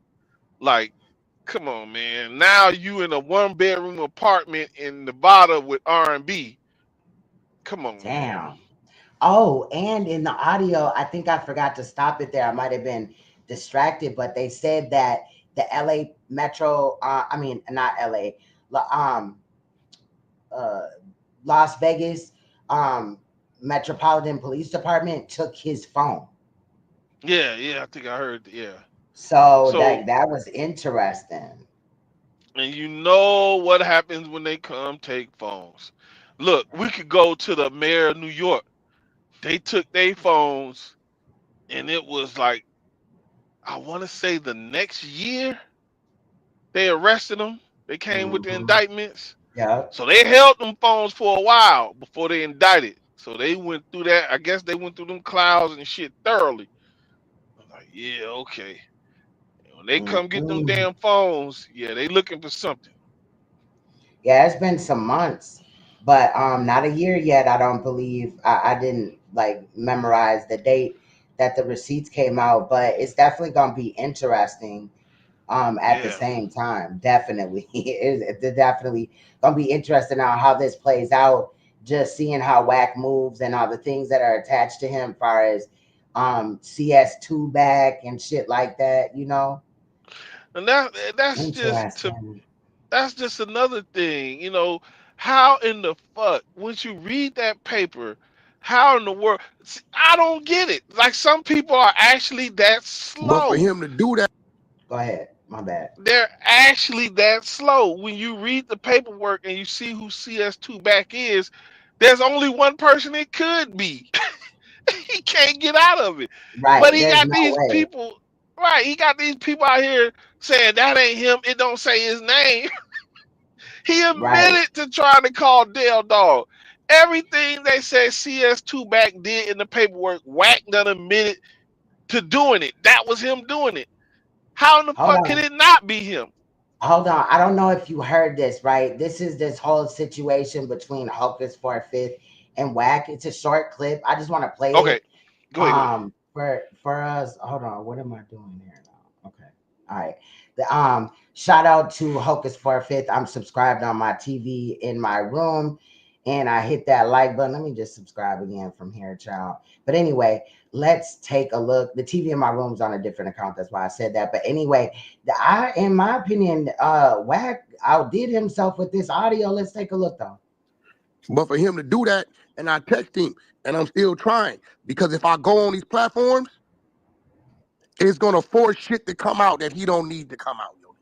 Wack, them people got his Stand up. Y'all gotta know how to. I'm just being real. I don't want to defend myself. I just want bro to say, you know what? You right. I ain't got nothing to do with, because if I'm forced, Sherry, mute your mic, Sherry. if I'm forced to defend myself, clips, all kind of shit start getting replayed that they may not have. And I don't want to do that, because it's halfway you playing with it. Know how to. Not Yoli, you, listen not what I'm you, saying. but I just want in you to hear general. what I'm saying. I hear If you. I'm forced to Go ahead. defend myself, right, the shit them people saying this man is, shit that them people don't know about because of how my side work, shit start getting played. You see what I'm saying? And then they use this shit. I don't want to do that shit. On my daughter's soul, I don't want to do it. But my name got to get clear. You can't play with a man like that. I hear you. They are trying to identify this man as something. And all them clips they got over there, back and forth and this and this and that and all this shit, helps their case. I don't want to do it, because they don't know where that shit is at, because it's sitting over there in them 100 archives. Now, either he going to clear me, I'm going to go on these platforms starting tomorrow, because I'm down here in Miami now, and I'm going to start clearing myself. And when Now, what he's claiming is the him asking Hocus for a Fifth, who's at the top, to clear him is because when Hocus indictment came out for sex, money, murder, Hocus's portion in that indictment is a PPP loan that he got. Now, in that audio, when he first referenced it and talked about it on YouTube, it was in a short video, and he had brought up Wack 100's name and said that it's crazy how everybody connected to him that goes at Wack, that Wack don't like, then they end up getting involved in a case, basically. So that's what he means by clearing, really quick. I speak, they're going to take it. When we press play over there, they're going to take that shit with his voice. Sex, money, murdering, and all this other shit. So I just rather he say, you know what, Wack, I shouldn't have did that, bro. You right. You ain't got nothing to do with nothing. One way or another, he going to clear me, I'm going to clear me. I don't want to do it. Because once I tell them niggas I got over there, they going to play everything, and I guarantee you it end up in the paperwork. You know how I know? Because it's a nigga named Luce Cannon and Big U that I'm watching it happen to. But because he set that shit up. I still don't know what the fuck. Nigga, you better off hitting me saying, yo, Wack, I got a situation, my nigga. You know, boom, boom, boom. You got anybody this way? Boom, boom, boom. I got a couple motherfuckers over there in law firms owe me a couple favors. What the fuck you want to throw my name in some bullshit for? He just said he got people in the law enforcement that owe him a couple of favors. Really? But this is the same nigga that's quick to tell everybody else they snitching? Playing with me like that, bro. I'm like, God damn, I gave the brother my word. I wasn't going to be on no bullshit with him no more. Dude, please go clean it up. Don't fucking force me to do it, bro. All right, I'm begging you. You gonna do what you want to do regardless. So that's where it's at? You gonna do what you want to do regardless, bro. You did it, though. I ain't doing shit. I just said you asked me to. I just said you ain't got shit to do with my shit. Nigga, that's on Clubhouse, nigga. Go on that same platform. You did that shit and clean it up. Clean what up, nigga? Clean all what right, up? I got you. Yeah. Hey, Hope, check this out, bro. Go ahead, bro. Do what you gonna do, bro. Okay. Do what you gonna do. Okay.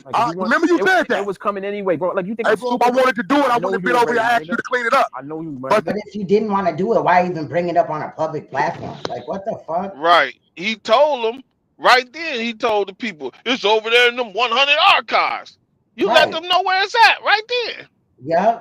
But keep going. But the ego of a man fucks him up every time. I know you, nigga. I know you was going, bro. It didn't even matter You if I know said me. any. It didn't matter if I said anything or not. How many text messages did I send you asking you to fix that? Once you found out I had a case, you was gonna do this, nigga. Hey, bro, I didn't say nothing. I still ain't said nothing. You think I'm stupid, bro? I haven't said nothing. Yo, bro. Nigga, once you tell these people Wack text you for 2 days straight asking you to fix that, tell them. Being respectful. Like, yo, why you wanna? You know a nigga is fighting the case. Why you wanna play with a nigga name on the net? Why you wanna play with my name? You ain't fighting no case. Hey, bro, if any of the men on the floor that could just nigga be can't real. control Wack 100, but he control everybody else. Yo, get out of here, bro. Control what? You know I'm fighting the case. Why you wanna play with my name, bro? Like, why you wanna play with my name? I'm out here in the world. Crazy, bro. Like, so you saying it's cool to play with my name? Nah, but you know, you just said out your mouth. So you just can't fix it. You just can't say, you know what? They going to use what you know that they're gonna try to use what you. Oh no, nigga, when we get done, it's gonna be. I don't want to do it. No, I got a case to fight, y'all. I got a case to fight. That's my main focus. You know. Well, that's your main focus. Why pull me into it? I'm not pulling you into nothing, bro. Like I'm not. If I don't hear my voice, I don't even got the energy. I'm drained, bro. Like real shit. Like, hey, Hulk, is this why I'm telling you as a brother? I don't need to be in your shit because I know what I bring, bro. I don't need to be in your shit, bro. I swear I don't need to be a thorn in your ass into your shit, bro. I can throw a nigga focus off, make it worse, make it more fucked up, all kind of way out shit. I don't need to be in your shit, bro. I don't. I don't. But if you saying, yeah, I know what I did and I know what you're saying, but no, I'm not going to address it the same way I put it out there on you, that's kind of crazy, bro. Like, I mean, that's nuts. You think it ain't having an effect on me, but me clearing mine up makes yours worse. I don't want to do that. I just rather you just put a little 48 seconds into your IG like you did and we go our way. I'm telling you I don't want to do it. Nigga, I'd have been did it. You can't go find nowhere, bro, where I started the campaign, homie. And this shit on my phone that I ain't never played. Yeah. All kind of shit on my phone. Dumb niggas calling my jack. Dumb niggas in the name of shit threatening my woman. All I gotta do is pass it to the team and run it up. I know how to play the game. I don't want to play the game. But you so cocky and stubborn and your ego is in the way that you saying, yeah, I know what you saying. And yeah, I know I shouldn't have. But nah, I ain't gonna clear it up. But yet I got a case to fight. Nigga, who the fuck want a nigga like me running there, this clearing his name up when I'm begging you? I didn't beg you on your text like a bitch. Tell your people, read it to them, bro. Read them the shit I'm begging you like, yo, bro, we ain't supposed to be here. Can you clean that up? Just leave me alone. Let me fight my case, bro. Leave you alone, you bro. Leave me alone. Who bothered who? Me? Did I bother you? I You ain't bothered bother. me? I didn't even say your name, bro. Leave me alone. Let me fight my case, bro. Like, hey, Hulk, I promise you, bro. Bro, just leave me alone. Bro, I'm asking you to clear that. Yeah, bro, if you don't clear it, Hulk, I'm gonna fuck that case up. Saying nothing, bro. I promise you. I'm not going shit gonna start getting played with sex, money, murder, threatening my woman, all in your, bro. Clear that shit, bro. Don't fuck with me, bro. I don't want to do this. I'm begging you as a man. Clear my name, bro. I tell you what. This is the way you want it to go? So niggas your woman, what that got to do with me, bro? Nigga, no homies. Hey, nigga, our homie Hulk is whoop. Hey, bro, Hulk, you know what I'm talking about. And I left it alone. Clear my name, homie. You don't want these problems. I promise you, you don't. You being so cocky and egotistic that you finna dig yourself your own grave and you yourself just said you was wrong. For the record, those are not my homies that he's talking about. I want to say you a motherfucking lie. You forgot your dumb ass went live going at her? You think you think we don't got all that? They probably don't know. But if I gotta clear my name and show I have nothing to do with them, then we're gonna just put it all on the table. Or you could just give me 38 seconds and simply say, hey, I might have said something I was upset, dude ain't got nothing to do with that. And I'm done with it. You already admitted you was wrong. All right, well, I'm gonna holler at you. We gonna talk outside of this, sure. Trap, you motherfucking right. Nigga, I'm gonna clear my name any and all means necessary. I don't give a fuck. And it ain't even got to come out my mouth, my nigga. I got every major platform around this bitch in the back pocket. I'm the biggest thing on this shit, and I'm a motherfucking co-host on No Jumper who's free to say what the fuck he want to say when he want to say it. I can call in the academics, go to Vlad, I can go wherever the fuck I want, when I want to. And I got a media team that's going to make sure that shit spread like a wildfire. You need to be telling your man, Hope, you admitted that you was wrong. Why you can't just clear the nigga name? Because in the process of me clearing my name, we got to cover shit that I don't want to cover. You know, we got all our replays. That shit been open 4 years, every day of the motherfucking week. It ain't never closed. You know, we got a whole division over there.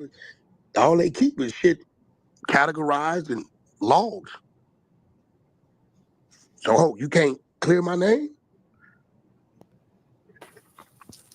So if he don't do what you want him to do, you're gonna basically help put him in jail. That's what you're No, saying. you know, Right? when he don't clear me, I gotta clear me. In the process, all he gotta do is say, hey, yo, I was a little upset. I made mention of some shit I should have did doing that, and I'm done with it.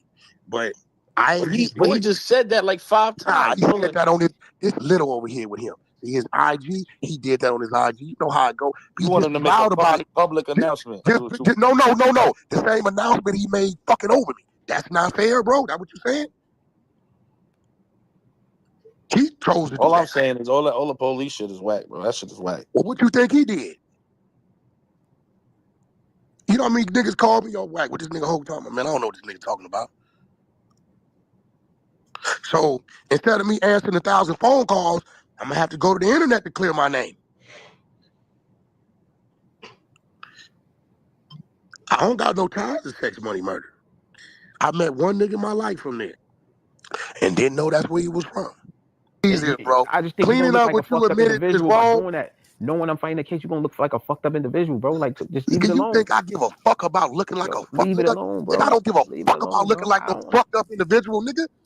I don't give a fuck. Yeah, bro. I'm a fucked up nigga when niggas do Listen, fucked bro. up It's shit to gods me. versus demons, bro. I'm a god. You a demon, my nigga. So it is what it is gonna be. So I did wrong in this situation. You did right. If you want to make my fight harder, bro, I just I gotta don't. fight harder. I'm asking you to clear that accusation, bro. Yo, bro, I'm not going on my Instagram doing none of that, bro. Okay, I got you. I'm not doing that. I'm gonna fuck your life up. My word to that. Remember, I told you that. Let's go.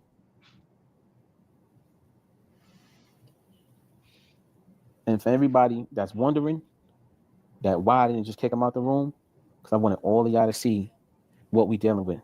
Do y'all feel like after hearing all that, off the insinuation that I made, do y'all feel like I was wrong?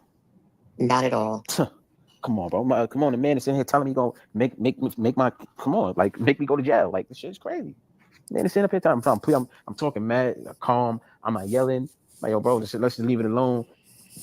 Come on, bro. Y'all know him. He was gonna do it. I mean, he literally just said, "I'm gonna fuck your whole case up." So that just told you everything you need to know, bro.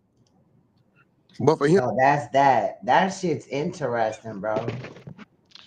Man, listen. Where's Hocus Pocus from again? New York? New York, yeah. See, this is, and you look at these motherfuckers, and if you pay attention, they always double talk, and it's always in that double talk you see what you need to see. Wack, he known for jumping on Clubhouse, jumping on YouTube, claiming he don't deal with no other bloods than bloods in California. If you a blood from somewhere else, he don't know your politics. He don't want to know.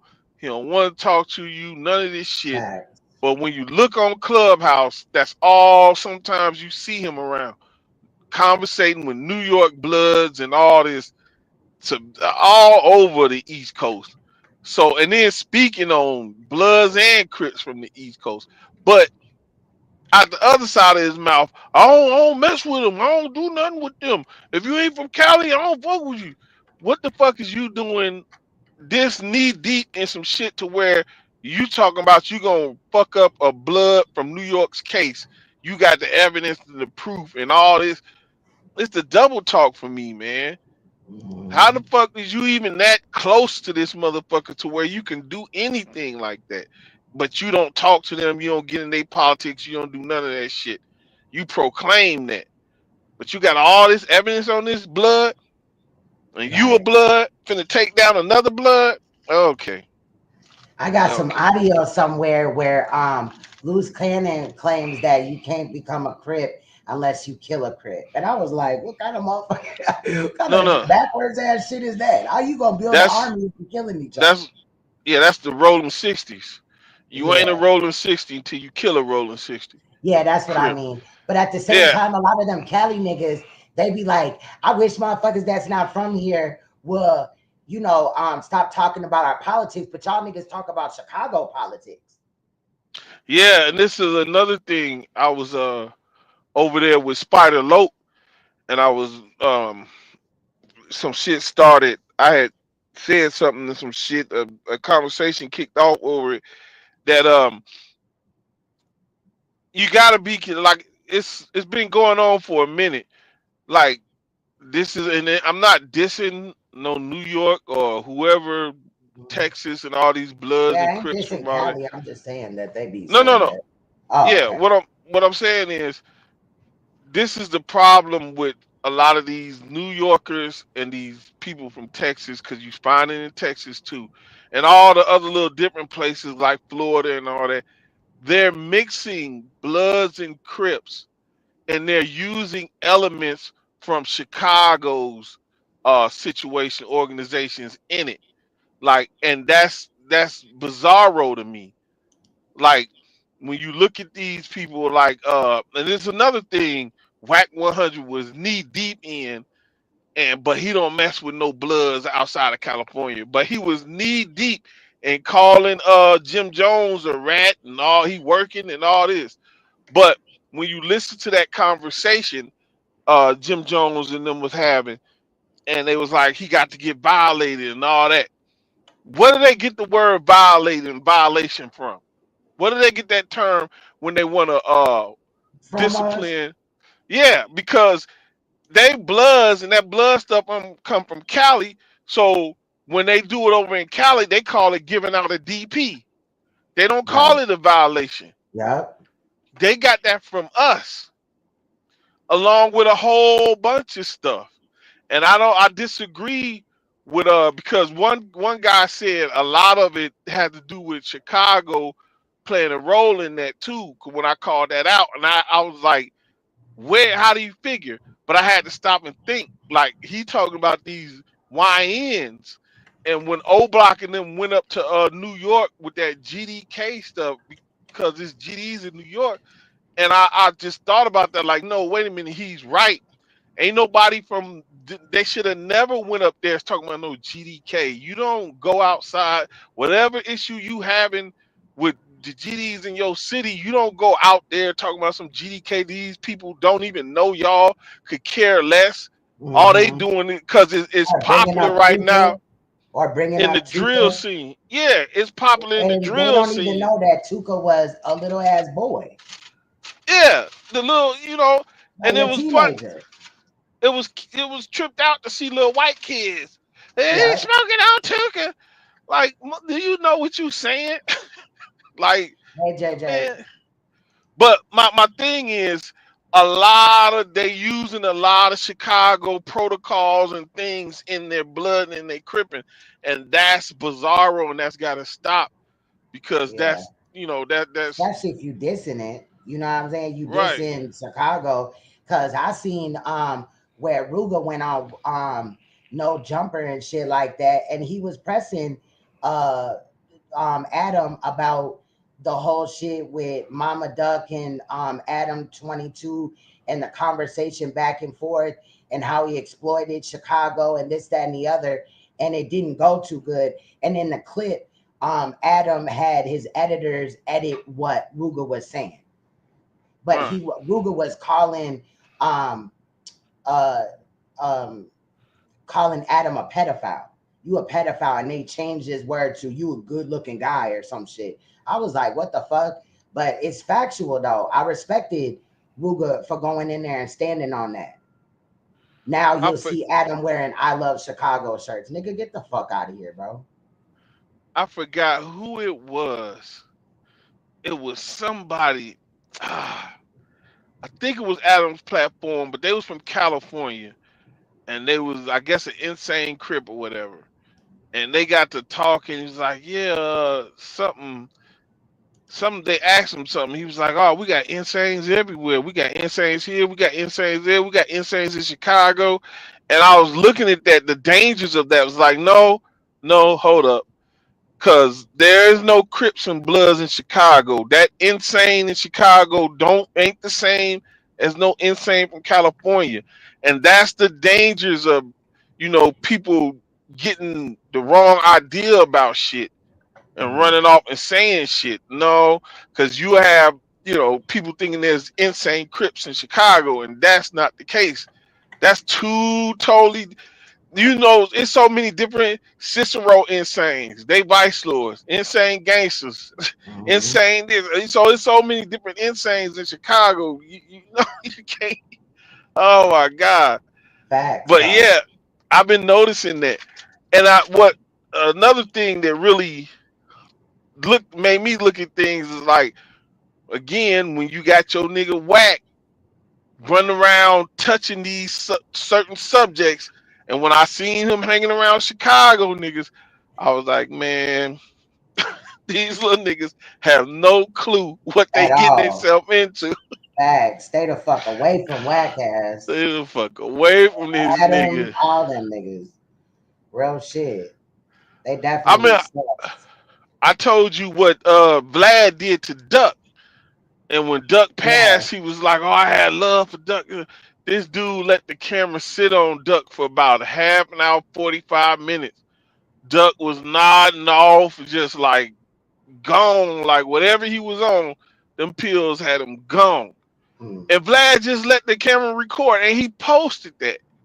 How could you have love for this man? He took it down because, I don't know about other people, but I called him out in the comment section. Right. He took it down. But how could you have love for this man and you got him up there like that? Like, Yeah, that's crazy. That's crazy as hell. I ain't never seen it, but I remember you telling me about it, and that's crazy. But a lot of the times, these motherfuckers is opportunists. Their commentary sways depending on what's presented right in front of them at that point in time. It will change drastically if you show them a different video or whatever. They'll be right. hypocrites or whatever. You know And what I then mean? and that's mainly what Wack is. He's an opportunist. Like, Yes. one minute he's street and Pyru, and I go by Pyru, and then the next minute, he is civilian and this, that, whatever. And to some degree, I get it, because if you change your life, but if you grew up a certain way, that's in you. So Right. that is what it is. Right. But the shit he do, like, no, you mixing another element in there, like police shit in there, and Yeah. that shit ain't cool, dude. You doing police shit, and Because there's if the lot of if he get away with that other people don't online.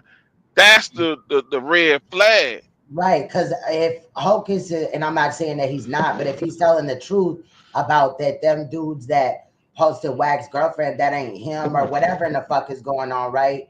Then, like, how you that motherfucking mad? And nigga, you the same one that I got a whole playlist of this nigga dragging the fuck out of his girlfriend. So how you mad about some other niggas doing it and you doing it in front of other niggas? Look, check this out. Like, the shit is weird. Now it's tripped out. You brought that up because yeah, let's talk about that.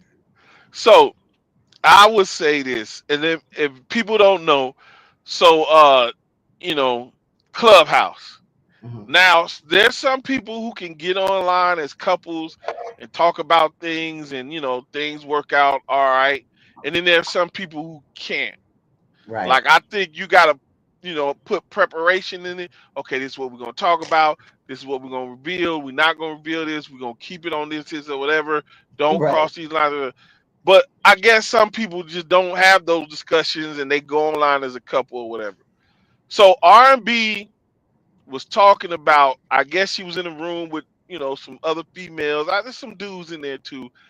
And they was talking about she said something to the effect of there's a list of niggas in her past that she messed with, and she could care less if they get with other people or whatever. She don't have no feelings towards it whatsoever. She care less.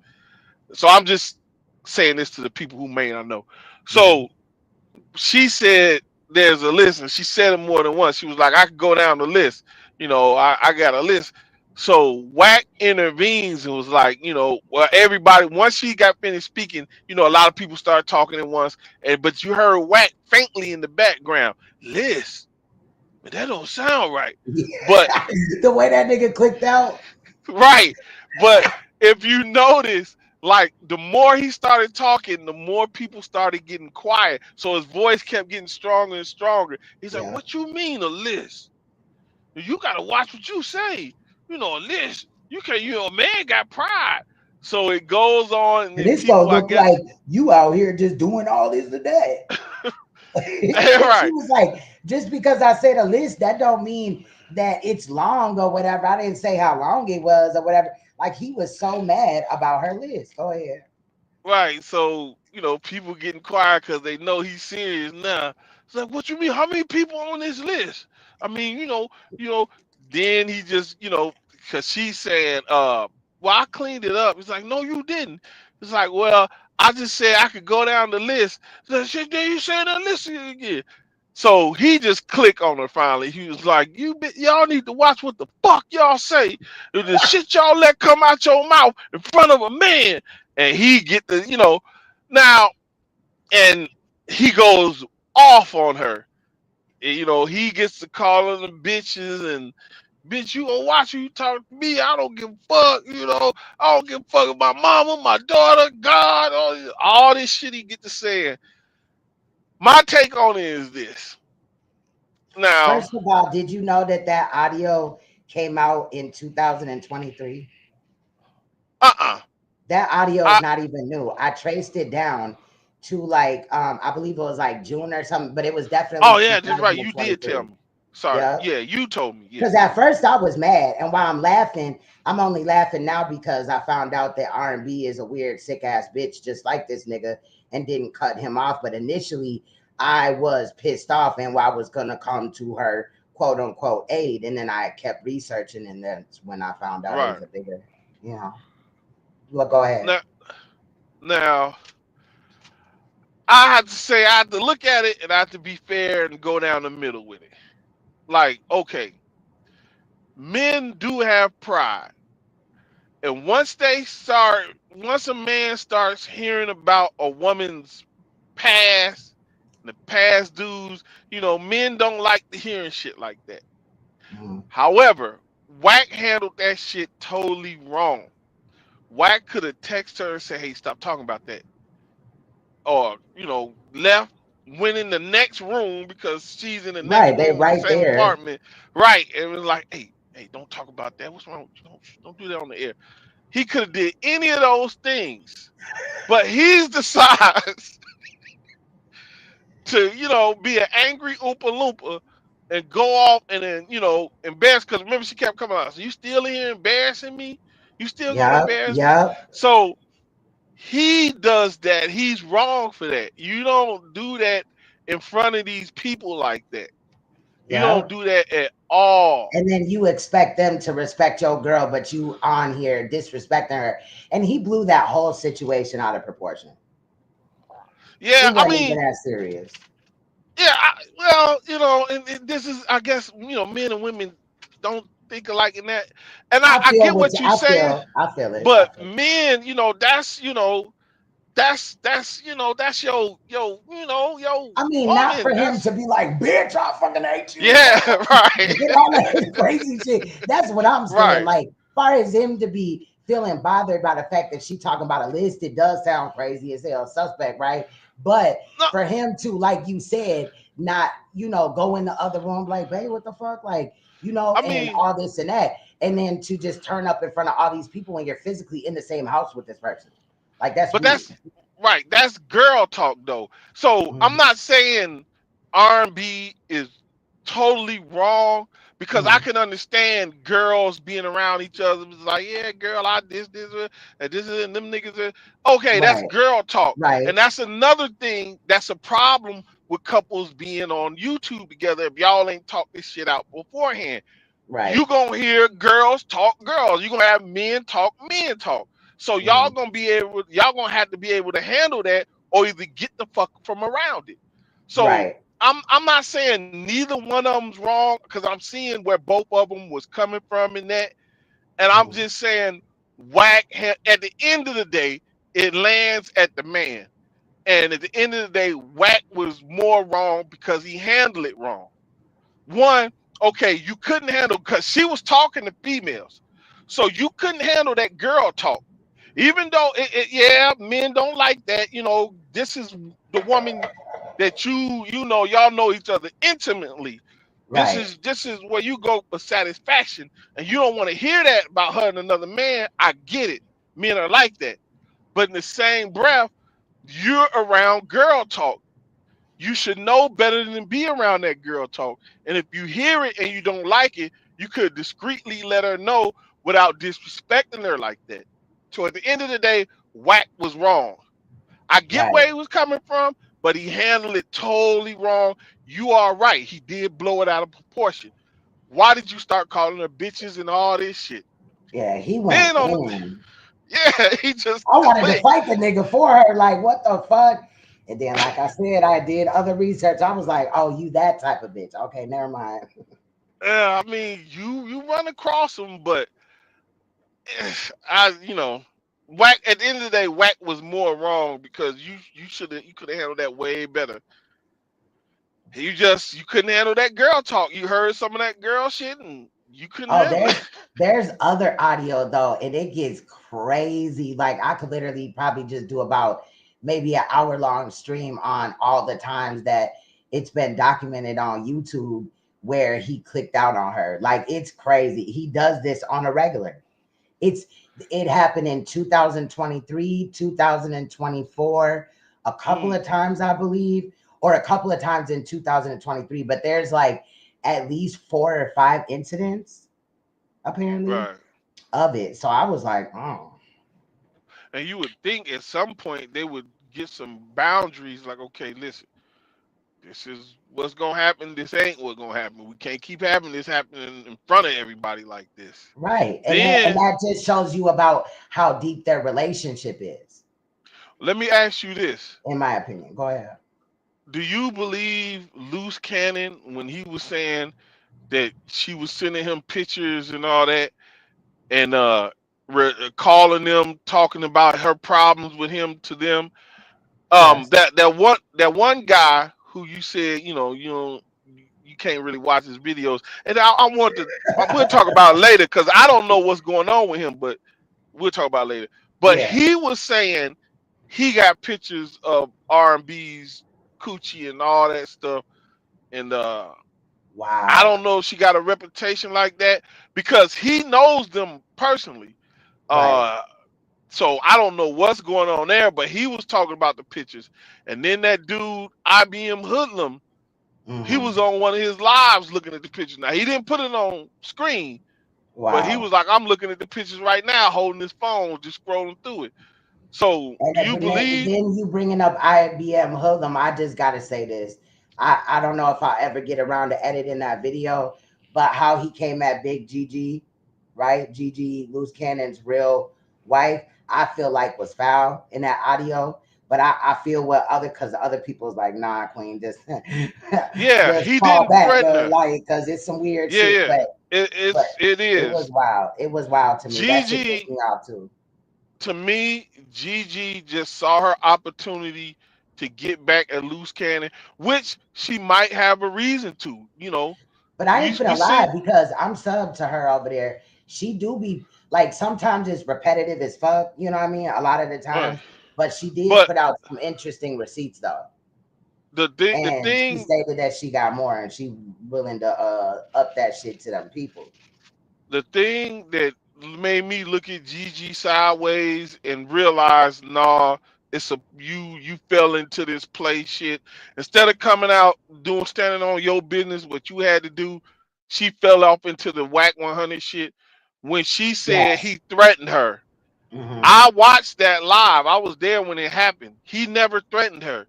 She turned down his audio and said, "Oh, you threatening me? You threatening to shoot me?" See, He now never with that, said I that. might have to go back and listen to that. I think just Right, as a female listening to her commentary, it riled me up a little bit. You feel what I'm right, saying? Because I'm hearing him, and in his voice, he's hearing aggression. But honestly, I would be a lie if I said that I heard him threaten her. right. He never threatened her. That's what let me know. Okay, Gigi is doing this to build, and maybe Now I don't agree with the lying shit, but if she's gonna build a page, a brand off loose cannon, I think she should be allowed to do. I mean, or shit, she Right. need to at least get And her something. daughter, yeah, and Well, her that's what I'm daughter. Like the saying. fact that this You nigga, need to get he talk something. about he don't know if that's his daughter. Nigga, you did IVF with her, bro. Right. That's your daughter. The fuck? I How just do you place his sperm into her egg and he questioned if that's her daughter only to appease Sharice? And I get colorism vibes from Sharice, and I hate that shit when I come across it because I've been, oh, Queen Stone is a colorist or whatever. No, the fuck I'm not.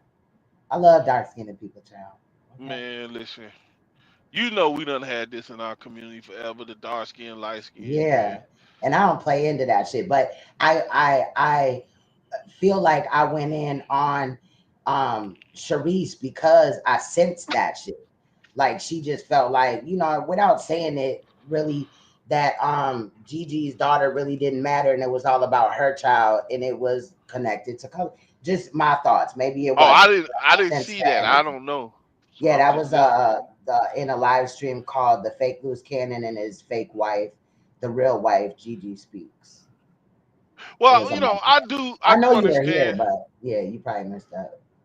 No, I was to say I do understand. Like light skinned girls, y'all get a lot of flack because niggas be on y'all, and you know how that shit go. So Or I then ain't even you gonna got touch dark on that. skinned women or other, dark skinned people like, oh, it's colorism, but it really ain't that. Like, I can't Yeah, yeah, yeah, yeah, yeah. dictate how dark I am or how light I am, but I hate, that's why, long story short, that's why I feel like I went in on her ass. But also, she over It there be acting like and trying to minimize this shit and all this and that and try to sensationalize it, bitch. You don't care about him.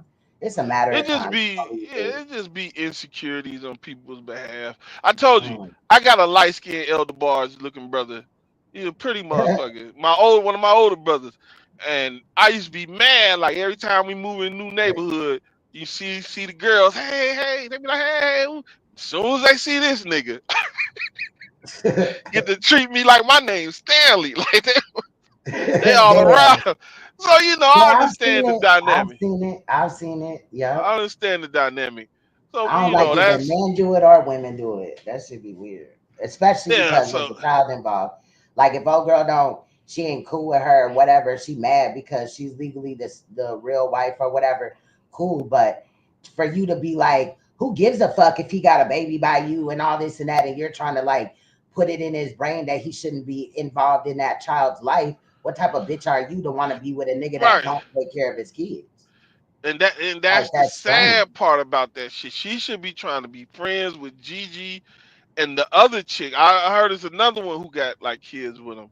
Maybe Yeah, two more. I Nicole. don't know. I Nicole, know yeah, at least two one. boys. It's two boys, So yeah.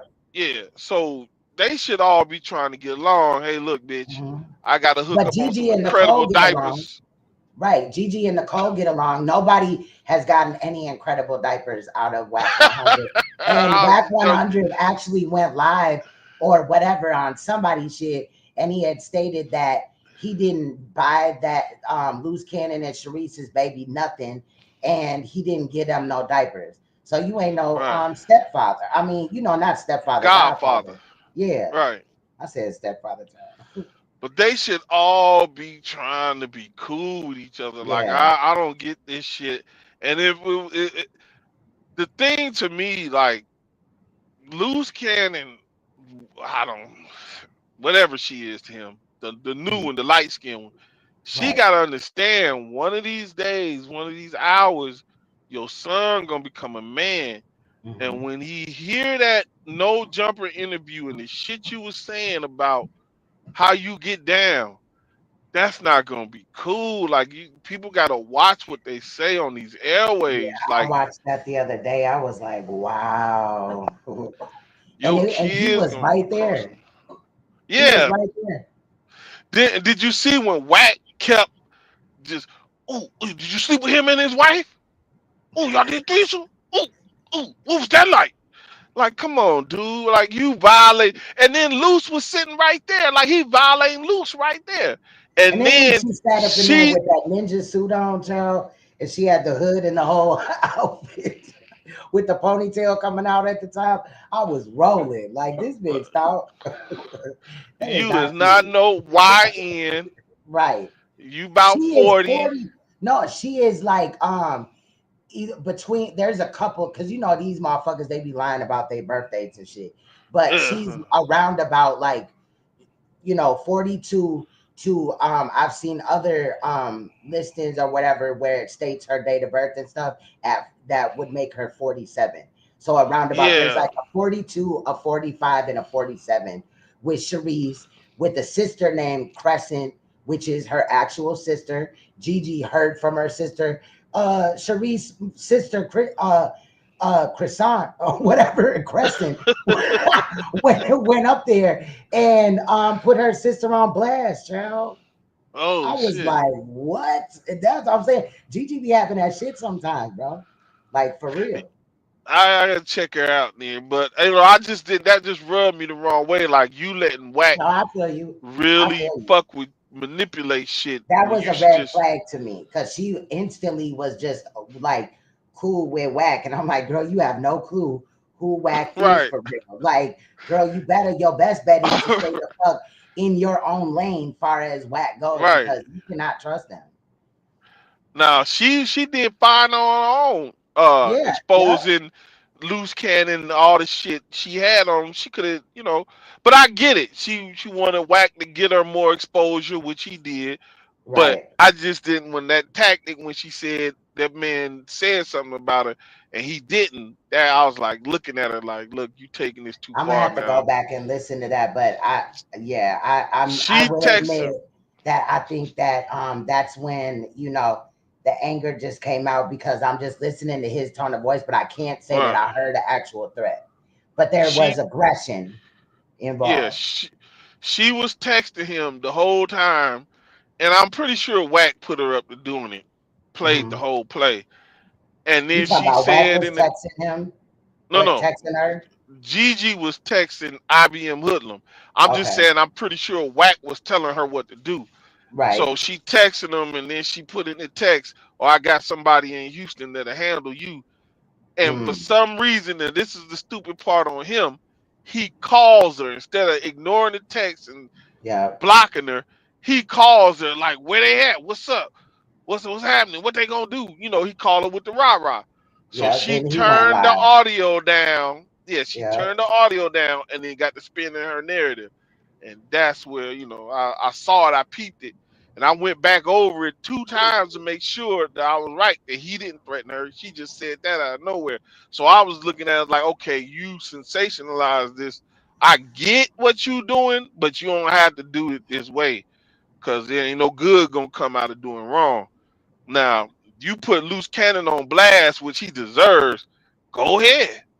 But Right. don't get caught up in these whack type tactics, because that's gonna lead you into a ball of fuckery. And he gonna play you in the end and you gonna regret it. Right. You know what I'm saying? But she was like, how other people feel about other people. That ain't my business, girl. It's not how we feel. We trying to warn you. And then in Yeah. the end, Yeah. it's gonna end up playing out. We already know how it's gonna end up playing out, but I hope she just, stay to herself or whatever. And I hope that honestly Sharice can, mend a fence with Gigi at some point in time because their children are related. And Right. that's sad if they don't have no, rememberings of each other, you know what I'm saying, type of thing, like growing up and no close connection as they get And it's older because of this dumb right. shit. And it seems like Gigi got a lot of industry connections. Like she was the one that was connecting loose to shit, apparently. Yeah, Yeah. So why in the hell, if Sharice the way she is about the industry, why wouldn't she want to be friends with the chick Gigi? Like you still trying to make it in the I industry, think and it's a she got all these competition. connects. I think it's a competition thing. Honestly, she just looks at her for whatever reason. Competition. You know what I'm saying? When again, in reality, the main thing should be them kids. You know Yeah, what I'm that's what I'm saying? And yeah, saying. Help you each other coming to help close. y'all kids. Right, exactly. But you know, with Sharice approaching it like basically she don't give a fuck about Gigi's child, then you That's know some bogus shit right they're there. never gonna come to that conclusion. Right. You know what I mean? And why would you even again want to be with somebody that's not trying to take care of their child? That's weird. Yeah, that's Like I'm some not bogus doing shit it. right I'm there. not doing it at all. You better take That care of that nigga child. had a Especially the child. whole. It's not like Sharice was with him and he cheated on her with Gigi and made this child and all this and that. So she can't be mad that child was there before you even came in the picture, girl. That nigga had a whole fucking lie about that shit. Like he don't know her. She just a Right? groupie. They only mess around one time, and then she popped back up saying she pregnant. When she But that's pulled just all that shit out, just was like how Jay Reed came in here and acted like he wasn't a predator. You see see. what I I'm think saying? you no. See, Niggas would yeah, just sit that's what I in your want to talk face. about. Why? Niggas would That's just sit there and be like, oh, I didn't do nothing. That ain't even how the case went. Then you get the fucking information and it's right there and they no, still lying. no. See, I think y'all got it all wrong. Y'all got it wrong with Jay Reed. Listen to what I'm Break saying it now. down, bro. Break it down. Listen. Jay Reed is a victim. He was assaulted. He was a victim of a heinous crime. You better shut up. You know, Don't no, play no, with me. listen Don't what play I'm with me. saying now. Go He ahead. was a victim of a heinous, vicious, and malicious crime. He was beaten and humiliated. The damages may last him the rest of his life.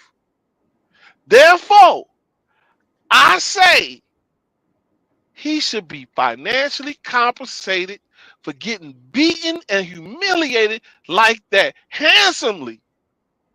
And then the Becky he butt raped should get the whole judgment.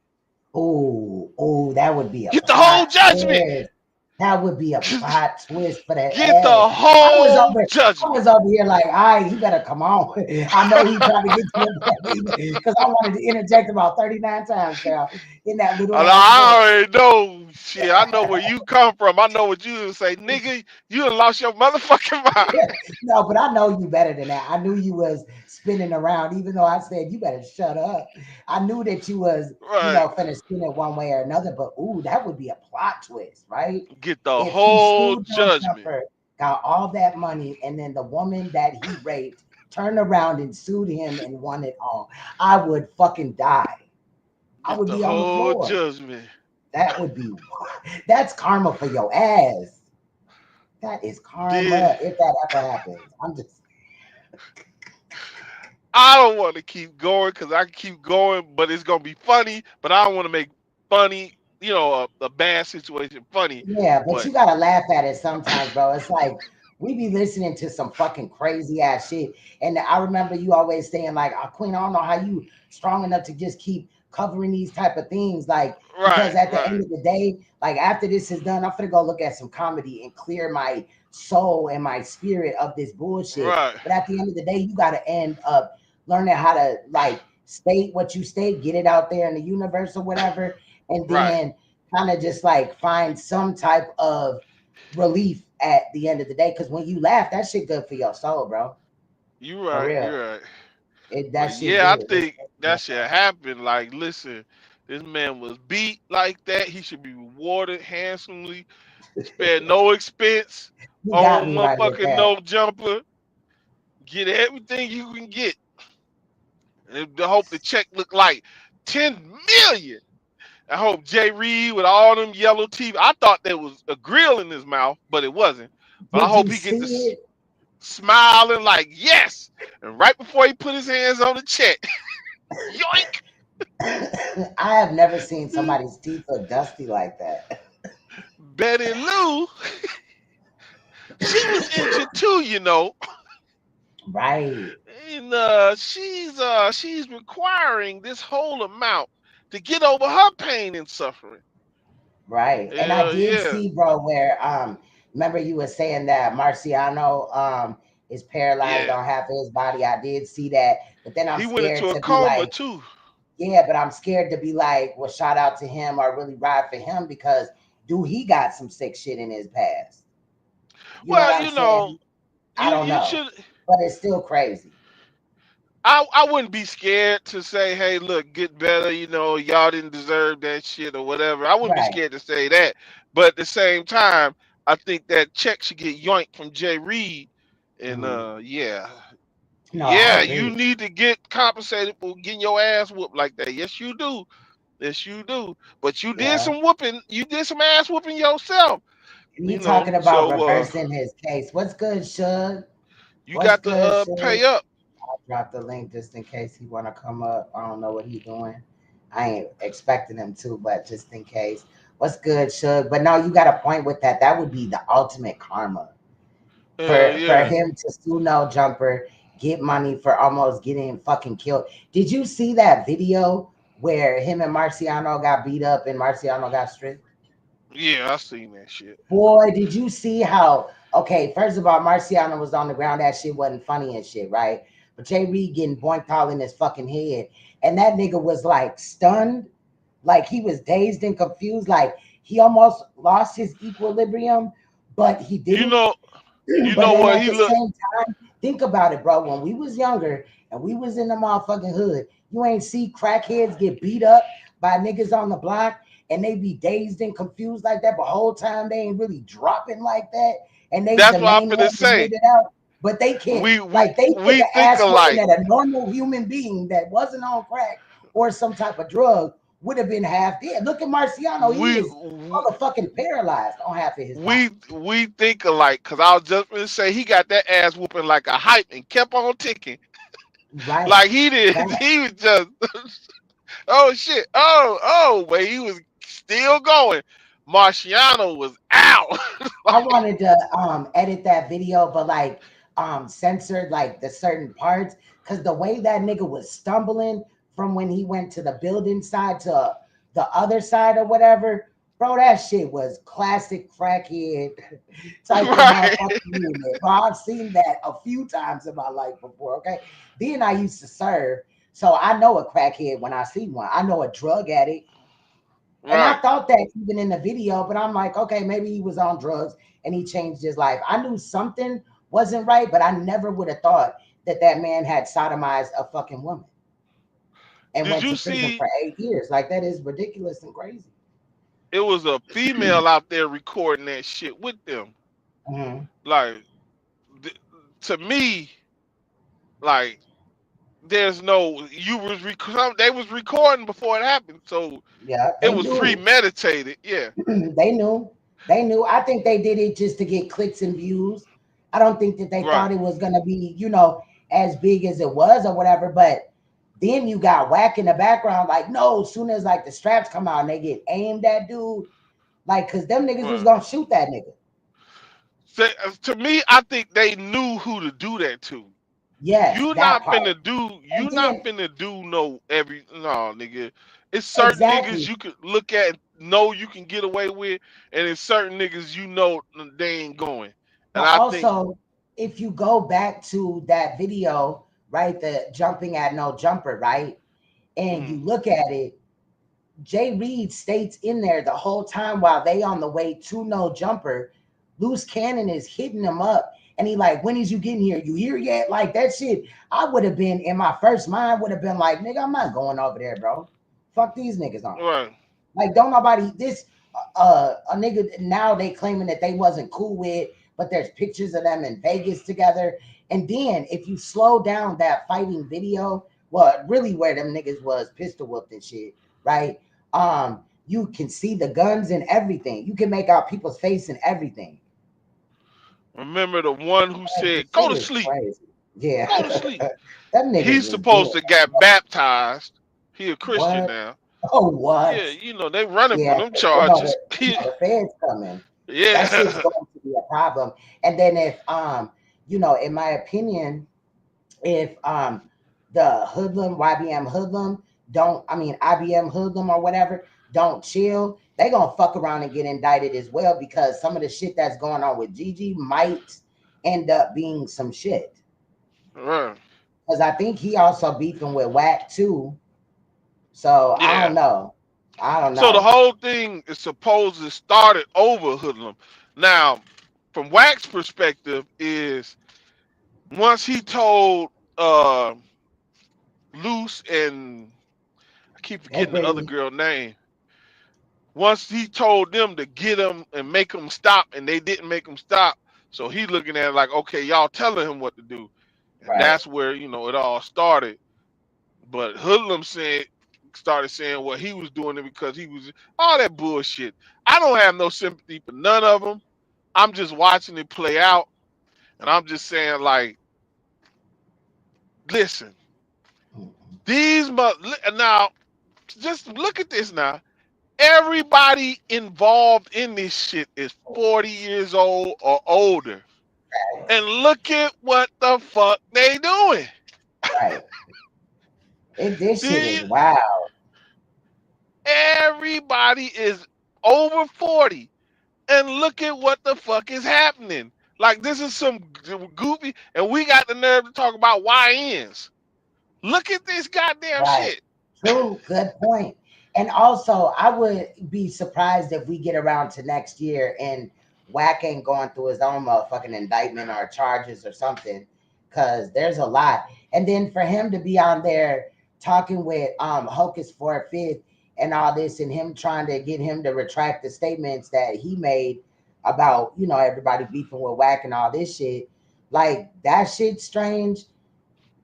I don't know, like, cause how you It's out here, like you said earlier, how he out here 1 minute he, you know what I'm saying, a civilian, the next he a pirate promoter or whatever the fuck, Pyru blood, and then he on Clubhouse telling niggas that he finna get extra cases put on them because, like, nigga, what? this nigga don't know what he want to be. This nigga, and he really just extorted him for real, right there. Yeah, In he a, in all a, in over a the sense, place. in a sense. So, and Yeah. then that now we know for sure that the feds is watching. You know what I'm saying? Uh-huh. And for you to think that, like, okay, they know about Wack, they know that he's in the indictment, far as the the big U shit and all that, Operation Drawdown, in the paperwork, far as his life being in threatened. But it seems apparently, because shout out to channels like LA Scandalous TV or whatever, they're dropping hella receipts that Wack 100 cannot walk down. This nigga is a fucking informant, bro. Yeah. There is Yeah. no way around it. That nigga is an informant. So Now, it's interesting. We'll see if Hocus for a Fifth gets some extra charges. You know what I'm saying? Because of that's this gonna whole be interaction with Wack. fucked up, But man. if the feds are watching Wack for what he's doing, like, and what he's exposing, at the same time, they gotta notice the same negative behavior that really wouldn't correlate with a confidential informant. Maybe we need to look into that more, like rules and Right. regulations. We know that as police, they can get out here and do whatever. They can use drugs, they can do this, that, and the fifth. But as a CI, there's got to be some type of checks and balances there, in my opinion. I don't know. So I want to From what look into I that. seen, in the mobster movies and stuff, they let them do a lot of shit. They let them Yeah, earn. and build But up. when it comes to violence and all that shit, that's when they draw the line and you can't do that. Well, we Right. know Wack got some violent shit in his, because he tried to distance himself away from that, again, the no jumper shit, but you can't. You tap loose. You let Mhm. them know. Luce even admitted you don't deny it until the shit hit the fan. But after it happened, you laugh about it, talk about what happened when you come looking for Wack. Luce get on camera, talk about some. You said, "Hey, hey, Luce, I think we got to make an example." And then y'all do what y'all do, and you laughing about it. You think it's funny. It's only when the shit hits the fan and you find out the police is involved that you try to distance yourself from it. But videotape don't lie, bruh. No. So we'll see. We We'll see. definitely will see. This will be eventful. And then you also know that, it's summertime and the conscious community always heats up around this time. Oh my So it's God. definitely interesting. Now, I did go on the pause platform. However, last night, Judah and Nepal definitely were on a platform together. And also, ironically, as we predicted, right, when Rob Rack out of prison or jail, right, he then kicked her to the curb. So I do kind of want to double back for that. But yeah, also, there's a buddy. couple of live streams that happen with a certain person in the conscious community and some receipts that I got on them and some questions that I had. So, next Uh-oh. live stream will definitely be on the conscious community, right? And I do got the clip of me being up on the pod shit, and I'm not embarrassed to show it or nothing. We ain't besties or none of that. But I did go on there and stated my opinion. Wasn't no hater or whatever. I'm be honest. I just got a new motherfucking car, and that motherfucker's a Mercedes E-Class. Okay, period. So Oh I was shit. definitely feeling the love. Okay, period. So I was a little bored, and I went over there, and dropped down. Her and this other girl, Juju, from the Pseudo Killers, was beefing, and she was weighing in on some of their commentary. So I kind of just was like, that chick is scared of you, and what the fuck is they talking about? I did hit the panel and shit, but we ain't Right. cool, we ain't besties or nothing, you know what I'm saying? And it was addressed on there. There was some things that I wanted to say, but then I also really just didn't feel like, because when you just get a nice new car, like you just don't want to argue, you know what I'm saying? So I just kind of was like, you know what, fuck it, and I really do feel like me putting that energy out there is gonna bring more positive energy towards me. Okay, but I remember. Napa did state that she appreciates what I do. And she also said that she knows that I'm going to continue to go in on her, right? There was some other statements she made. Again, I didn't want to start getting, into the back and forth and shit. It was late at night or whatever. But yeah, so, I'm prepared I for that. remember But yeah. a long time ago when you set it out there like to build a bridge. I think it was when the shit popped off with the abuse from Frankie Nanas came out. Right. And it was something I think it was either that or something else. And you said, hey, look, because she had came in your chat and you was like, hey, you can hit the link if you want to. It ain't going to be no arguing. Yeah, that information on Judah. Okay, yeah. It was something. And you Yeah. was like, it ain't going to be no arguing. You can hit the link, this, that, whatever.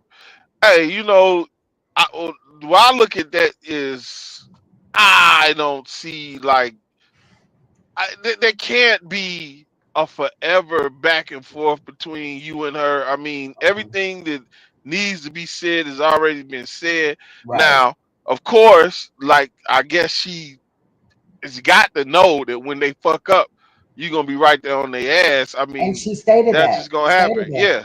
She did kind of tried to pull like a Wack 100 loose cannon on me. Like, that in the future you can reach out to us if you ever want to get, our side on it and the truth about it. Like, I've been up here this whole time spreading lies and shit. No, what I did was state my true and actual feelings.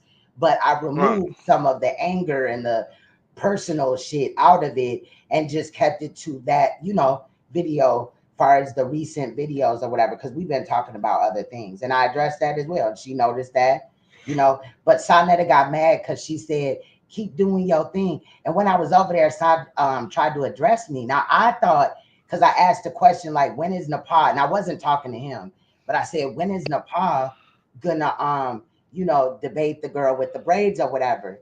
And I was expecting him to be like, Funky Throne, da da da da da. But he was like, Queen, this, that, and the fifth or whatever. So I just side-eyed it like, boy, bye. And, because in that moment, I was there for Nepal. I wasn't there for him. He wasn't there when I got there. So, it was just weird that he popped up. But he messaged her, and then he told her, like, Nepal, check your messages. She came on and was like, oh, shit, where's she at? And busted Sonetta out. So then he got on her. I got the clip, but I don't want to play it right now, child. We'll get back into it. But And then I he was like, he called her out on it, like, damn, you ain't supposed to expose the person that, like, he was really irritated with her. I So, kind of think I know what's going on, but we'll talk about it. But yeah. I see a play happening. I don't know if everybody see it, but I see it. Well, let me know, cause child, I may have History missed repeats something. itself. True, History repeats true, itself. it do. It But sure. hey, it's that's cool. Like, hey, it is what it is. Right. It's it. Again, So she know I'ma still keep doing my shit on her. You know what I mean? And there's some things I could have said back to, what she said, she was trying to keep it humble, but make it seem like it was better on her side. You know what I'm saying, in my opinion. But in reality, I just was like, you know what? I ain't finna just do that right now, because that ain't what my energy was. right, Initially, I feel like I was being messy a little bit, just dropping in there. I kind of wanted to see what she would say, but I didn't expect Sa to come in there, and I didn't expect to hit the panel. So, but she had asked me, I got a 10-minute video on it, but she had asked me to hit the panel. I don't think that part's in there, but you can go to her page and look at it if you want. remember the movie Friday when Mhm. Mr. Jones came home and caught Bernie Mac in there with Miss Jones? Yeah. I could imagine as soon as Sonetta seen you there on that page, that's what. Come on, man! God damn, to get up, yeah, hurry up to get over Bro, there. Nepal was like, Queen's Throne and did this and did that. Like, far as trolling her, she done made me a sumo wrestler, this, that, and the fifth. And then she was laughing about it, right? And then Sonetta was in the chat like, stop laughing, Nepal, it ain't funny and all. He was mad as hell. Like, he was mad. He was irritated. Like, period. But yeah, Yeah, that's a good it's not analogy. the. I like that. It was like that. It As was soon as he wild. see you in there, come on, man! God damn, get up! He had to hurry up and get over there I kind of just wanted to because see what would happen, looking back and shit. That wasn't, I don't know. You ever just did something at the drop of a dime, right, you just like, fuck it, you know what I mean? And I don't know. I was feeling good. Shit. yeah. Feeling good. You know. And hey, if it's gonna Man, bring positive energy my way, you know what I mean? Because I've been looking into a couple of other new things and shit, you know what I'm saying? And listen, aspects, you know? I look at it like this. I mean, and this is real right here. Real Right. how I think and how I'm looking at things. I spend a lot of time on this around fake ass niggas who I found out in the end was way worse than some of the most wickedest motherfuckers I despise. Right. Motherfuckers will pick up a Torah, a Mm. Quran, a Book of the Dead, and all that, and use it to lie, manipulate, and they just way worse than any pastors and all that. So Mhm. I've been around all this shit, and I see it for what it is. Not only do I see the liars and the snakes, I see those who follow them blindly. Right. And I look at it like this. At the end of the day, no matter how you feel, whatever, that's a personal journey for you, and you got to grow and you got to build on that when you can. Right. But I will say, as for people like you and a few other people I noticed who have real talent, talented in different ways, figure a way to channel that talent toward building something where you can leave a legacy for yourself and your children. Definitely. Don't waste your time with these motherfuckers in this fake ass conscious community, this fake ass black community. They ain't gonna be doing nothing but holding you back and bringing you down. Indulge in it a little bit if you must, but at the same time, look at the talents you got and figure a way to make them work for you and build something for you and your legacy. Cause these Right. niggas are just gonna be niggas. They ain't gonna, and this is no disrespect. I'm a nigga, I love niggas. But at some point in time, you got to say, all right, that's enough, nigga. And Right. just get on to getting something accomplished for yourself. Cause Right. these motherfuckers is the same fake motherfuckers that was here 5 years ago They're gonna be the same fake motherfuckers if they live long enough to be here 10 years from now, and ain't accomplished shit. Right. All they known Definitely. for is wearing fake Kangos and lying and saying some of the most demonic shit ever. And it's a waste of time even watching these motherfuckers. I Facts. mean, And and I've been that's that. noticing a certain one that kind of has that same energy, been getting a lot of people supporting them in their chat. Like, that's crazy. This the same nigga that did all this diabolical shit not too long ago. Just With motherfuckers over there like, nigga, that's best thing since sliced bread. I think that's crazy. Like, what?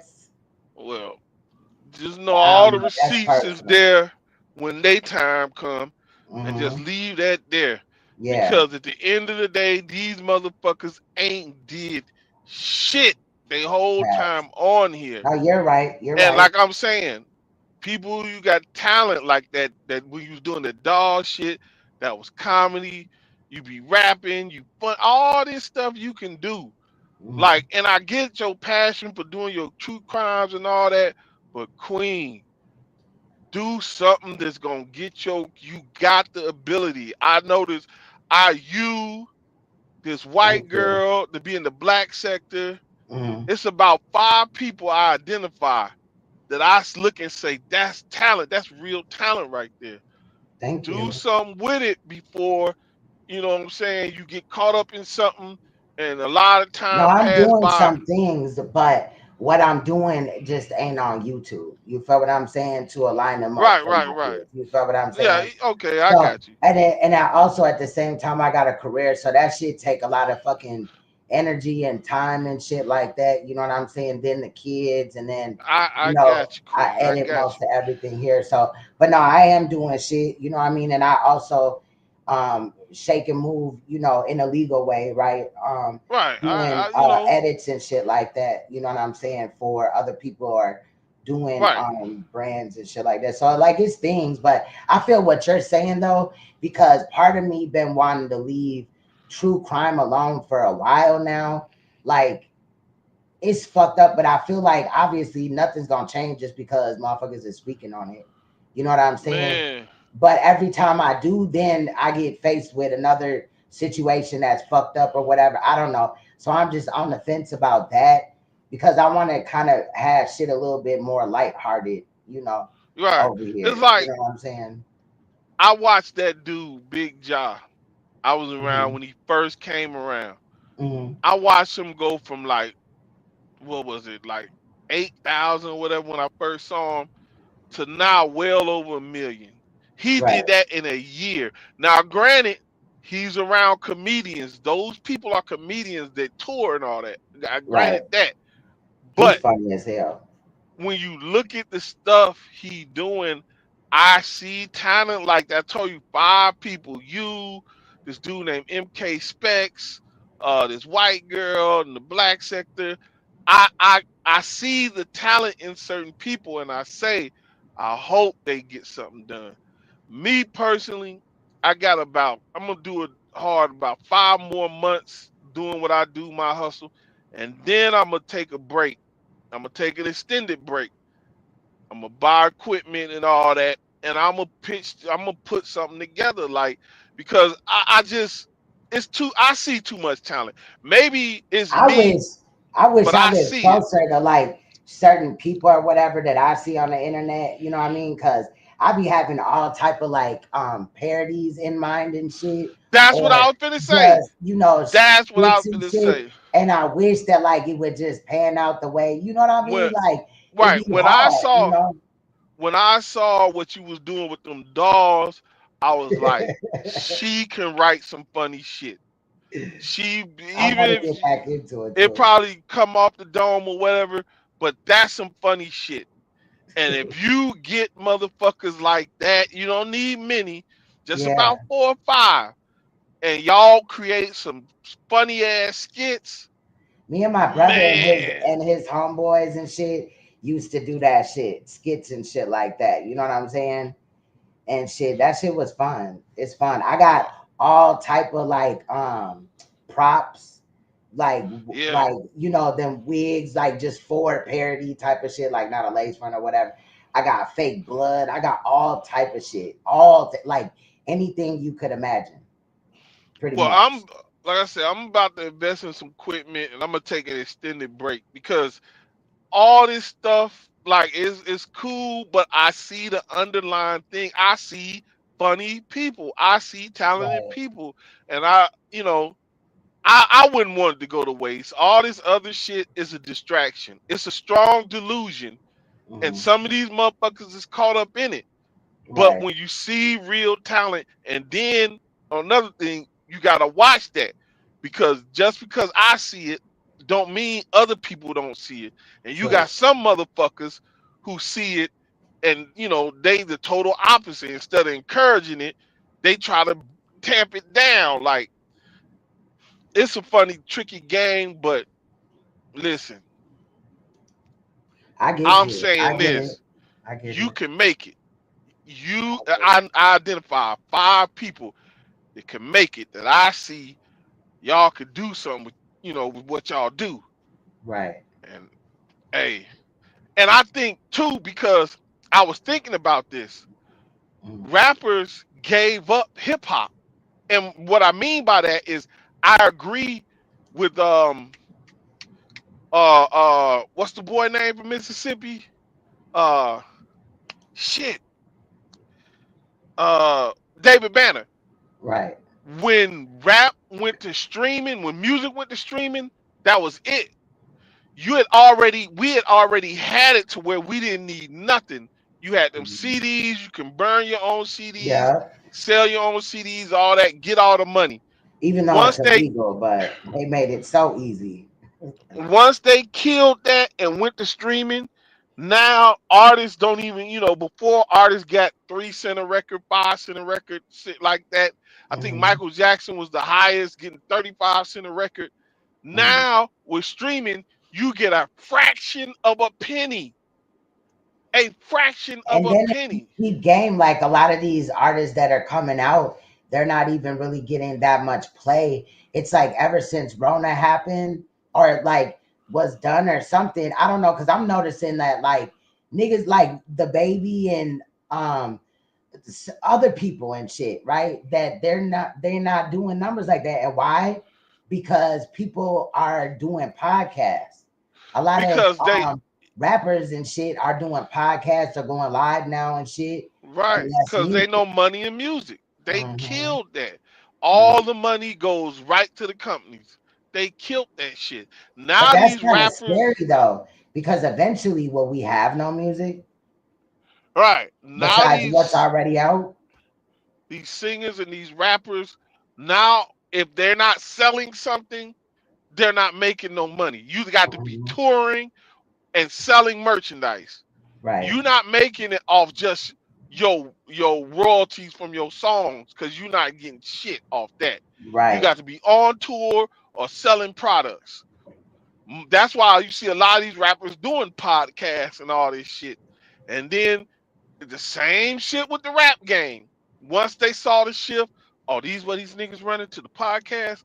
All right, dangle something in front of them right quick. And then they dangle a few carrots in front of them. Oh, Mason and Cameron got $100 million deal, and Gilly and them got $100 million deal. So now everybody run the podcast, and they control that too. Everybody ain't gonna get this $100 million. Y'all see it, so y'all run into it, and they gonna control that too. Like Right.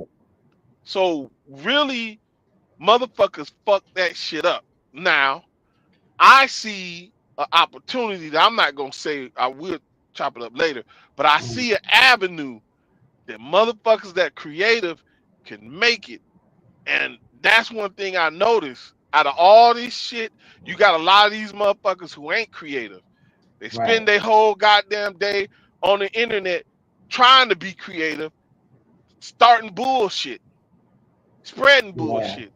But the Yeah. creative motherfuckers, And then I've uh, been seeing people like, on the Wack 100 side, they'll be like, no cuts, no edits, straight cut. Like they're bragging about that. But that just shows me that you can't edit, because in some of those Clubhouse like audio clips, there be like mm, 5, 6, 7 minutes of no talking, Like, if you don't cut this motherfucking shit the fuck, there is nothing going on. You just showing me that you're not creative. Yeah, you can make a thumbnail, but you don't know how to edit for real. And I hate when motherfuckers try to shit on the editors like us, like Suge, right? Because at the end of the day, a lot of the shit goes into this. The other day, one of these clips in this video, it took me about like an hour and a half to, you know, to design the graphics, to, you know, have everything fix it the way I want, and then, you know, get what I needed out of the audio and shit. It definitely ain't no half-ass, rushed-ass shit. Right. You know what I'm saying? I'm not saying, you know, but you know, I'm just saying. So I just be looking at that funny, like, you just telling me that you not talented for real.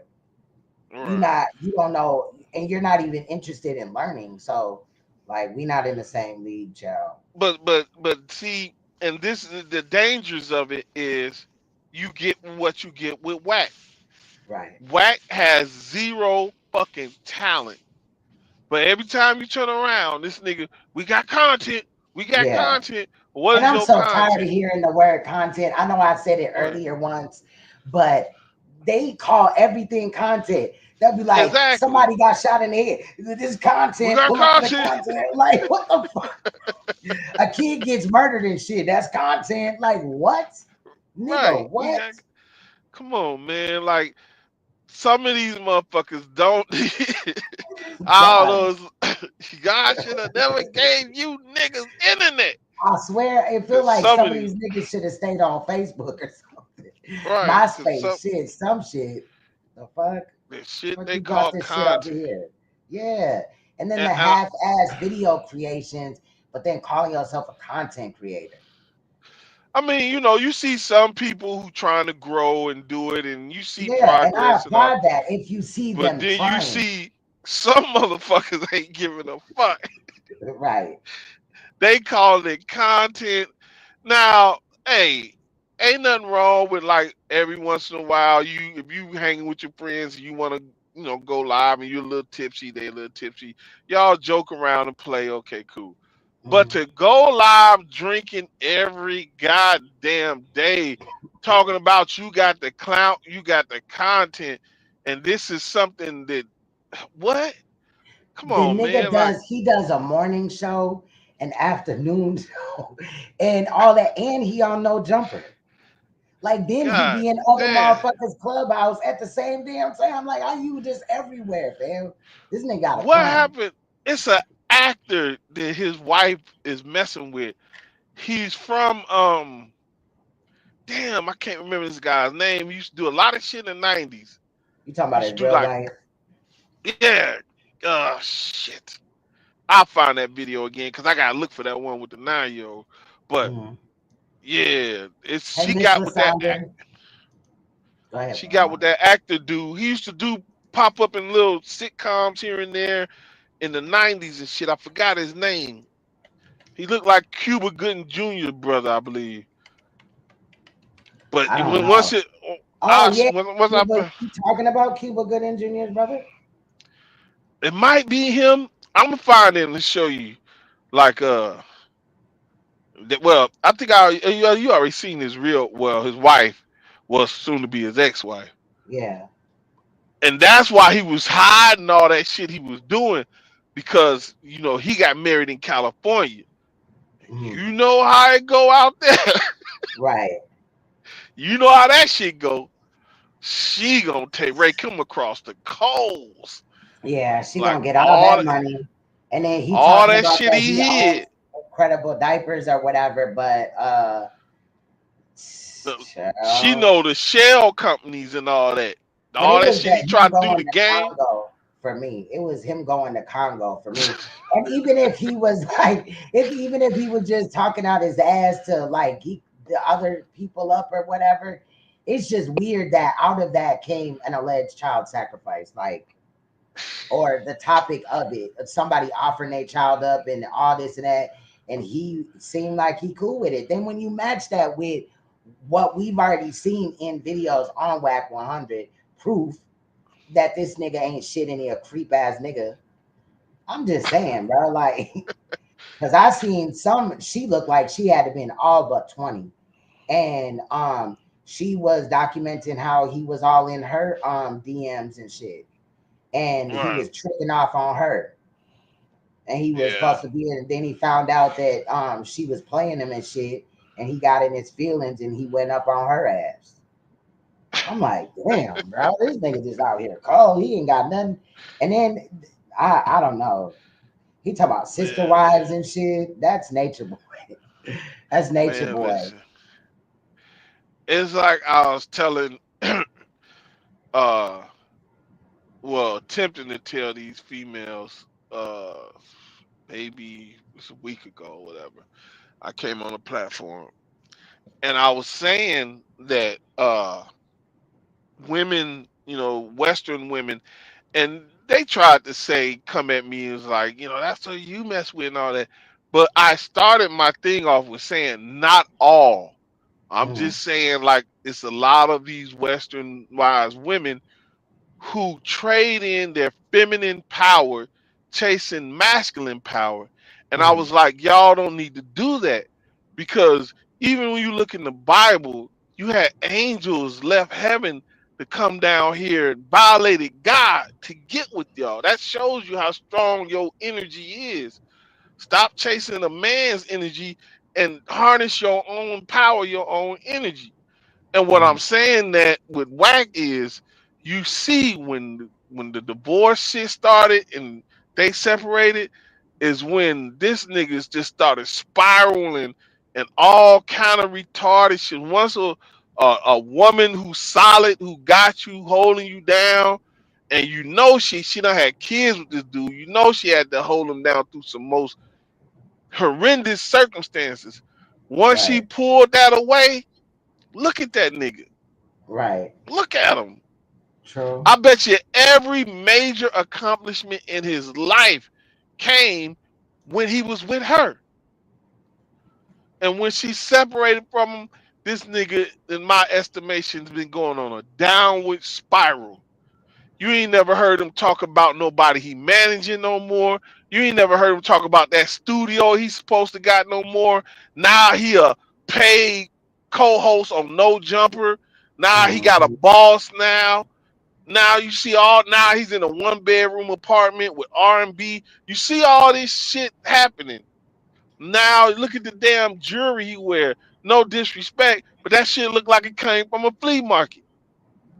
Right. Did Did you see where Adam and 607 Unk sat up there and both was claiming that Brick Baby was their boyfriend? And Adam was saying that 607 Unk stole Brick Baby from him. I seen like a slight tad bit of it when they started it off, and I turned. I I was almost like, threw up. man, why the fuck I don't look at this gay shit like? And that's another thing. Why the fuck Brick Baby be playing with Adam like that? Somebody got a compilation of the shit they do together, and I was like, wait a minute, I had never seen that shit. So when people were saying it, I would hear people say shit, but I came across that shit. I was like, what the fuck is wrong with this nigga? Yeah, that's Like wild. he like a But white he boy sex on the plays a inside. lot of them. He sex plays a lot of them though. And Yeah. they just won't say nothing, I guess, because they feel like they gonna fuck up their position or whatever at No Jumper. Right. But that's crazy because the world is watching this shit. Yeah, he done did Wack a couple times. Yeah. So I don't know, man. You He done couldn't, did a man. lot of niggas a couple of times. I've been watching. I know my man's so tired of hearing motherfucking about Adam 22 and Wack 100. But I be going in like, what the fuck is this shit? And he be like, oh, I'm finna go to sleep, man. Like, for real. God They damn. got a lot of crazy shit though. But he be watching some of it with me and shit like, damn, what the fuck? You know what I'm saying? Man, That all shit that wild. sex playing motherfuckers and shit. Yeah. No, man. Listen, Like, that's I don't give a wild. fuck. And then, like, let me stop. What? I It's don't crazy. understand it. Like, what are they getting out? Because they can't. If Brick Baby is calling around begging for money, tricking people and sending money in his books, what are you really getting at? Well, let me change that. I just thought of something. I know why he doing Brick Baby like he get away with it. Brick Baby is a junkie. I forgot about that. True, true. And Adam is a minute junkie himself, but he Well, say he getting clean now. so is 607 Unc, and I don't know if he's just talking out his ass, but he was over on Adam shit, 607 Unc, in that same video where they was doing that sex play, and he was talking about buying no jumper for $5 million. And that nigga admitted in one video, I gotta find it. That's another thing that's holding me up. But where he had stated that he was on fentanyl before, and all the niggas in St. Louis do fentanyl and shit. But he had admitted also to smoking crack. But if you look, cause on Point and Shoot, he's documented where most of the people on No Jumper are currently addicts or were addicts before. And that's interesting, even Adam. So that's interesting. Like, is that besides Flacco? I think Flacco would probably, I don't know what Flacco would do if he was high, but I think he's about the only one. And that whatever his name is, that other dude that starts with an R, Ramo.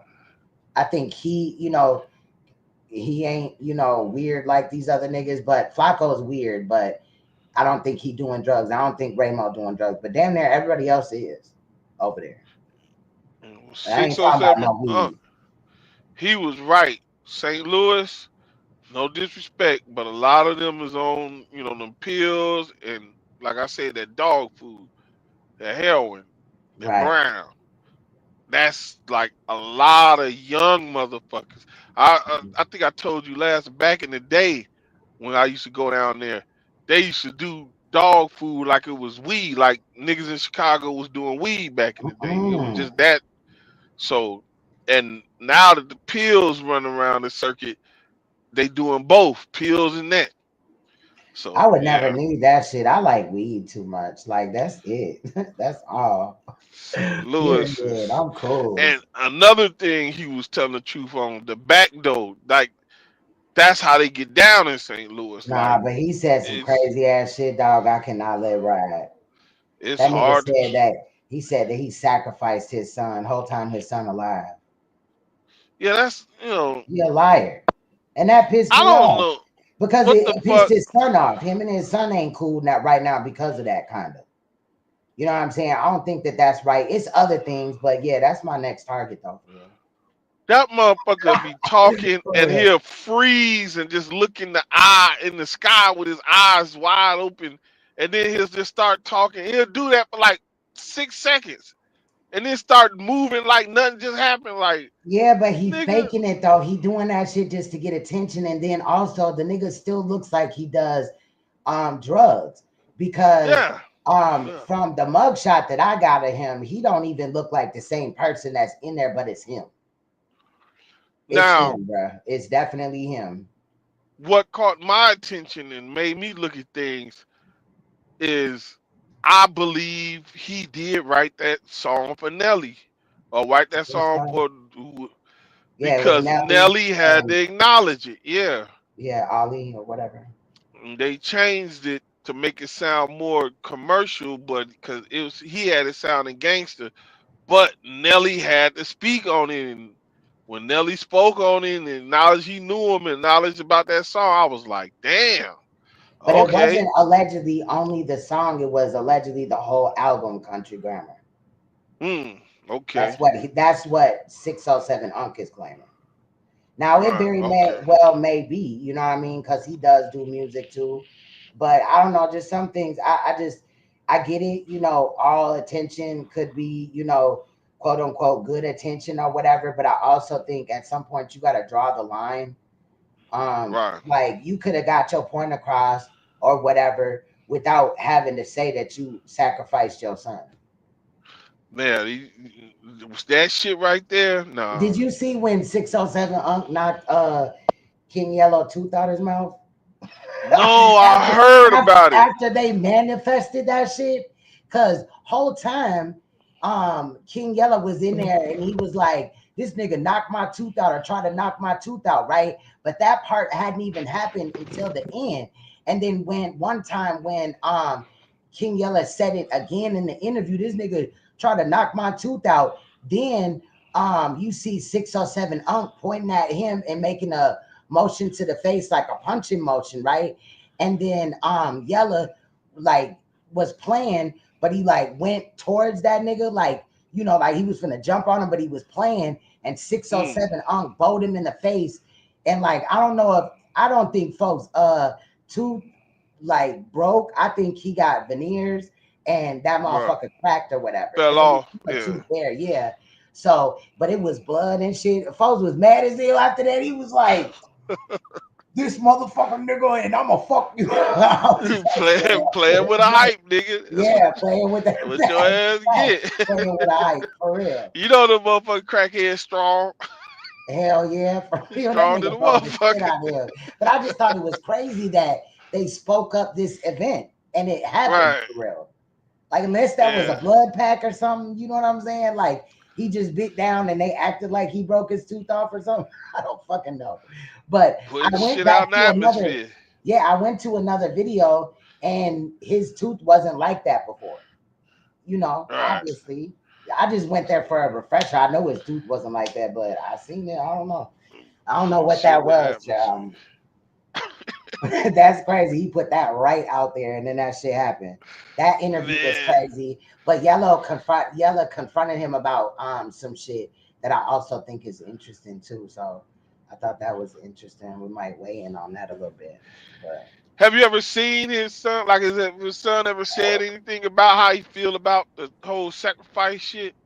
Well, apparently to his dad, he is not happy at all. He was mad as hell that he made that that announcement, and the reason why Yella why him and Yella was going at it is because 607 Unk claimed that his son was riding around with Yella in the trenches in Chicago, and that made him mad or whatever. And then that's when Yella like confronted him, like, why? Basically, I'm paraphrasing, like, you shouldn't have lied about your son or whatever. And the topic came up, and 607 Unk said that his son is mad at him about that.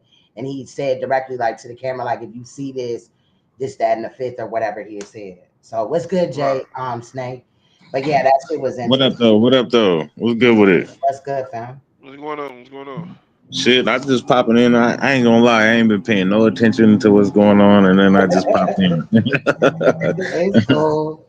I'm up on the late night. I just wanted to pop in and say what's up. What's good? How you been?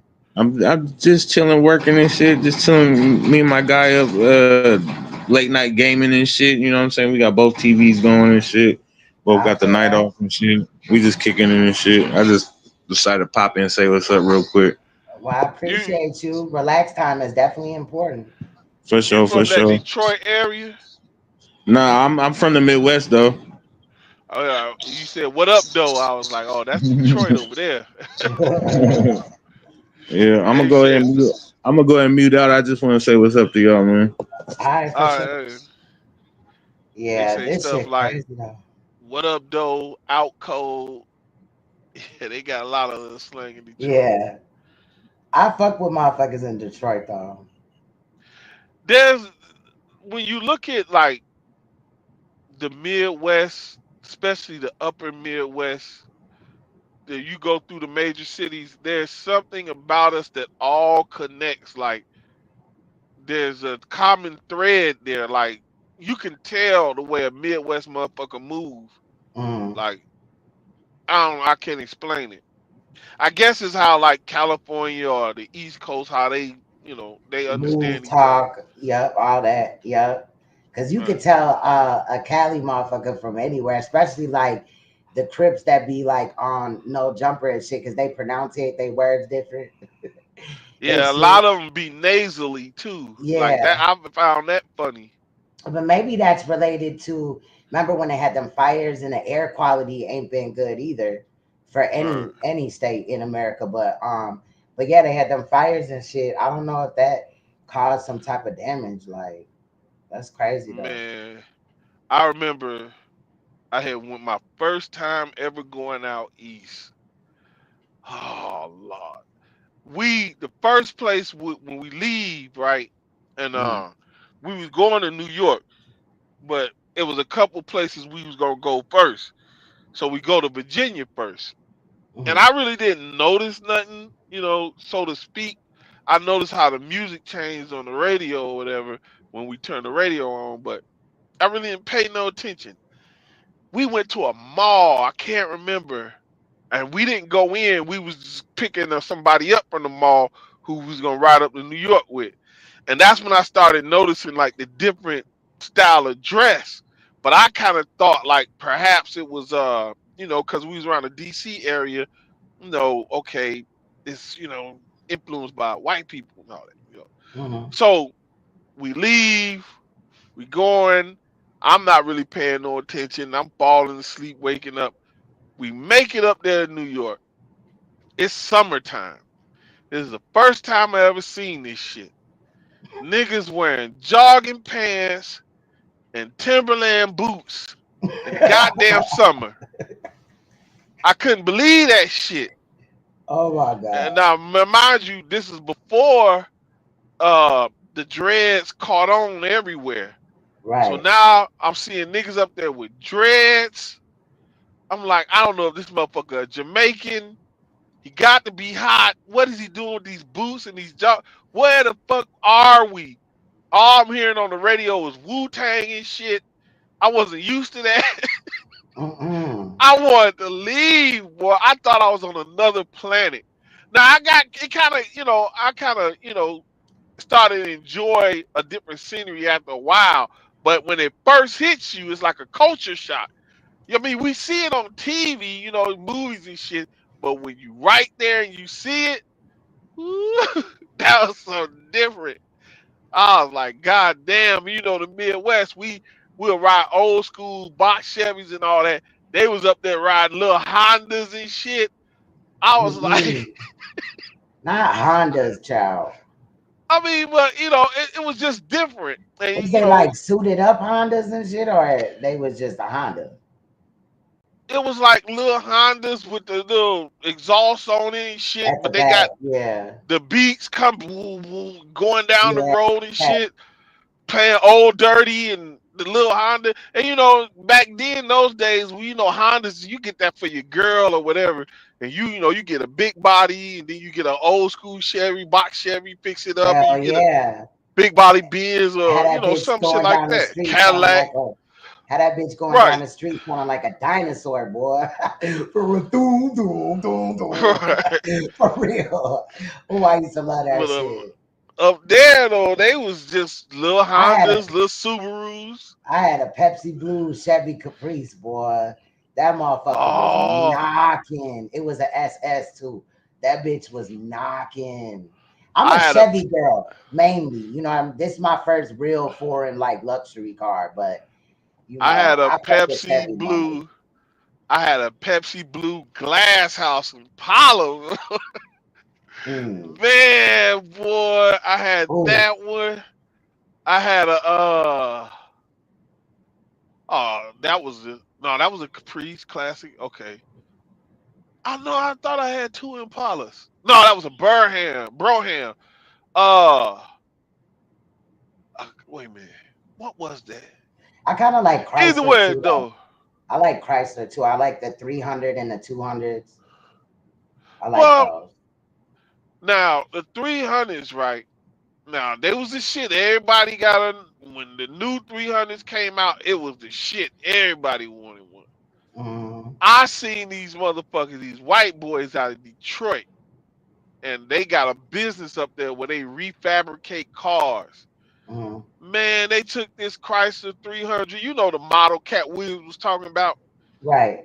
They turned that shit into something that looked so fucking good. I didn't know what the fuck to call it. That shit is on YouTube. They got a video.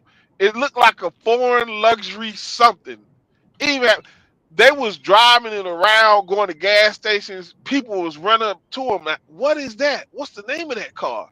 That's how good they made it. They redid the body and made it look like something you had never seen before. So, and they were saying the reason why they use those Chrysler 300s because those cars you could easily, they're easy to work with, and you can do a lot of things with them. certain Yeah. cars you could only do so much. Like they was taking those Camaros, making Firebirds out of them, but they was like that's the only thing you could do with those. But then they was like those 300s, and they gave the model because what they say from You talk 2000. about a C? Because I've had an M before, but not a C. I was gonna get a C. That motherfucker was all white, cocaine white on the inside and outside. I was like, holy shit. But They then was I was saying like, it had the same engine as a Mercedes. Whichever one had the same engine as a Mercedes, you probably they was talking about like, a C. yeah, that was the best one to work on because you can do so many things with it. The big body frame. Yeah, Like I'm finna put a picture up. Hold on. Let me see. but they did something with that shit that I had never seen before. I was like, damn, Oh, it it's a won't even. place in Detroit. And those were like the mid 2000s. If you had that one now, people would it still look nice. Like people would be like, Like "What the this one fuck is right that?" here. Yeah, This yeah, black yeah, one. yeah. Yeah, I like those. My baby daddy had one of them though. He had a maroon one. He They definitely can did. take that shit and make some cold ass shit with it. Mm. But yeah, Shit, that's what's up though. I like how they kid out cars and do all type of shit. You know, after watching that bullshit ass show Pimp My Ride and watching the what happened to those cars and the facts about that show. But I like watching like the dunks down south and shit like that, the dunk races and right. just anything. Like we went to what was that, Cinco de Mayo, and I videotaped like some of the rides that was there and shit. Homie had, I think it was a Chevy Capri. I don't know. It was a Chevy Caprice, right? And that motherfucker was on. He was hitting switches with that bitch and everything. There were so many dope ass cars. I should upload that footage and shit. That shit was fun Yeah, though. It was I definitely had fun.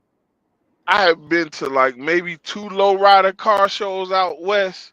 Mhm. That's a whole different vibe out there. Like them, like even though like certain areas, blacks and Mexicans don't get along, but when it comes to that lowrider shit, they don't even be tripping. Right. Like I got cousins that stay out west. So me and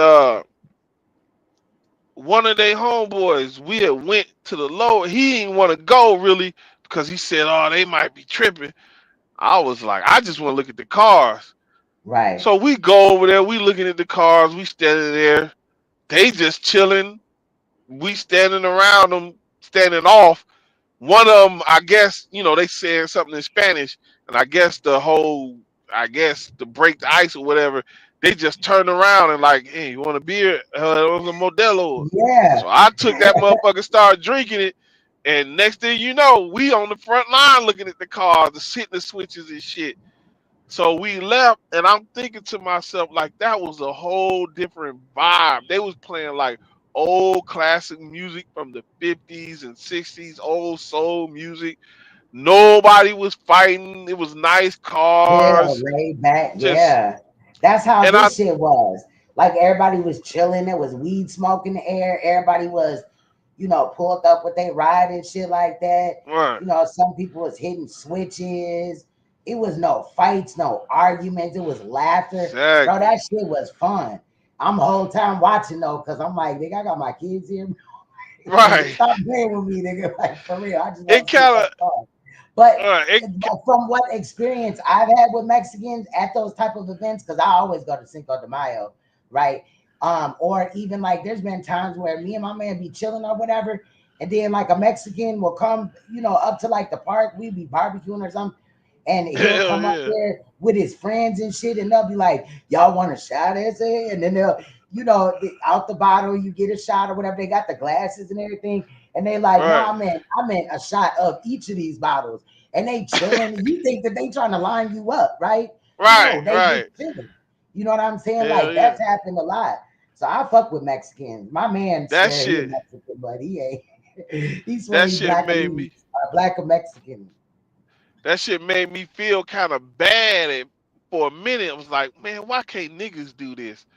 But Yeah, I snapped out of it. But I was just looking like, man, these motherfuckers kicking it. They having a good ass time. They ain't fucking with us. They enjoying having us enjoy this shit with them. chilling. Why we can't do this shit? Like, And it's oh sad, yeah. yeah, I don't And know. it's a I different type of energy because when you going through it, you like, man, something bound to happen, right? But then right, the whole ordeal play out, and it's a positive one, and you like right, you're saying, damn, why we can't do this? You know what I'm saying? right. Yeah, They I was feel having you. a good ass time, and I wasn't trusting none of it and shit. That You sign up, fucked up. think they try to backdoor you or something? Like the Right, fuck? Like nigga, I but seen Training Day. No, I'm just playing. For real. hell no. Then like I've been around Asians too. Well, them motherfuckers, you get around the right Asians, they act like niggas. I'm telling you, Yeah. them Thai motherfuckers. Not meaning they get the doing violent shit and all that. I mean, they can get ratchet than a motherfucker. You go to a Thai party and it's like a lot of Thai women and Mhm. they drunk and all. You see, they come from black people. That's all I'm gonna say. I You believe it though easily because see. I got a brother that's half Japanese and shit, right? And that nigga like he used to bring around like his Japanese friends and teach about the culture and shit because he a dual citizen and shit, right? But he live in Right, America and shit. But he'll put you on to the shit and the culture kind of cool though. You know what I'm yeah, saying? And they cool and laid back. Like motherfuckers was laughing, motherfucker pull out a bomb, you be fucked up, can't breathe, finna die, but in a good way. You know what I'm saying? right, Like, they chilling, it be good food and shit. So, like, I don't know, bro. Like, we gotta get it together for yeah, real, and at least agree to motherfucking disagree some motherfucking times or something, like as a right. community and shit. But as you stated, everybody talking about the YNs out here doing the most, right? But what about these older niggas that's on here doing the most themselves? Like they supposed to set an example. And it's just Right. wild that that don't happen. So, it got to start somewhere. Cause if these YNs looking at these older niggas, I mean, okay, I get it, right? Like, say for instance, I seen like some women complaining about men, like, well, y'all don't dress the way a 40-year-old should dress and all that. Well, this is a different era where we came up in the hip hop generation. So yeah, we might dress, more mature here and there, but for the most part, we're gonna dress comfortable the way we came up, like, in hip hop attire. That don't Yeah. mean you have to dress exactly like a YN, but y'all gonna have similar things because y'all came up, under similar. I get that part. That's to me, that's acceptable. Like, nigga, you ain't not finna see me out there in no skinny jeans. Like, nah, that ain't happening. But I get, but the maturity and the wisdom to not to do certain things and putting negative shit out there like that, even if you gotta get it the way you live, it's all about how you do it. You don't put shit out in front street and all like these niggas. It's just retarded. Yeah. I don't get it, man. Like, nigga, what happened? Yeah, it's crazy. It's But definitely crazy. I'm gonna go ahead and check out Queen. It's All been right. a I appreciate you pleasure. rocking with me. We done chopped it up about a lot of shit. I appreciate you, though. All right, it's It's been a always a pleasure. pleasure to I have can't you. wait till the next one because Yes. it's a lot of this Hopefully shit. it don't be 3 weeks. I never try to, but it be like that sometimes. But But until next time, y'all be good, be safe. all right. Much love. All right. All right. All right. Shout out to MK the Mac. Um, we about to hold on, let me see. All right. I don't know what's going on with all right, I don't know what's going on with the StreamYards thing, but anyway, y'all. So it's been fun. It definitely has. You know what I'm saying? Like I said, it's some other things going on that I'm looking at. So I'm thinking the next video that I come out with, like the next edit that I really do, is going to be towards the conscious community again, child. Because like I said, there's some shenanigans that I'm seeing, and I'm kind of side-eyeing it at the same time. But you know, at the end of the day, I just got some questions, right? Just some questions. But I appreciated you guys. I know I've been gone for a while. I'm gonna have to, you know, get back in the algorithm and things like that. It's to be expected. But I do appreciate those that came up in here today, that weighed in, that hit the like button, whatever you did, child, shared. I appreciate you. And I will be back. I don't want to set a date, a time, or whatever, because like I said, I'm trying to move and life kind of hectic right now, but in a good way. But at the same time, I do kind of have my eyes set on some things. So I'll see you guys soon. I may drop some of the videos that you've seen in tonight's live stream in Premiere, the no commentary version. I'm already getting requested in my DMs about some things or whatever, so I'll take a look at that as well. But much love, you guys. Stay you, stay royal, stay uncompromisable.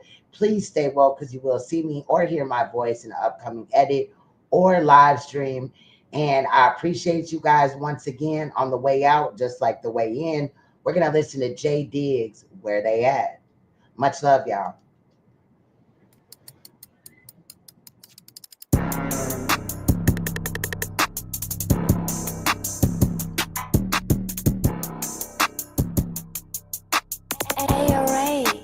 Turn me out. Riding for my cutty on the move, I got the red eyes. Every time I think about these dudes, I see dead guys. You can't get no open casket, nope, that ain't suitable. I'm so disrespectful, I might pull up to that funeral. Gotta play your role, you can't argue with no boss. Send his mama roses like I'm sorry for your loss. I've been going through some shit and it's been playing on my mental. Been went and parked the Benz and I'm back riding in these rentals. We gon' do the street shit, we can't take it to the courts. I've been sleeping on these niggas like your paper on the porch. I do all the cheating when it's war, ain't no fucking fair. I want all the smoke and I pull up like who the fuck in there? Woo!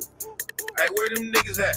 They don't want no beef, they want peace. Yeah, I figure that. Switches with extensions around this bitch, that's how I really get. Everybody killers to them killers, pull up killing shit. Line it up, I just want the fade, he need his mouth tape. Bitch nigga, all he do is talk, see he's a clout chaser. Rich nigga, I can make the call and cause chaos. Only getting smarter on you bitches, yeah, AI. Last thing you wanna do is broke and piss the bear off. Chestnut checkers, move the bitch and trap the square off. You don't follow rules, you gon' lose, and that's just consequences. Niggas swear they rich, but they be broke without a pot to piss. Oh, they done gas me up, it ain't no breaking, I'm accelerating. All I want is one-on-one with Wack like I've been hella waiting. Gonna take this whooping like a man, and I'ma need that. See, I just left Southern California, and I'ma be back.